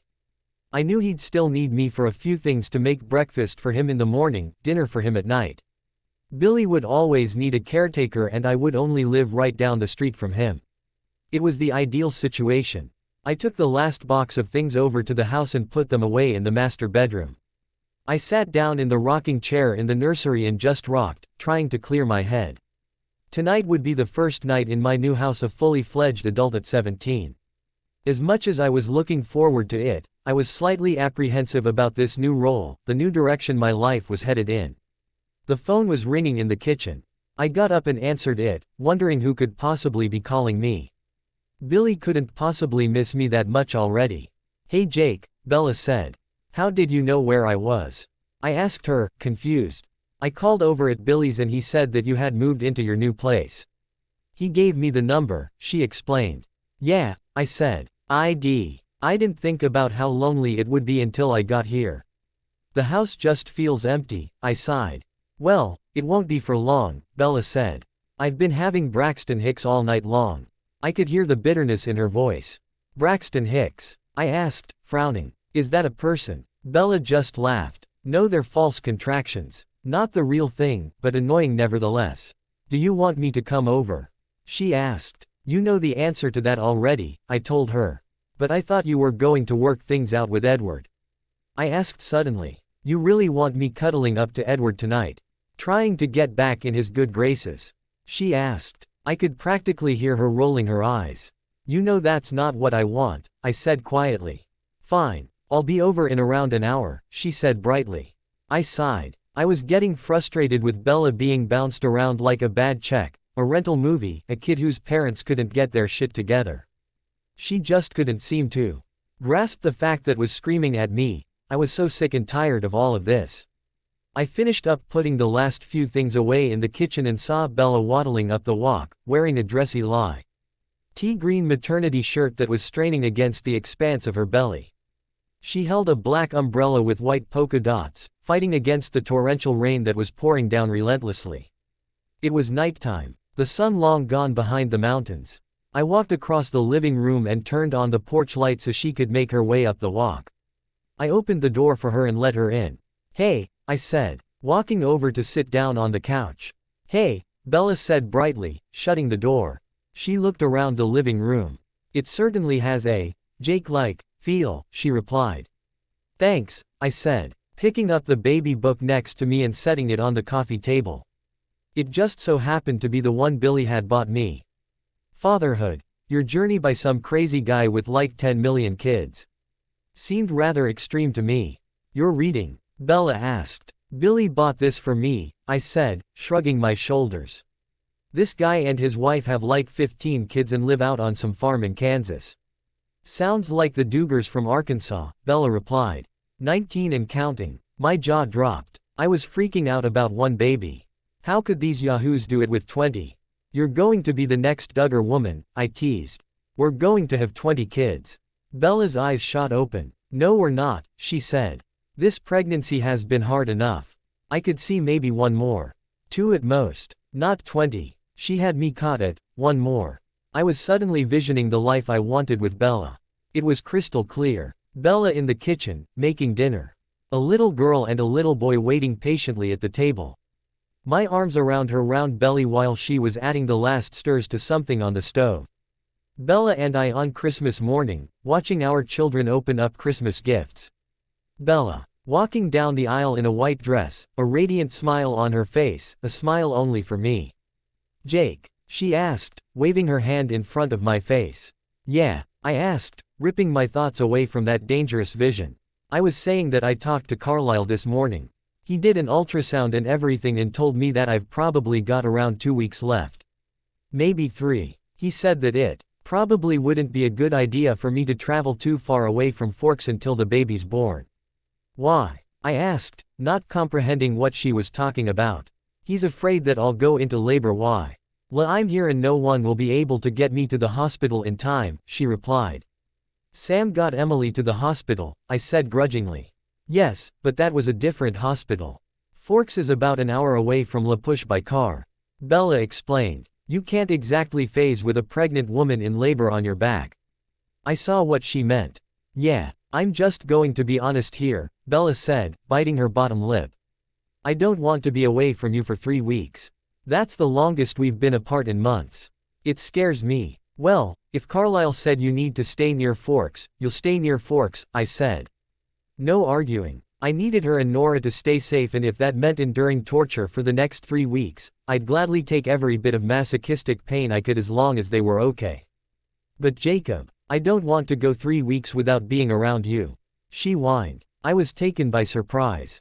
She didn't want to not be around me. It might not be that long. You could have the baby a little early.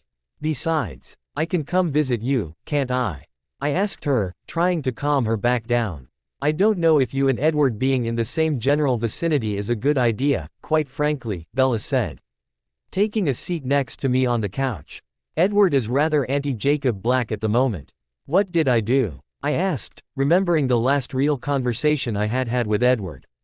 It had been around 9 months ago. But he had been nice to me, civil. What had gone wrong since then? It's just the fact that I've been spending so much time here the last few months, Bella said. What did he expect me to do? Run away after? I couldn't bring myself to say fucking run. Although that was what was running through my head. I don't think he expected our relationship to deteriorate to the point it has, Bella said, sighing. One hand flew to her belly. Ah, damn it, she groaned.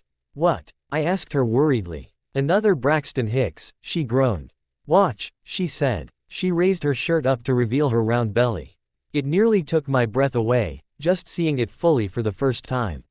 She winced and I looked closer. She placed my hand on her and I could feel her stomach slowly tighten and then release. A few minutes later, it tightened and released again. I usually get a few of them at this point in the night, Bella said.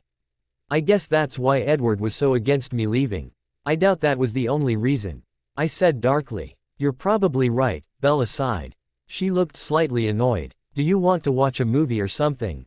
I asked her suddenly. We never got to finish Alice in Wonderland. What time is it? She asked. Around 8:30, I said. Once we finish it, if we start it right now, it shan't be around 11 or so. Is that too late for you to go home? Will Edward get all pissed off at me? I could care less, Bella said defiantly, setting her jaw. What movie do you want to watch? You decide, I said. I have Pearl Harbor, The Notebook, and Knocked Up. Bella made a face at the last one. HMN, she said. Tough call. Pearl Harbor is like 4 hours long or something. I don't want to watch Katherine Heigl birth a baby with Seth Rogen's vulgar humor, so I guess The Notebook it is. That's what I wanted to watch all along, I said, smiling at her. Then you should have just put it in. I wouldn't have minded, she replied. I put the movie in and came back over to sit next to her. I grabbed the remote controller and pressed play. She leaned into me and I wrapped my arms around her. She seemed a little cold. She sighed, rested her head on my arm. I watched the colors from the TV reflect off her eyes and grinned as she smiled at little funny parts in the movie. As the rain came pouring down on the television screen and Llie and Noah kissed passionately in the middle of the torrential thunderstorm, I leaned into her ear. Reminds me of you and me, you know. She turned and looked at me strangely, and before I knew what was going on, her lips were on mine. Her hands on my shoulders. She turned all the way around to face me and pushed me down on the couch. Whoa, slow down Bella, I murmured. Not a chance, she replied. I couldn't believe this was happening. Bella was in my house, on my couch, kissing me on her own free will. What had happened? We continued to make out for the next half hour, the movie forgotten. Eventually, Bella came back up for air. Jake, she murmured in my ear. What? I asked, my heart galloping erratically in my chest. I want you to make love to me, she whispered. I froze, my heart skidding to a near stop. Bella, I don't know if we should, I said, gesturing to her belly. Her reaction nearly broke my heart. Rejection seemed to wash over her, and I could see the tears stinging her eyes. You're married. We're not together, I continued, breaking off. I want you, Jacob. I want you, she murmured. Please. I kissed her softly. I want to, I admitted. My self-control was pathetic, and I could not ignore the pounding sensation in my groin. Is it safe? Yes, Bella whispered. I'm sure. Without asking any other questions, I got up from the couch. I took her hands into mine and gently pulled her to her feet. She kissed me once more, and my hands snaked around her belly. I picked her up, not breaking our kiss, and headed toward the bedroom. I laid her on the king-sized bed, the moonlight from the open window illuminating her pale white skin. I pulled away, taking her in. She was so beautiful. I sat down on the bed next to her, my hands roaming over her large belly. Taking her shirt off as my hands went higher and higher. I kissed her belly, making a trail all the way up it. She giggled. Jake, that tickles. She laughed. I pulled her shirt off and threw it to the side. She pulled her sports bra over her hand and threw it across the room. Her breasts were full, and I found it impossible not to stare. Bella noticed my gaze on her. I forgot, she said, blushing. I didn't have these the last time we. I kissed her, stopping her in mid-sentence. I pulled down her maternity pants and she kicked them off, reaching for my sweatpants. It was a mad frenzy. I needed her every single bit as she appeared to need me. I continued to kiss her, every single bit of skin I could find. Our hands roamed freely over one another as we kissed. Bella was riding underneath me, grinding her center against my thigh. The constant pounding in my groin grew to an almost unbearable limit. Panting for breath, Bella pulled her lips from mine. She ran her small hand along my length and looked into my eyes. Jake, please. My breath hitched at the look of ultimate desire on her face. I needed no further encouragement. Bella raised herself up on her hands and knees, and I entered her from behind. She shivered for a brief second in relief and moaned aloud. She leaned up, reaching her head around, and kissed me deeply. You have no idea how long I've needed this, she murmured. I never recalled setting a rhythm. My body simply took over as my mind was completely consumed by everything that was Bella. I was not aware of where my hands were traveling, how even my rhythm was, or how fast or how hard I was thrusting. All I knew was the warmth and comfort of Bella. Oh yes, Jacob, she cried out in ecstasy, only mere moments before my own climax crashed over me like a tidal wave. We collapsed. Gasping for breath, I pulled Bella close to me, kissing her on her forehead, completely sated. She looked up at me, a small smile playing about her lips. What? I breathed. I love you, Jacob Black. She whispered, kissing me tenderly. My heart thudded still once more. I never truly understood why I had fallen in love with Isabella Swan. I didn't understand it in the slightest. I wasn't sure what made Bella so irresistible to me, why I couldn't find anyone else, why I loved her more than life itself. I didn't need an answer. All I knew was that I would never stop fighting for her. I love you more, I murmured, kissing the top of her head. I wouldn't want to be Edward Cullen in the morning, I thought, pulling Bella closer to me. Blank. I suddenly saw a bright light peering through my eyelids. I groaned and turned my face back into my pillow, trying to turn away from the blinding brightness. Jacob, a soft female voice murmured, prodding me. 5 more minutes. I groaned. No, Jacob. The voice insisted, sounding rather frantic. We need to go now. HMN. I groaned intelligibly. I rolled over and opened one eye. Bella had a scared, frantic look on her face. I sat up and rubbed the sleep out of my eyes. It wasn't until I moved the blanket that I realized that it was soaking wet. Holy shit. Jacob, I think my water just broke, Bella gasped. Her eyes wide with shock. My eyes popped open and I realized the entire bed I was lying in wasn't soaked with water, but with fluid. I jumped up and pulled on my sweatpants. We've got to get you to the hospital. Now, I said. I didn't realize, Bella broke off, biting down on her bottom lip, one hand pushing down on her lower abdomen. I froze in shock for a split second before throwing her bra and underwear to her. I ran over to my dresser and pulled out one of my biggest t-shirts and sat it on the bed next to her. I pulled on a t-shirt and slid on a pair of flip-flops that I rarely wore. I ran into the living room and grabbed her rain boots. Where is your stuff that you were going to take to the hospital? I asked her. In the car, Bella moaned. All right, I said. Keys? I asked frantically. Car, she gasped. I quickly helped her get dressed and then picked her up and headed outside with her. I put her in the passenger side seat of the car, doing my best not to freak out. What are you doing? She asked as I climbed into the driver's seat. I'm driving you to the hospital, Bella, I replied. You can't drive she broke off again. I checked the clock in the car. If the clocks were synchronized to the same time, then that was her second contraction in 4 minutes. I cursed, slamming my hand on the steering wheel. Of course, it didn't cause much harm to the bulletproof steel steering wheel. I spun out of the driveway and Bella reached for her cell phone in the center console. I'm calling Edward, she said. Can't you wait to call Edward until we get closer to the hospital? I asked. I don't want him freaking out before we even get there. No, Bella snapped. I'm calling Edward now. Fine, I said, not bothering to argue with her. I got into the emergency lane and pushed the pedal to the floorboard. We shot forward like a bullet. I couldn't help but thank Edward for getting Bella a bulletproof car that went nearly 200 miles per hour.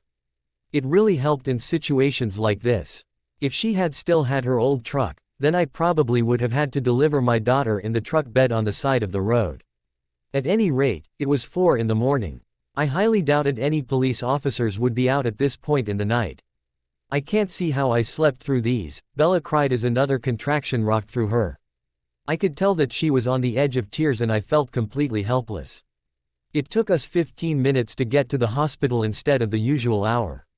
We didn't get stopped by a single police officer.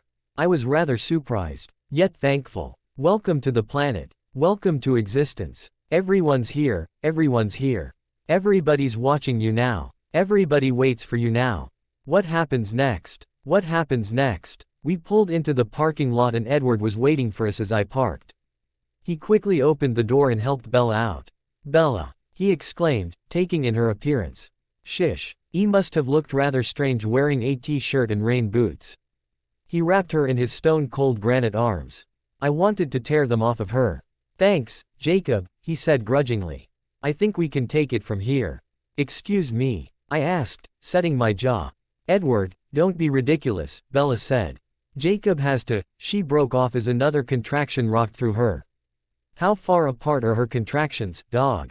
Edward snapped. 3 minutes, I said. Edward gaped at me for a split second and then picked Bella up and dashed into the hospital at the speed of light. Great, I muttered as a bright yellow Porsche pulled up beside me. Looks like I'm going to have to find this place all by myself. Don't be ridiculous, Jacob, Alice Cullen said, getting out of the car that had pulled up next to me. I'll help you find her. She's going to be in labor and delivery. She'll have the baby in Unit B and then they'll transfer her to room 411. I gaped at her. I knew she could see the future. But I had never personally seen the results of one of her visions before. I told Edward he wouldn't be able to get rid of you that easily, Alice said, shaking her head. Come on. Alice led me into the hospital and we went up to the second floor of the women's pavilion. Alice stopped at the desk. Hi, we're here with Isabella Cullen. I'm her sister and this is her baby's father, Alice told the nurse. An older woman who looked like a bitch.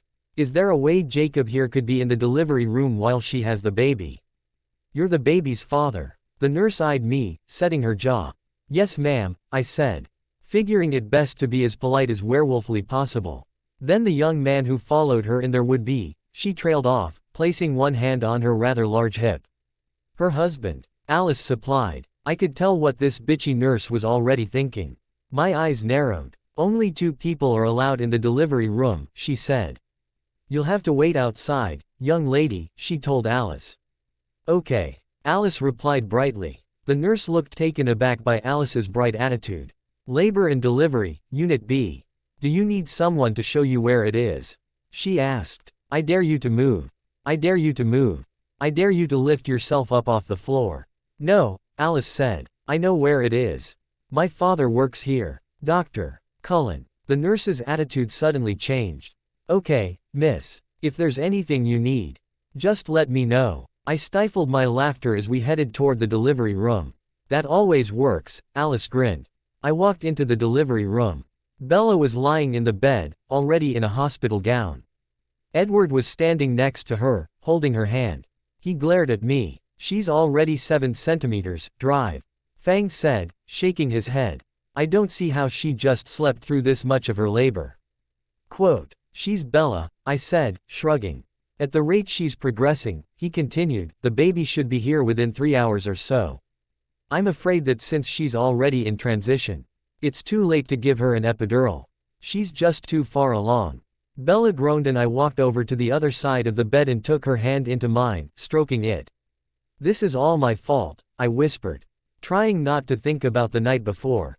Unbidden, the memory came flooding back to the forefront of my thoughts. Edward's head snapped up and he glared at me. "It's not," Bella said. "It's really not."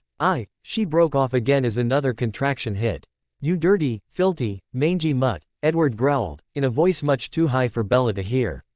My eyes flashed him and I deliberately let my mind settle on the part where Bella explicitly asked me to make love to her. I saw the pain hit his eyes and he stumbled backward. I'd never seen a bloodsucker stumble before. It was a relatively new experience. "Edward, are you okay?" Bella asked him. "Why don't you sit down?" "I'm fine," Edward sighed, shaking his head. He sat down in the chair next to him and scooted it up to Bella. "I dare you to move. I dare you to move. I dare you to lift yourself up off the floor." "I can't believe this is really happening," Bella said, shaking her head. "It doesn't feel quite real yet," she gasped. "It will when she gets here," I assured her. "Remember what Emily said. It won't feel real until you're holding her. And we have just a few short hours until then, okay?" "It'll be fine, Bella. I'm so sorry that you couldn't get an epidural. I wish Jacob could have gotten you here sooner, though. Maybe that would have helped." He glared at me while he said this and I knew he was blaming Bella's pain on me. "I hate hospitals," she groaned, trying to sit up in the bed. I knew how much she hated hospitals from her experiences while we were riding motorcycles and stuff. I suddenly remembered Bella's ruse after she had wrecked her bike, how we had run back to Charlie's and she had changed clothes and said she had hit herself in the head with a hammer in my dad's garage. I smirked. "Remember when Tyler Crowley nearly ran over you with his van?" Edward asked. "Carlisle told me how sullen you seemed while he was checking you over." "Edward, no offense, but I really don't feel like talking right now." Bella gasped, closing her eyes.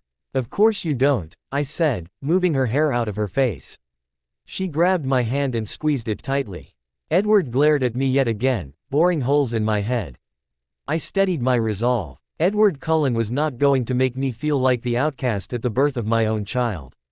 "Welcome to the fallout. Jacob, could I talk to you in the hallway for a minute?" Edward asked suddenly. "Edward," Bella whined. "Be nice to Jacob." She turned to face me and gave me a look, saying the same thing without the words. "Believe me, Bella, I won't hurt him," Edward sighed, kissing her on the forehead. I wanted to strangle the filthy bloodsucker. Dr. Fang was walking back up the hallway as we stepped outside. "Oh, are you leaving?" he asked us. "I'll be right back," I said. "Alice wants to come on. I'll let her while the 2 of you are gone," he said. I tried to bend the more than 2-person rule, but it's a hospital rule and I can't. "It's all right," I replied. "I doubt Bella wants a whole bunch of people in there when the baby's born anyway." "How do you know what Bella wants?" Edward asked after Dr. Fang and Alice had gone into the room and shut the door. "I know Bella," I said simply. "Welcome to Resistance. So if you know Bella, then why are you forcing her to be with you when she's married to me? You realize that whatever happened between the 2 of you last night was equivalent to adultery." he asked, his voice strangled. You know that's not what I've been doing. I growled. I told her I wasn't going to tear her in half anymore. If she chooses me on her own accord, then so be it.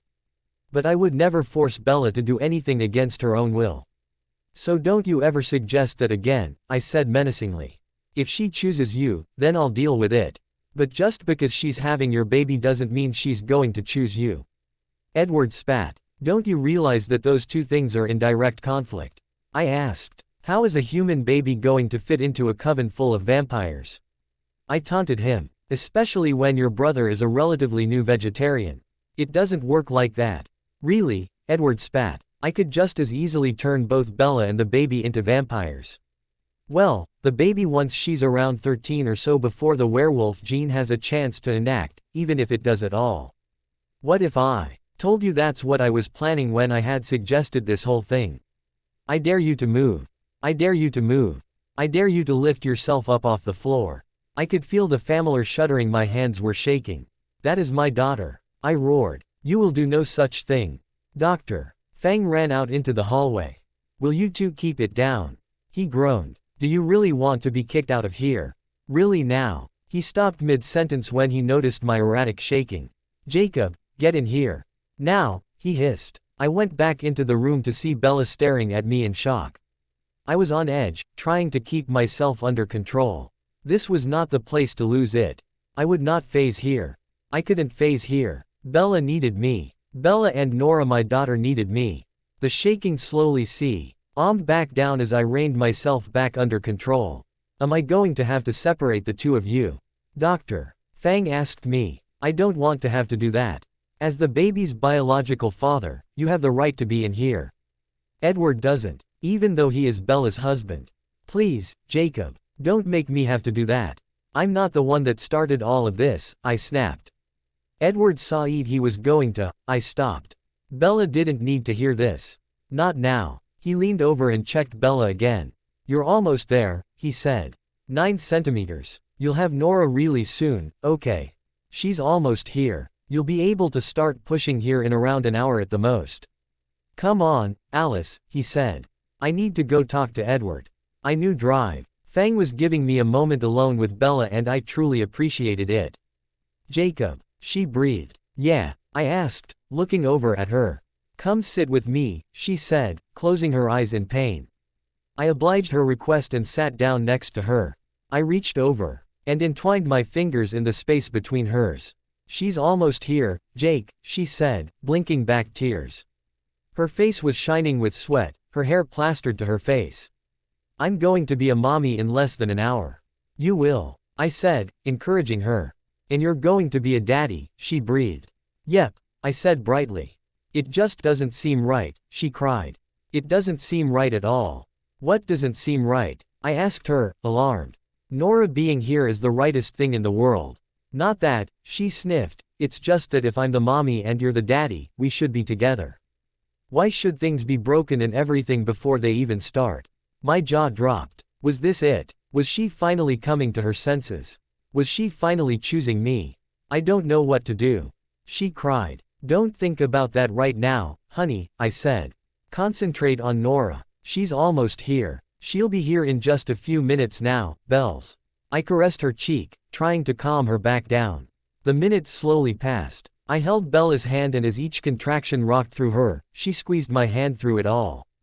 I wished I could take all the pain away, but there was nothing I could do. Doctor. Fang came back in a few minutes later, Edward by his side. He checked her again. 10 centimeters. He exclaimed. Great job, Bella. He praised her. He headed out of the room and came back with 2 nurses. All right, he said, positioning himself between her legs. Edward, Jacob, I want you two to slowly count to 10. Bella, I need you to give me a big push, okay? Bella nodded nerve. Owsley and Edward locked his eyes with mine. 1, 2, 3. I didn't take my eyes off Edward's.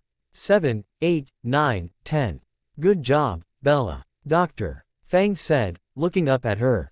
1 more. Edward and I started to count again. 1, 2, 3. I looked at Bella this time. Her eyes were closed, her back slightly bent forward, her chin tucked in. Her face was a look of steel determination. I had Never loved her more than in this moment. 8, 9, 10. I can see the head, Bella. She's crowning. Doctor. Fang crowed. 2 more good pushes and she'll be here. Really? Bella asked, distracted for only a second. Come on, honey, I said, hodling her hand. You can do this. Edward glared at me, his gaze seeming all too harsh and unfeeling. 1, 2, 3, he started again. 4, 5, 6, 7, 8, 9, 10. I joined in. The head's out. Doctor. Fang exclaimed. She's just waiting on you, Bella. 1 more push, when you're ready. Bella pushed before I even had the chance to start counting again. My daughter slipped out and Dr. Fang placed her on Bella's stomach, just as the sun rose up over the mountains, casting the room in an orange glow. Welcome to the planet. Welcome to existence. Everyone's here. Everyone's here. Maybe redemption has stories to tell. Maybe forgiveness is right where you fell. Where can you run to escape from yourself? Where you gonna go? Where you gonna go? Salvation is here. Blank, underscore, blank. She was here. Nora was here. Screaming loudly, her head full of dark hair, matching Jacob's. It's a girl. Carlisle crowed. Jacob, would you like to come cut the cord? He asked quietly. I watched as Jacob gaped at him as he handed him a pair of scissors. He pulled himself out of his reverie and cut the cord connecting Nor. Ottomy and a nurse took her over to the table and cleaned her off. She's here, I said, feeling absolutely dazed. She is, Jacob whispered, unable to take his eyes off of the tiny baby, kickin'. And screaming on the other side of the room. Edward was silent. He walked over to the nurse who was cleaning Nora off and stood back, just watching. Apgar is a 10, the nurse called. Wait. 6 pounds, 7 ounces. I smiled. That was good, better than good. Perfectly amazing. Carlisle smiled brilliantly. He pulled out something reddish-brownish and placed it into a metal pan. I gagged. I looked over at Jacob, who was rooted to the spot, unable to move. The nurse walked over and placed Nora in Jacob's arms. She wasn't screaming anymore. Jacob touched her tiny cheek, cooing to her. He was already completely captivated by her. I already knew it. Nora was definitely going to be a daddy's girl. Hi, baby, he said softly. He looked over at me and came over, placing the baby in my arms. I looked down at her. She had Jacob's hair, lots of it. It was thick, too. Her eyes were open and they were a warm brown, exactly in my shape. Her skin seemed to be a little lighter than Jake's and her cheekbones were high. Just like his. Her nose seemed more like mine though. Not as wide as her daddy's.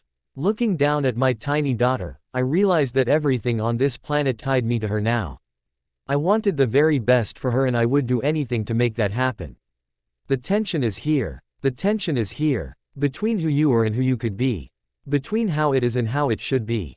Can I hold her? Edward asked me, smiling down at Nora. Edward, hold my baby. My inner being shifted away from the idea, but my mind rationalized it. Edward was my husband, her stepfather. Of course he should be able to hold her. I nodded and Edward scooped the tiny baby up into his arms, smiling at her. It didn't feel right at all. Like some stranger was holding my baby. I didn't like it. Nora started screaming. The sound of her crying hit me like a knife stabbing through my heart. I reached for her and Edward sat me back into my arms. It's okay, baby. Mama's here, I cooed to her. Jacob smirked. Maybe his hands were just cold or something, he said, shrugging. Alice stuck her head into the room. Is my niece here? She crowed. I nodded. She's here, I confirmed. Alice, you nay. Ed to wait until we transfer her to her room. I'm sure you already know which one that is, he told her. All right, she pouted. Bella, we need to switch you into your room upstairs. They need to take the baby to the nursery for a bit. Just to run tests and administer immunizations, that sort of thing. They'll do that while we move you into your room. I didn't want them to take Nora away so soon. I'd only just met her. They'll bring her back, Carlisle said. It'll be okay. All right, I said, kissing Nora on her forehead. Bye, Nori, I murmured, handing her over to one of the nurses. Apparently, this is the night for babies. Carlisle said. There's another one in Unit A and another couple upstairs with a multiple delivery. She's been here on bed rest for a week or so. That's why we have to go ahead and move you to your room now. I nodded. What time was she born? I asked him. 7:16 a.m., he replied. Jacob, I said suddenly, looking around for him. He was still standing next to me.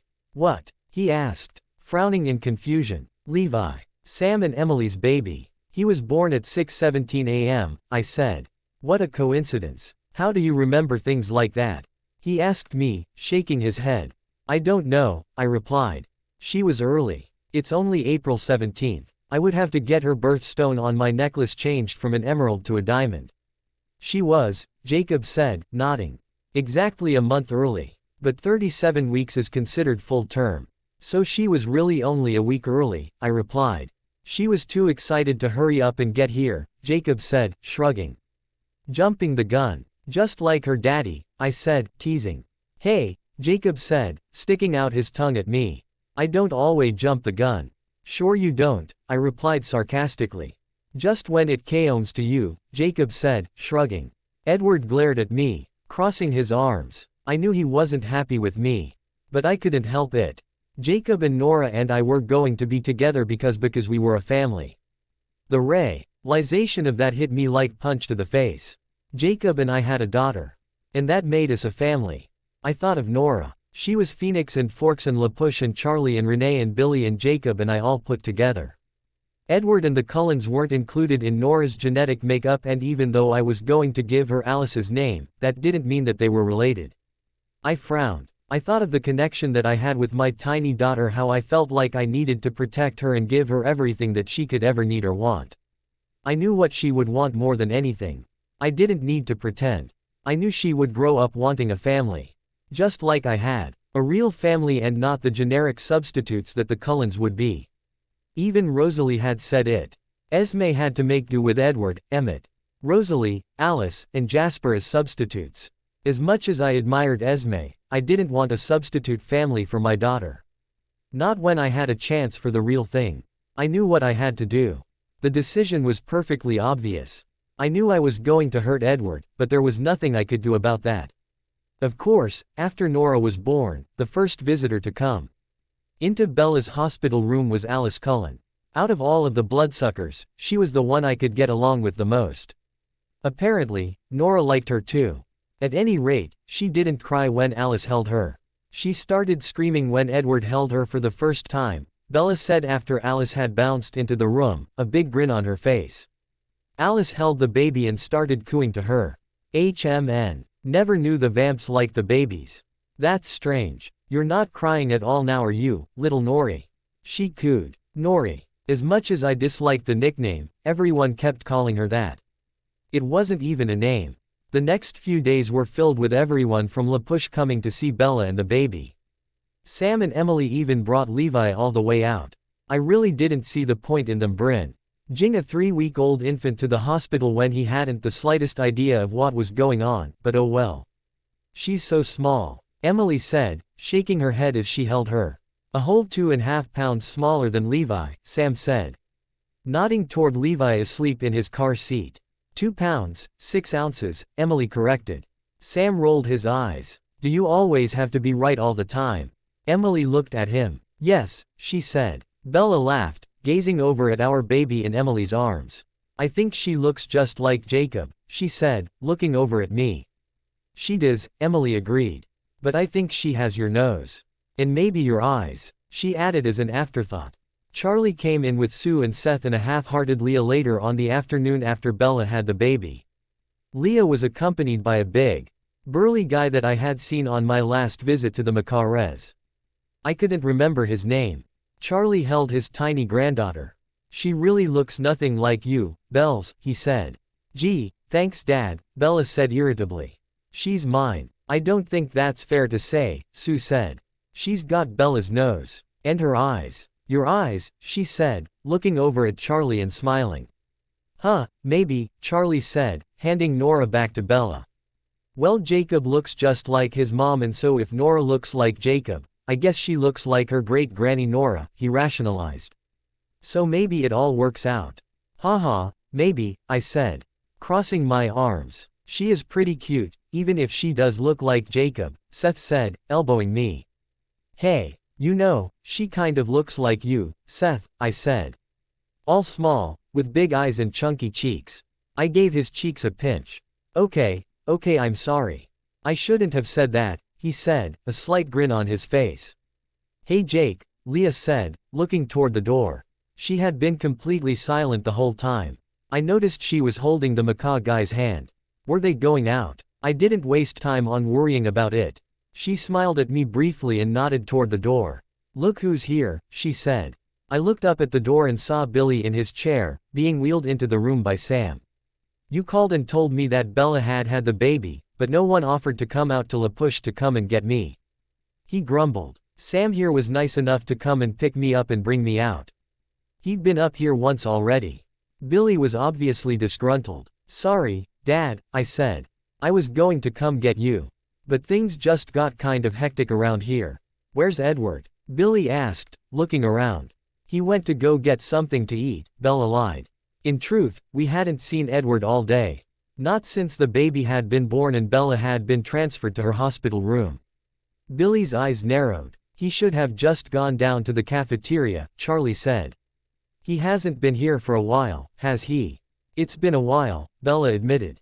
I think he just probably wanted to give Jacob and me some alone time with the baby. Bella was turning into quite a suave liar. I wasn't sure if that was a good thing or not. Well, I guess we're going to leave, Charlie said. The game starts at 6 o'clock and I don't want to miss the opening pitch. All right, Bella said gamely. I guess I'll see you around. She asked him. Yeah, of course, Charlie said. Don't keep that baby away for too long, now. I want to see my granddaughter here and there. I'll bring her around in a few weeks. Once her immune system is strong enough and I feel up to it, she promised. All right, Charlie said. Sue, Seth, and Leah followed him out the door. What is up with her? Bella asked me after they had left. What do you mean? I asked. She just sat in the corner, sullen and glaring at everybody, Bella said, an offended tone to her voice. And I didn't even know the guy that was with her. I didn't think there were going to be strange people coming up into my hospital room like that. I don't know, I said. She's Leah. That's what she does. And I think she might be dating that guy. He looks like someone I remember seeing at the Macares. Well, if it keeps her distracted and takes her interest away from you, then I'm happy about it, she said. I looked over at Billy, who was trying to hide the grin on his face. Can I hold the baby? He asked Bella, interrupting our conversation. I can't really see her too proper. Sure, Bella said, temporarily distracted. Shish. He handed Nora to me and I placed her in Billy's arms. Wow, kid, Billy said, looking down at the baby in his arms. She looks just like you. Just like Sam said. Told you, Sam said, smiling at Billy. She's got my eyes though. And my nose, Bella piped up. Yeah, Billy said. I can sort of see that. I could tell she was disgruntled that no one could see her in Nora at all. The occasional pay. RSON would say something about her nose or her eyes, but almost everyone commented on how much Nora looked like me. She looks a lot like Jacob's mother, Billy said. Jacob looks almost nothing like me. We have the same hair. That's about it. I'm glad you named her after someone on our side of the family. It means a lot to me, he said, looking up at Bella. You're welcome, I guess, Bella said, laughing. I could smell a vampire coming. I figured it was probably Edward. He walked into the room a few seconds later and Billy glared at him, handing the baby back to me. Sam and I locked eyes for a brief second. Billy, I think it's time we get going, Sam said. We'll come back tomorrow, okay? He said. All right, Billy said. I don't want to keep you from Emily and Levi, he said, handing Nora back to me. We'll see you guys tomorrow, Sam said, nodding toward me and Bella. He brushed roughly past Edward and wheeled Billy back down the hallway. We need to talk, Edward said abruptly to Bella. What is there to talk about? I asked him, glaring at him. Jacob. Bella admonished me. There's plenty to talk about, mongrel, Edward snapped. He turned back to Bella. Look, I saw Jacob's thoughts when you were admitted to the hospital this morning. He was freaking out because he thought what you two did caused you to go into labor. I saw the pain in his eyes, but at that point, I really didn't care too much. The way I saw it, the bloodsucker's comment after that little inside glimpse into my mind was out of line and he deserved every last bit of pain it caused him. Okay, Bella said, biting her bottom lip. Her eyes flashed from Edward to me and then back to Edward. I need to know who you're going to choose in the end, he said. I realize that the baby being here changes things a bit. But you sleeping with Jacob is completely inexcusable, Bella. I'm willing to put up with whatever you need me to, but sleeping with Jacob is just a little out of line, don't you think? I love you and I just want you to be happy. If Jacob makes you happy, then you should be with him, he broke off, looking down at the ground. Edward, I do love you, Bella said. But I think I owe it to my daughter to be with her father. It's strange, she said, looking over at the baby in my arms. But once she actually got here, I found myself wanting the very best for her. I just don't think me becoming a vampire and raising a baby. A human baby at that, I don't think it works. The two don't go together. I appreciate everything you've done for me, but I don't know anymore. I still care about you. But having Nora, it's just bonded me to Jacob. She paused, wiping tears away from her eyes. I hate hurting you like this. Don't worry about me, Edward sighed, holding her hands in his. I just want you to be happy. And I told Jacob a long time ago that he'd be better suited for you than another human. He has the ability to protect you. If it's not me, then I'd rather you be with Jacob. Bella nodded, blinking tears out of her eyes. I focused on Nora, trying to not pay attention to the scene unfolding in front of me. She was fast asleep in my arms. Edward's tone was suddenly businesslike, and I wondered if he was trying to keep his tone calm or if he was about to cry. Could vampires cry? Emmett's well versed in law. I can have him draw up the divorce papers. Would you rather me send them to Charlie's or Jacob's? He asked her. Jacob's is fine. I guess I'll go there for a while until I figure out what to do, she said. Charlie's doesn't have a nursery and the one at Jacob's is completely finished, she trailed off.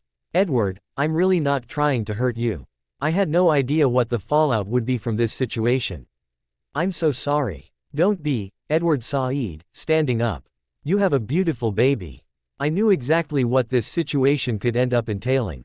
I always knew that there was a good chance that you would choose Jacob in the end. I took that risk and I fought tooth and nail for you. But I can't compete with both Jacob and a baby. It's not about competing, Bella exclaimed. In the end, I was the one who had to make the choice. It wouldn't Avenue mattered if you could give me kids in the future or if you could buy me everything on the face of the planet and give me an eternal life with you. In the end, I fell in love with Jacob.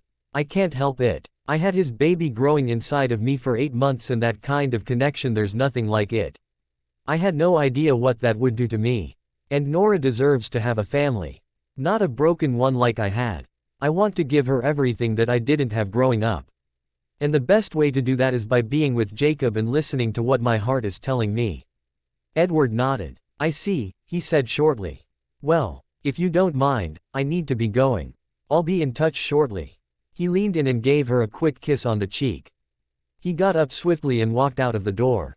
As soon as he was out of sight, Bella dissolved into tears. I placed Nora in her little incubator and walked over to Bella and sat on the bed next to her. It's okay, I said, wrapping her in my arms.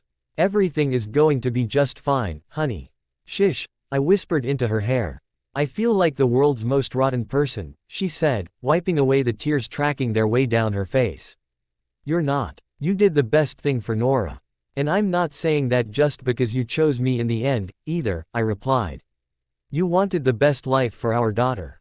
And so this is how things simply worked out. I love you, Bella. I'm head over heels in love with you.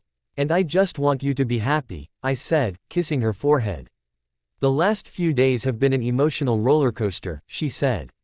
I've had a baby, broken up with my husband, had hormonal mood swings, had incredible sex with my baby daddy, went into labor in his bed, and then drove 200 miles per hour from La Push to Forks. I have a headache, she proclaimed.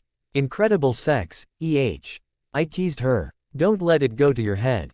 I'm remaining celibate for the next 6 weeks, she said, sighing. Well, it sounds like you have had a very long, exhausting, exciting week, I said. If you want, you can sleep in the spare bedroom next to the nursery when we go back home. Why would I want to do that? She asked, looking at me with wide eyes. I can't sleep with you. I nearly choked. Well, I need to call someone and get them to get me a new mattress since there's amniotic fluid all over the one Sue left. Bella blushed. I'm really sorry about that, she said, looking guilty. Don't be, I said, brushing it off. It's not like it's something you had any control over. Yeah, but still, Bella trailed off. I'm going to call Sam and see if he can find someone on the reservation that has an extra king-size mattress. If they don't, then I'll see if I can find someone to give me a discount on one. I'll be right back, okay? All right, Bella said. Can you bring the baby to me? She asked. Sure, I said, picking the baby up out of the incubator and setting her in her mother's arms. I headed toward the door. Jake, wait, she said. I turned around quickly. What? I asked her. I was thinking, she said slowly. We haven't filled out the paperwork for Nora's name yet. Yeah, I said blankly, wondering what she could be getting at. Do you think we could change it? She asked. I mean, her middle name, not her first name. Why? I asked her, confused. I just thought of something that might flow a little better and it kind of sounds like your name. What? I asked, coming back over and sitting down. I think she looks like a Nora Jane, she said, looking down at the baby. I actually really like that, I said. In reality, I really didn't want to name the baby after Alice, no matter how nice she had been to Bella and me.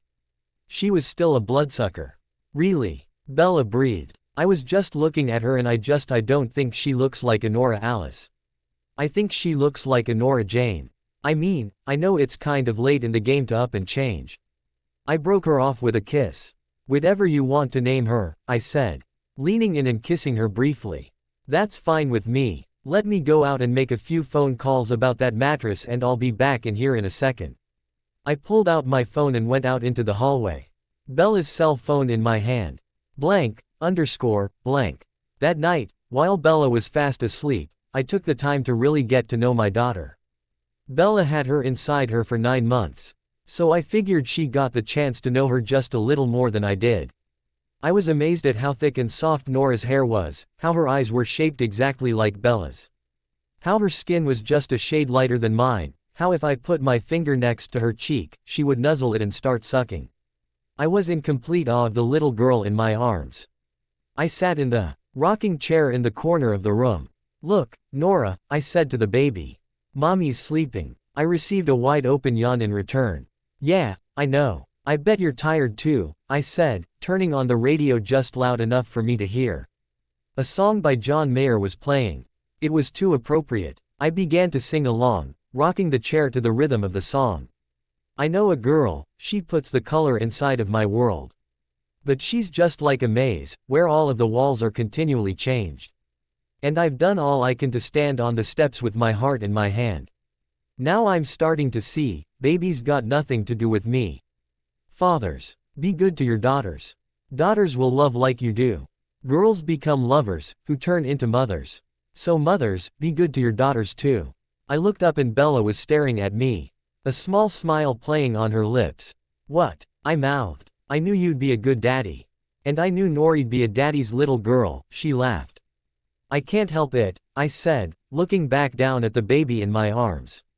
I'm starting to see what you meant by wanting to give her everything, I added softly. What I did earlier today, I had to do it for her. She's the one who gave me the strength to do it. Otherwise, I'd probably still be bouncing back and forth and around between the two of you. Nora just sort of tipped the odds in your favor, Bella laughed.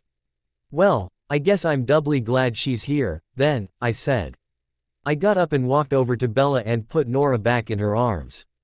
I placed a soft kiss on her lips. The song was still playing. So fathers, be good to your daughters. Daughters will love like you do. Girls become lovers, who turn into mothers. So mothers, be good to your daughters too. I never realized that the birth of my daughter was going to change my life in so many ways. I'd never realized that someone other than Bella could captivate my heart and soul in such a fashion. It was absolutely amazing. I hadn't realized how much I was going to enjoy being a father.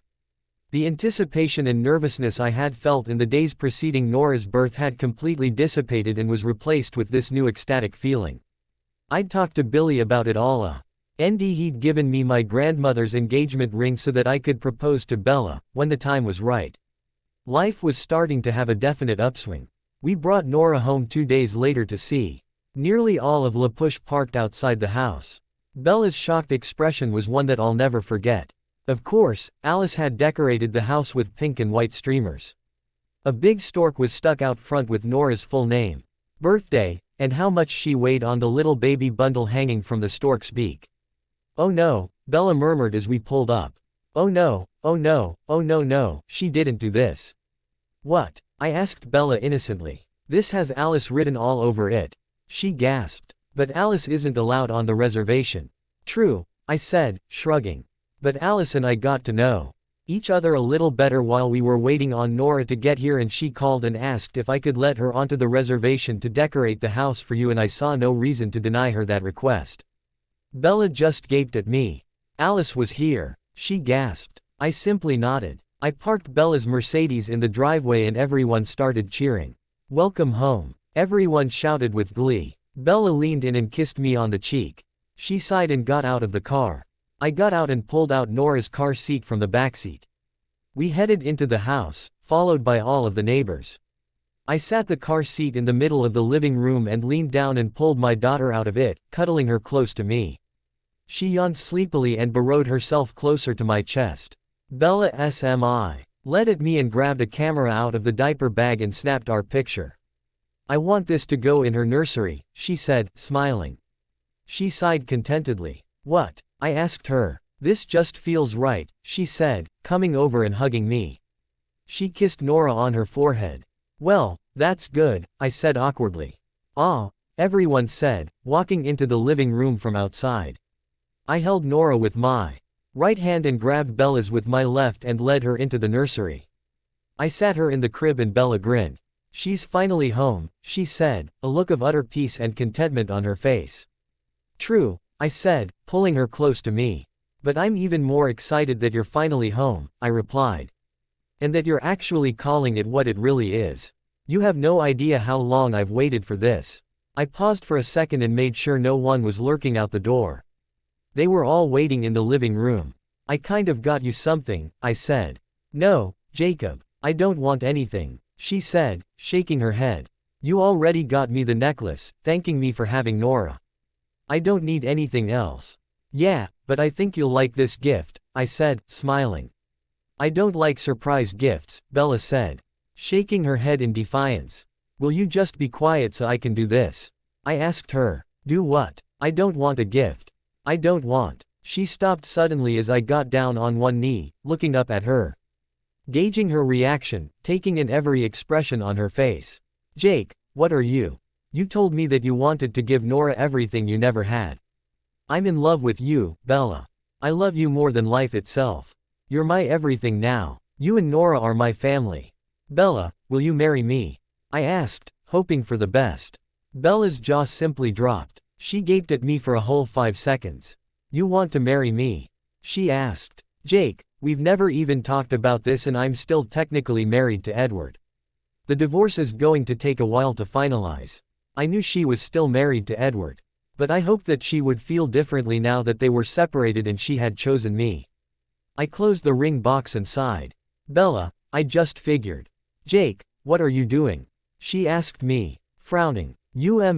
Putting the ring away to ask you later, after the divorce goes through." I said hesitantly. "No, you're not," she said.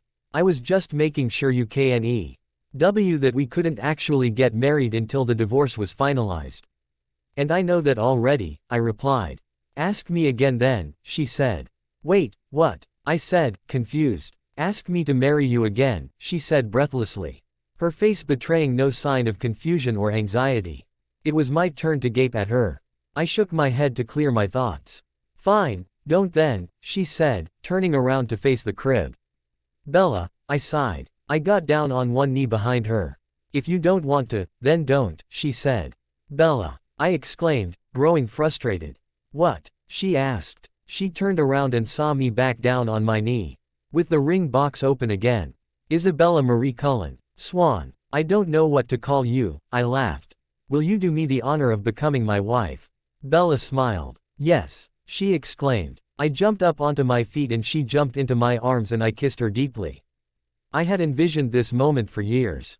This is what I wanted more than anything, and I had it. I had my fiancé and my daughter, a new house. A place for us all, everything I had ever wanted.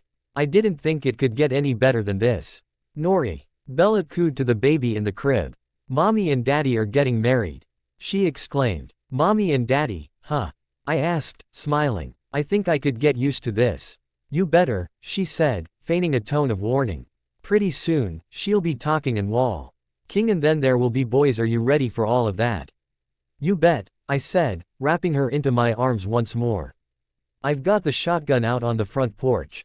Jake. Bella laughed, swatting me with the back of her hand. I pulled her close to me and kissed her one more time. Nora's going to be a daddy's little girl, isn't she? She asked me. Of course, I said. She's the best thing anyone could have ever given me. You've really grown up over the last few months, Bella said, looking up at me.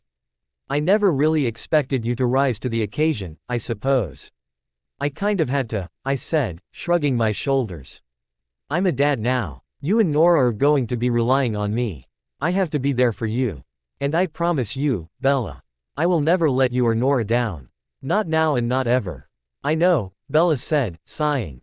She looked back over at our daughter in her crib. I wrapped one arm around her waist and we just stood there, looking at the miracle that we had created, realizing, gee, that the journey of the last 9 months had forever changed us both. Somehow everything's going to fall right into place. If we only had a way to make it all fall faster every day. If only time flew like a dove. We've got to make it fly, faster than I'm falling in love. This time we're not giving up. Let's make it last forever, screaming, hallelujah. We'll make it last forever. Holding onto patience, wearing thin. I can't force these eyes to see the end. If only time flew like a dove. We could watch it fly and just keep looking up. This time we're not giving up. Let's make it last forever, screaming, hallelujah. We'll make it last forever. We've got time on our hands. We've got nothing but time on our hands. Got nothing but time on our hands.